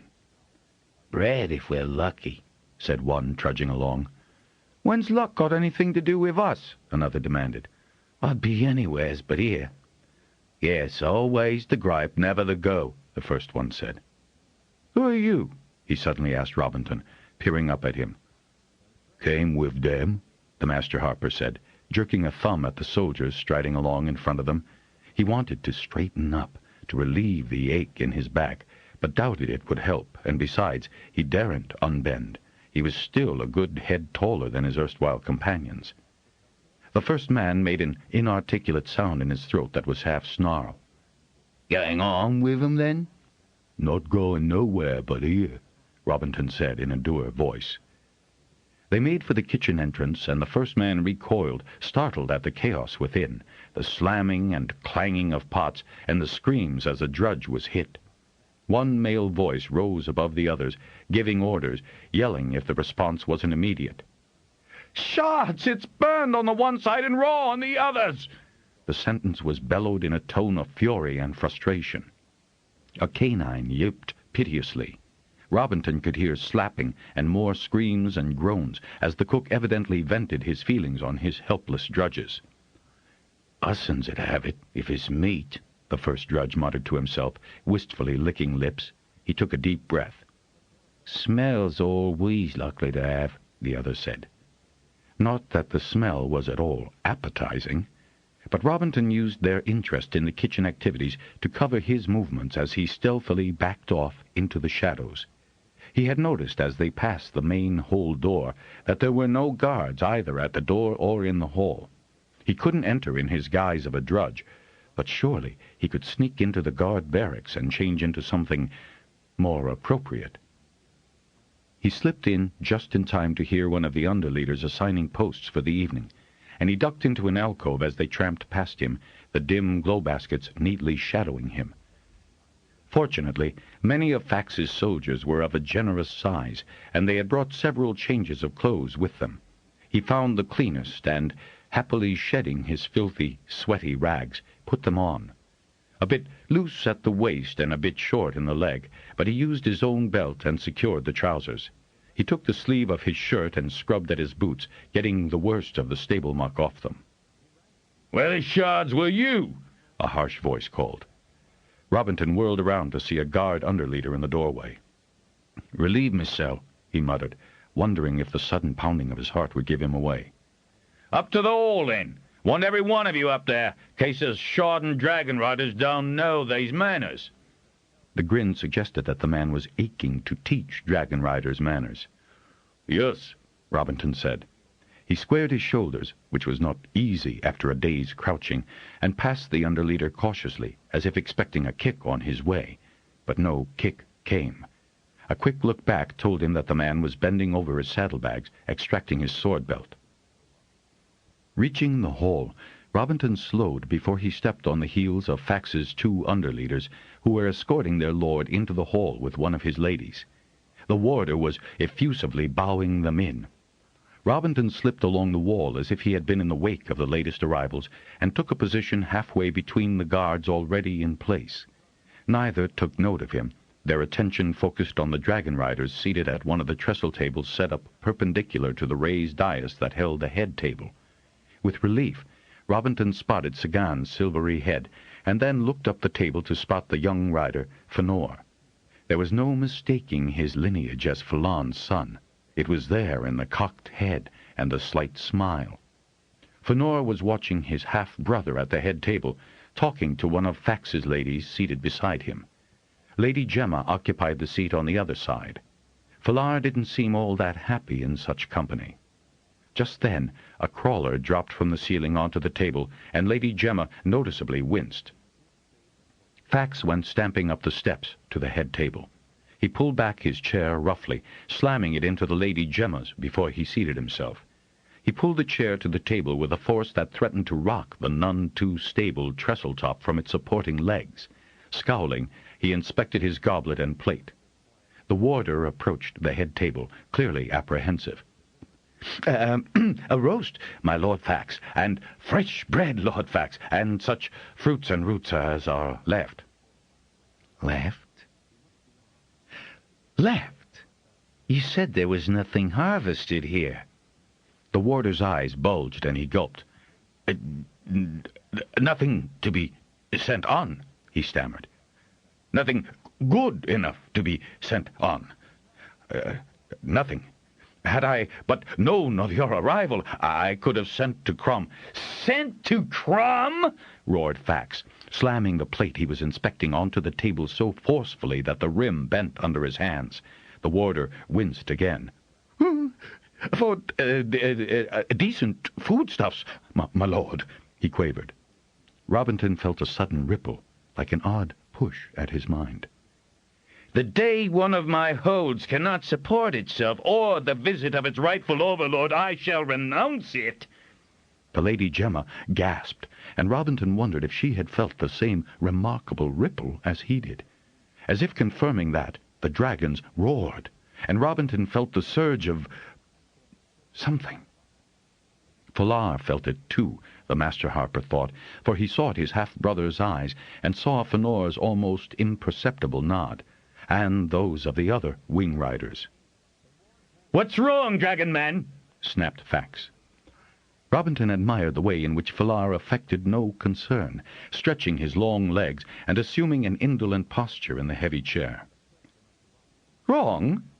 He had a voice like Fëanor's, a good baritone with flexible intonations. Robinton wondered if the man could sing. "The dragons," Fax said. "Oh, nothing. They often roar. At the sunset, at a flock of passing wherries, or at meal times."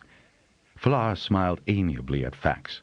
His table-mate, however, was not so sanguine, and gave a squeak. "Meal times? Have they not been fed?" "Oh, yes. 5 days ago." "Oh, 5 days ago? And are they hungry?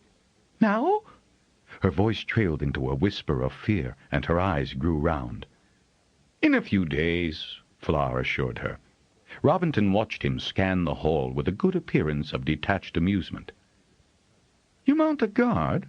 he asked Fax casually. "Double at Ruartha Hold," Fax replied in a tight, hard voice. "Here?" Flar all but laughed, gesturing around the sadly unkempt chamber. "Here!" Fax changed the subject with a roar. "Food!" 5 drudges staggered in under the weight of the roast herd beast. The aroma that reached Robinton's nostrils had not improved in the short while since he had left the kitchen courtyard. The odor of singed bone was most prevalent, and there was the warder, sharpening his tools for carving. Robinton was not the only one to see Lady Gemma catch her breath, her hands curling tightly around the armrests. The drudges returned with wooden trays of bread. Burnt crusts had been scraped and cut from the loaves. As other trays were borne in by the drudges and passed before Lady Gemma, Robinton could see her expression turning to unmistakable nausea. Then he saw her convulsive clutch at the armrest and realized that the food was not the principal problem. He saw Flar lean toward her to say something, but she stopped him with an almost imperceptible shake of her head, closing her eyes and trying to mask the shudder that ran down her body. The poor woman looked to be going into labor, Robinton thought. The warder, with shaking hands, was now presenting Fax with a plate of the sliced meats, the more edible-looking portions. "You call this food? You call this food?" Fax bellowed. More crawlers were shaken from their webs at the sound of his voice as it shattered fragile webs. "Slop! Slop!" And he threw the plate at the warder. "It's all we had on such short notice," the warder squealed, bloody juices streaking down his cheeks. Fax threw his goblet at him, and the wine went streaming down the man's chest. The steaming dish of roots followed. The warder yelped in pain as the hot liquid splashed over him. "Ah! My lord, had I but known!" Robinton felt a repeat of the powerful ripple, and thought it was triumphant. "Obviously, Ruartha cannot support the visit of its lord," Flar's voice rang out. "You must renounce it." Robinton stared at the dragonrider. Everyone else did too. The master harper also caught the sudden blinking of Flar's eyes, as if the bronze rider had astonished himself as well. But Flar straightened his shoulders and regarded Fax in the silence that fell over the hall, broken only by the splat of crawlers and the drip of the root liquid from the warder's shoulders to the rushes on the floor. The grating of Fax's boot heel was clearly audible as he swung slowly around to face the bronze rider. From his vantage point, Robinton could see Fënor rise, hand on dagger hilt. It was all he could do not to gesture for Fënor to stay seated, to take his hand off the knife. "I did not hear you correctly?" Fax asked. His voice was expressionless, and Robinton was glad that the man's back was to him. "You did mention, my lord," Flar drawled with a good command of himself, Robinton noted with almost paternal pride, "that if any of your holds could not support itself and the visit of its rightful overlord, you would renounce it." Then, with admirable self-possession, the dragonrider, his eyes still on Fax, speared some vegetables from a serving dish and began to eat. Fënor, still on his feet, was glancing around the hall as if he thought someone else had spoken, not Flar. That was when Robinton realized that those odd ripples of power had not emanated from the dragonriders or the dragons. But where had they come from? Fax and Flar were silent, their gazes locked. Suddenly, a groan escaped Lady Gemma. Fax glanced at her in irritation, his fist clenched and half raised to strike her. But the contraction that rippled across her swollen belly was as obvious as her pain. Fax began to laugh. He threw back his head, showing big, stained teeth, and roared, "Aye! Renounce it in favor of her issue, if it is male, and lives," he crowed. "Heard and witnessed," Falar snapped, jumping to his feet and pointing to his riders. They were on their feet in an instant. "Heard and witnessed," they responded in the traditional manner. Robinton had seen the guards slip hands to their belts, and did the same with his hand when the Dragonriders rose. But as there was no sign from Fax, who continued to howl with contemptuous laughter, they all relaxed, and some even had half grins of snide amusement. The lady beside Falar, Lady Tella, was obviously concerned about Lady Gemma, but clearly didn't know what to do. Someone had better help her, Robinton thought. She was in obvious pain and distress. It was Falar who acted, bending to assist her out of her chair. She grabbed his arm and murmured something, her lips turned away from Fax's eyes. Falar's eyebrows rose, and Robinton saw him press her hands reassuringly. He wondered what they were saying. Falar beckoned to two of the warder's men and pushed Lady Tella to Gemma's side. "What do you need?" the bronze rider asked her, his voice carrying. Fax snorted. Oh, Her face was twisted with panic. water, hot, clean, cloths, and a birthing woman. Oh, yes, we must have a birthing woman." Falar looked about the hall, then signaled to the warder. "Have you one in this hold?"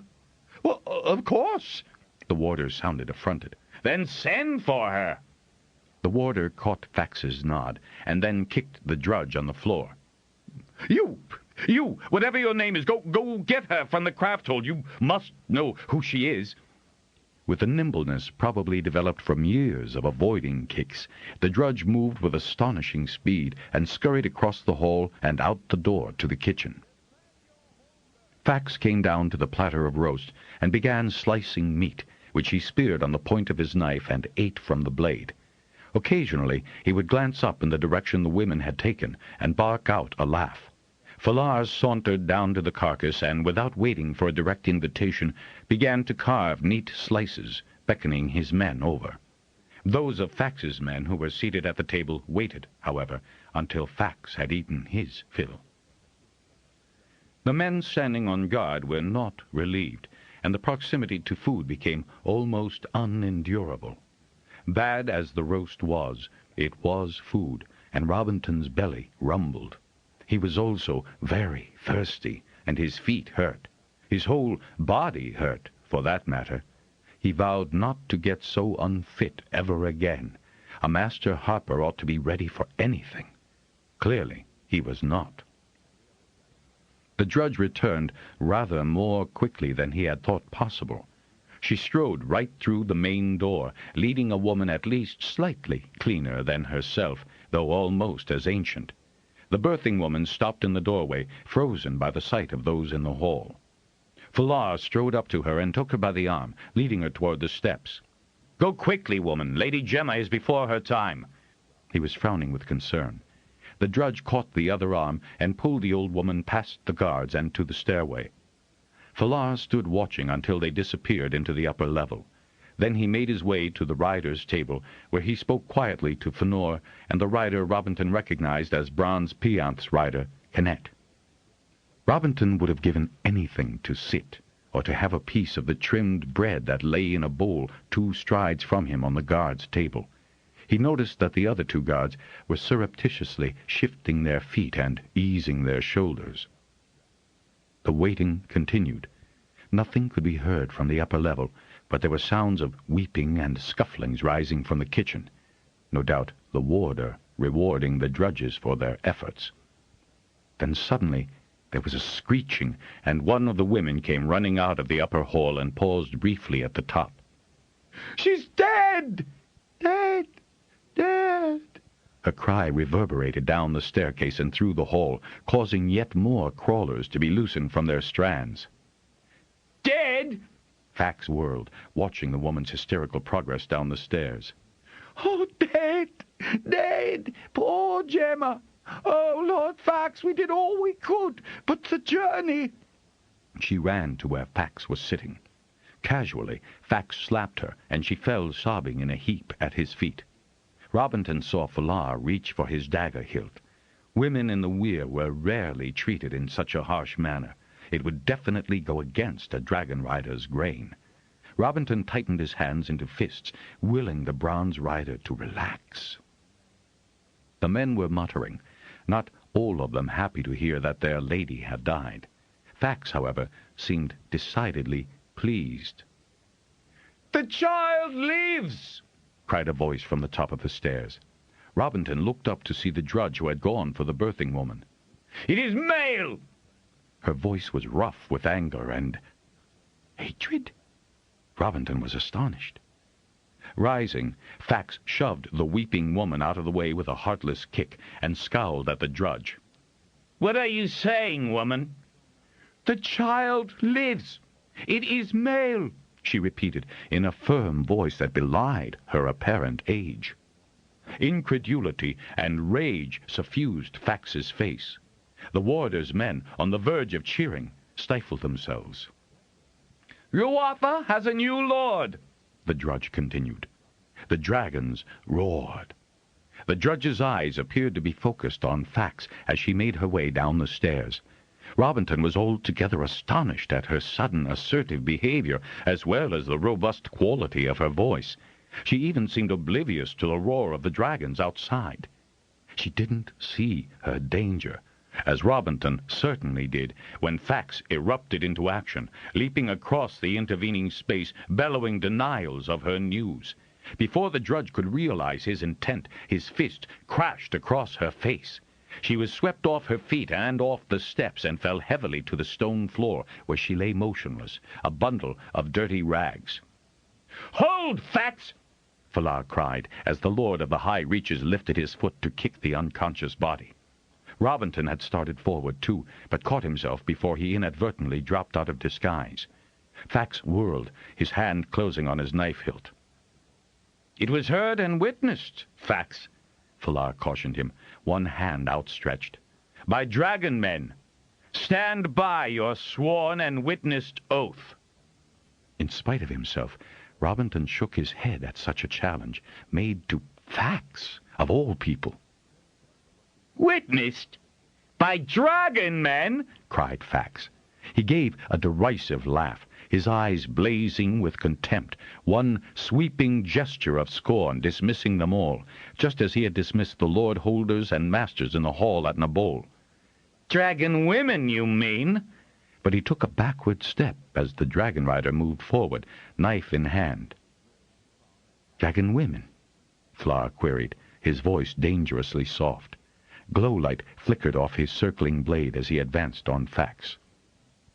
"That's right, Falar," Robinton thought, remembering another scene all too vividly. But this young man had his temper well in hand, unlike his father, and he had the same lean, powerful build the younger Falon had possessed. "Women, parasites on Pern. The Weyr power is over. Over for good!" roared Fax, leaping forward to land in a combat crouch. Robinton spared a look at the others in the hall. Fax's men were obviously looking forward to a good fight and the death of this unwary adversary. The dragonriders had spread out, circling, as if to keep the guards from interfering. Their expressions reflected confidence in the abilities of their wing leader, especially Sagan, whose grinning face reassured Robinton. Fax fainted, and Falar neatly swayed away.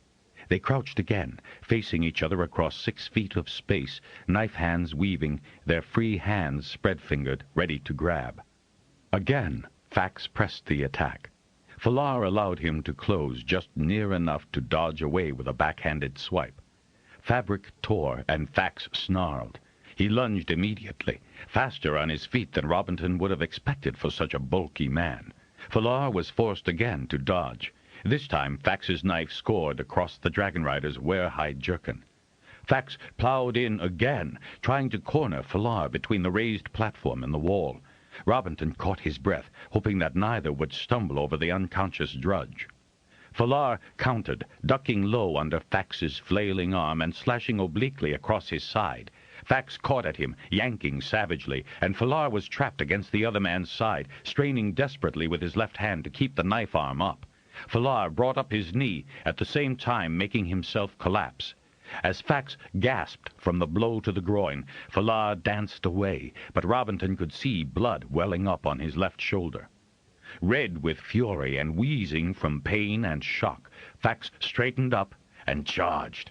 Falar was forced to sidestep quickly, putting the meat table between them and circling warily, flexing his shoulder to assess the damage. Suddenly, Fax seized up a handful of fatty scraps from the meat tray and hurled them at Falar. The Dragonrider ducked, and Fax closed the distance around the table with a rush. Robinton nearly cheered when Falar instinctively swerved out of the way just as Fax's flashing blade came within inches of his abdomen. At the same moment, the bronze rider's knife sliced down the outside of Fax's arm. Instantly, the two pivoted to face each other again, but Fax's left arm hung limply at his side. Falar darted in, pressing his luck as Fax staggered. But the older man must not have been hurt as badly as Falar assumed. The dragon rider suffered a terrific kick in the side as he tried to dodge under the fainting knife. Robinton's throat closed. Doubled with pain, Falar rolled frantically away from his charging adversary. Fax lurched forward, trying to fall on him for a final thrust. Falar somehow got to his feet, attempting to straighten up to meet Fax's stumbling charge. His movement took Fax by surprise. Fax overreached his mark and staggered off balance. Falar brought his right hand over in a powerful thrust, his knife blade plunging deep into Fax's unprotected back. Fax fell flat to the flagstones, the force of his descent dislodging the dagger so that an inch of the bloody blade re-emerged from the point of entry. A thin wailing penetrated the silence. Robinton looked up to the top of the stairs where a woman stood, cradling a swathed bundle in her arms. "The new Lord Holder," Robinton murmured. The guards on either side of him regarded him with surprise. "Do I come forward as Master Harper now?" he wondered, looking about to see who would take charge. Fënor, Sagan, and Kennett strode forward, ready to ring Falar in case any of the guards wished to retaliate. Falar, wiping his forehead on his sleeve, half stumbled to the still unconscious drudge. He gently turned her over, and even from where Robinton stood he could see the terrible bruise from Fax's fist spreading across her filthy cheek. "Do any of you care to contest the outcome of this duel?" Fënor challenged. His hand carefully remained at his side, but he stood as if ready to grab his dagger at the first sign of attack. Something about the drudge, her thin face, the set of her eyes, caught Robinton's attention. Falar gathered the limp body up in his arms, the clump of dirty hair dropping downward. As the bronze rider swung her around, Robinton got a second good look at her face, and something stirred in his memory. He blinked. No, he had to be mistaken. They'd all died. Everyone with any trace of Ruathan blood had been killed that day. The girl couldn't possibly, incredibly, be Lessa? And yet, Ruathan blood had produced many dragon riders and a few weir women, too. They had strong minds, strong powers? And Robinton blinked again. That was what he had felt pulsing through the hall, what had caused the dragons to roar and Falar to act so outrageously in challenging Fax. And it made sense to the Master Harper, very good sense. She was why Nip thought Ruatha was subtly rebelling against Fax. She was a full Ruathan, and they had always had strong women in the bloodline, strong enough to be weir women, especially now at this crucial time for Pern. It was all Robinton could do to restrain the shout of triumph that swelled within him. Sagan. He'd have to tell Sagan so the Blue Rider could watch out for her at the weir, keep her from being manipulated by that other do-nothing, a ghoul. They had to be sure that it was Falar's dragon, Nement, who flew the new queen, so that Falar would be weir leader. Thread would be falling any time now. Of course, they'd know when the red star was framed by the eye rock in the star stones on Bendon's rim, when the rising sun balanced on the finger rock at solstice. Maybe not this turn, but in the next few, that warning sign would be obvious to all who witnessed it, as today's event had been witnessed. And, as Master Harper, he should add his voice to those of the Dragonriders.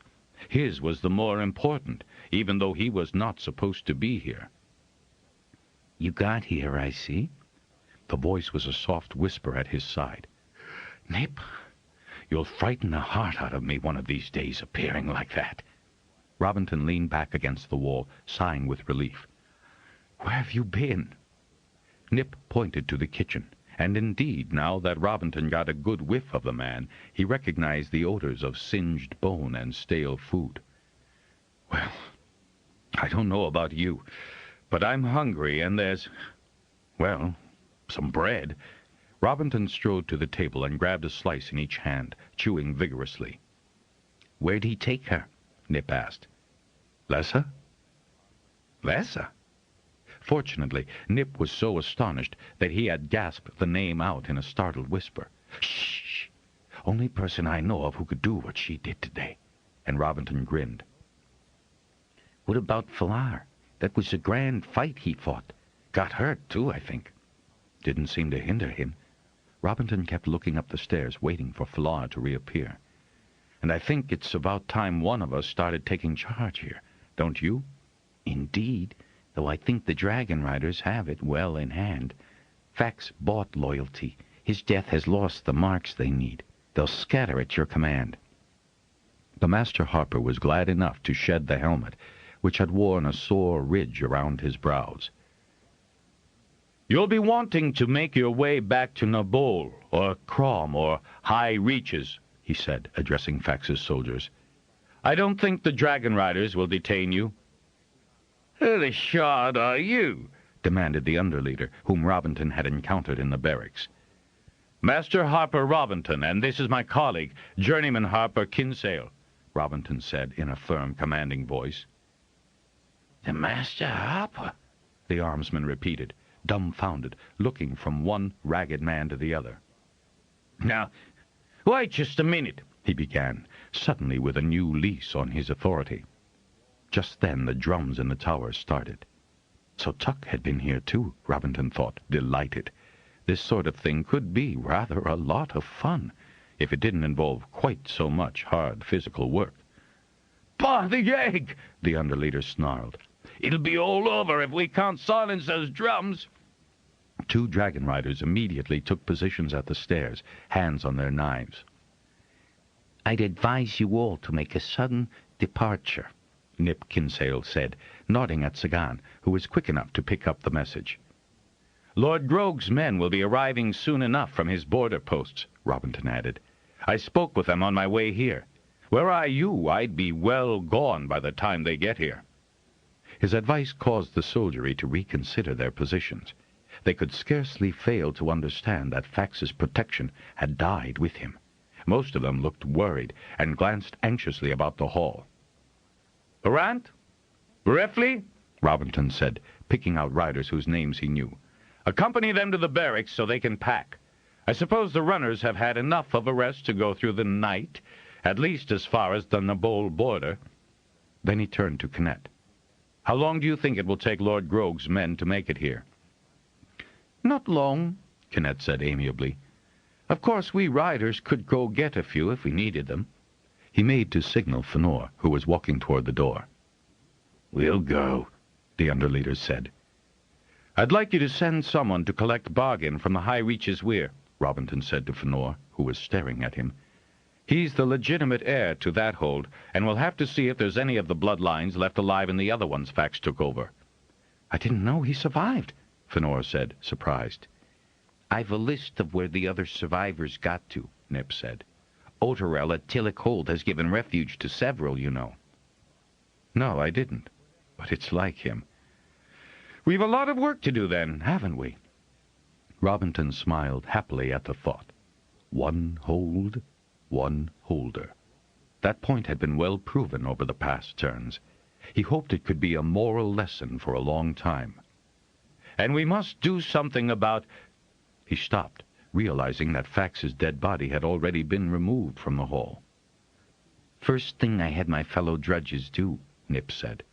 They took an uncommon pleasure in dumping him into the midden. In the old days he could have been left out for thread to dissolve.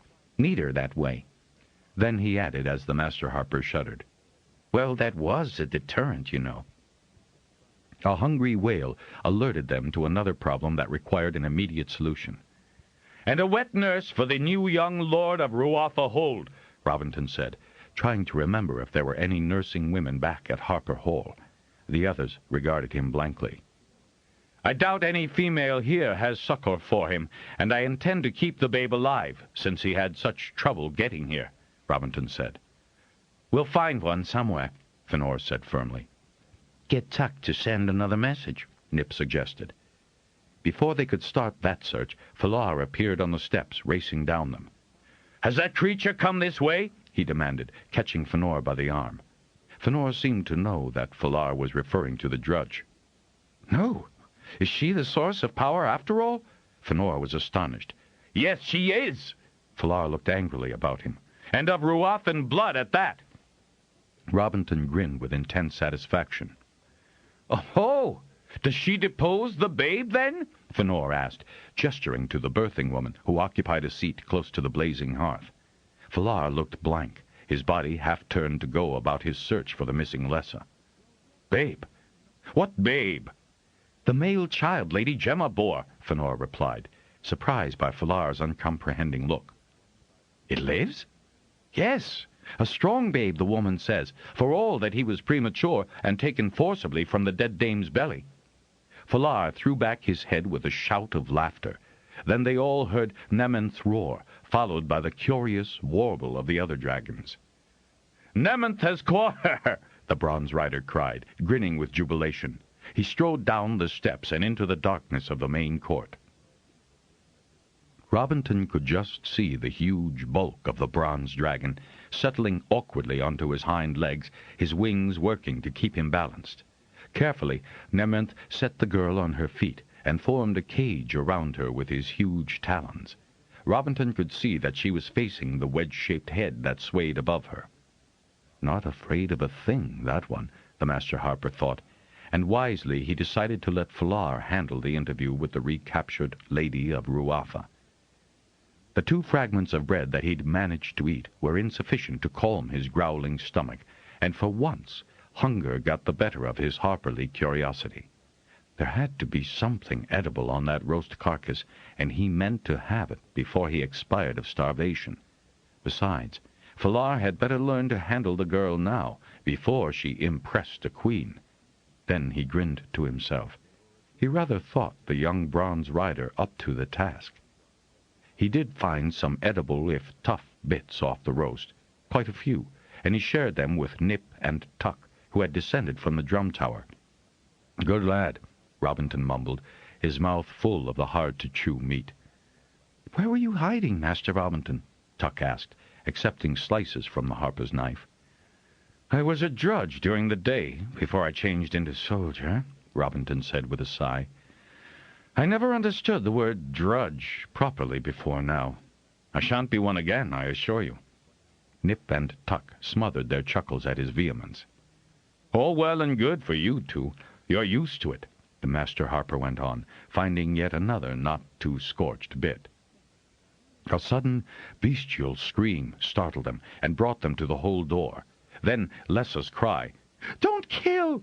Don't kill!" They raced to the front door. Fëanor was on the stones where evidently the watchware had pushed him. They saw the beast launching a second attack on the fallen dragonrider, but Nementh's great head swung around to knock the watchware out of the air. Motivated by Lessa's shriek, the watchware, trying to avoid Fëanor, performed an incredible twist mid-air and fell heavily to the ground. They all heard the dull crack as the force of its landing broke its back.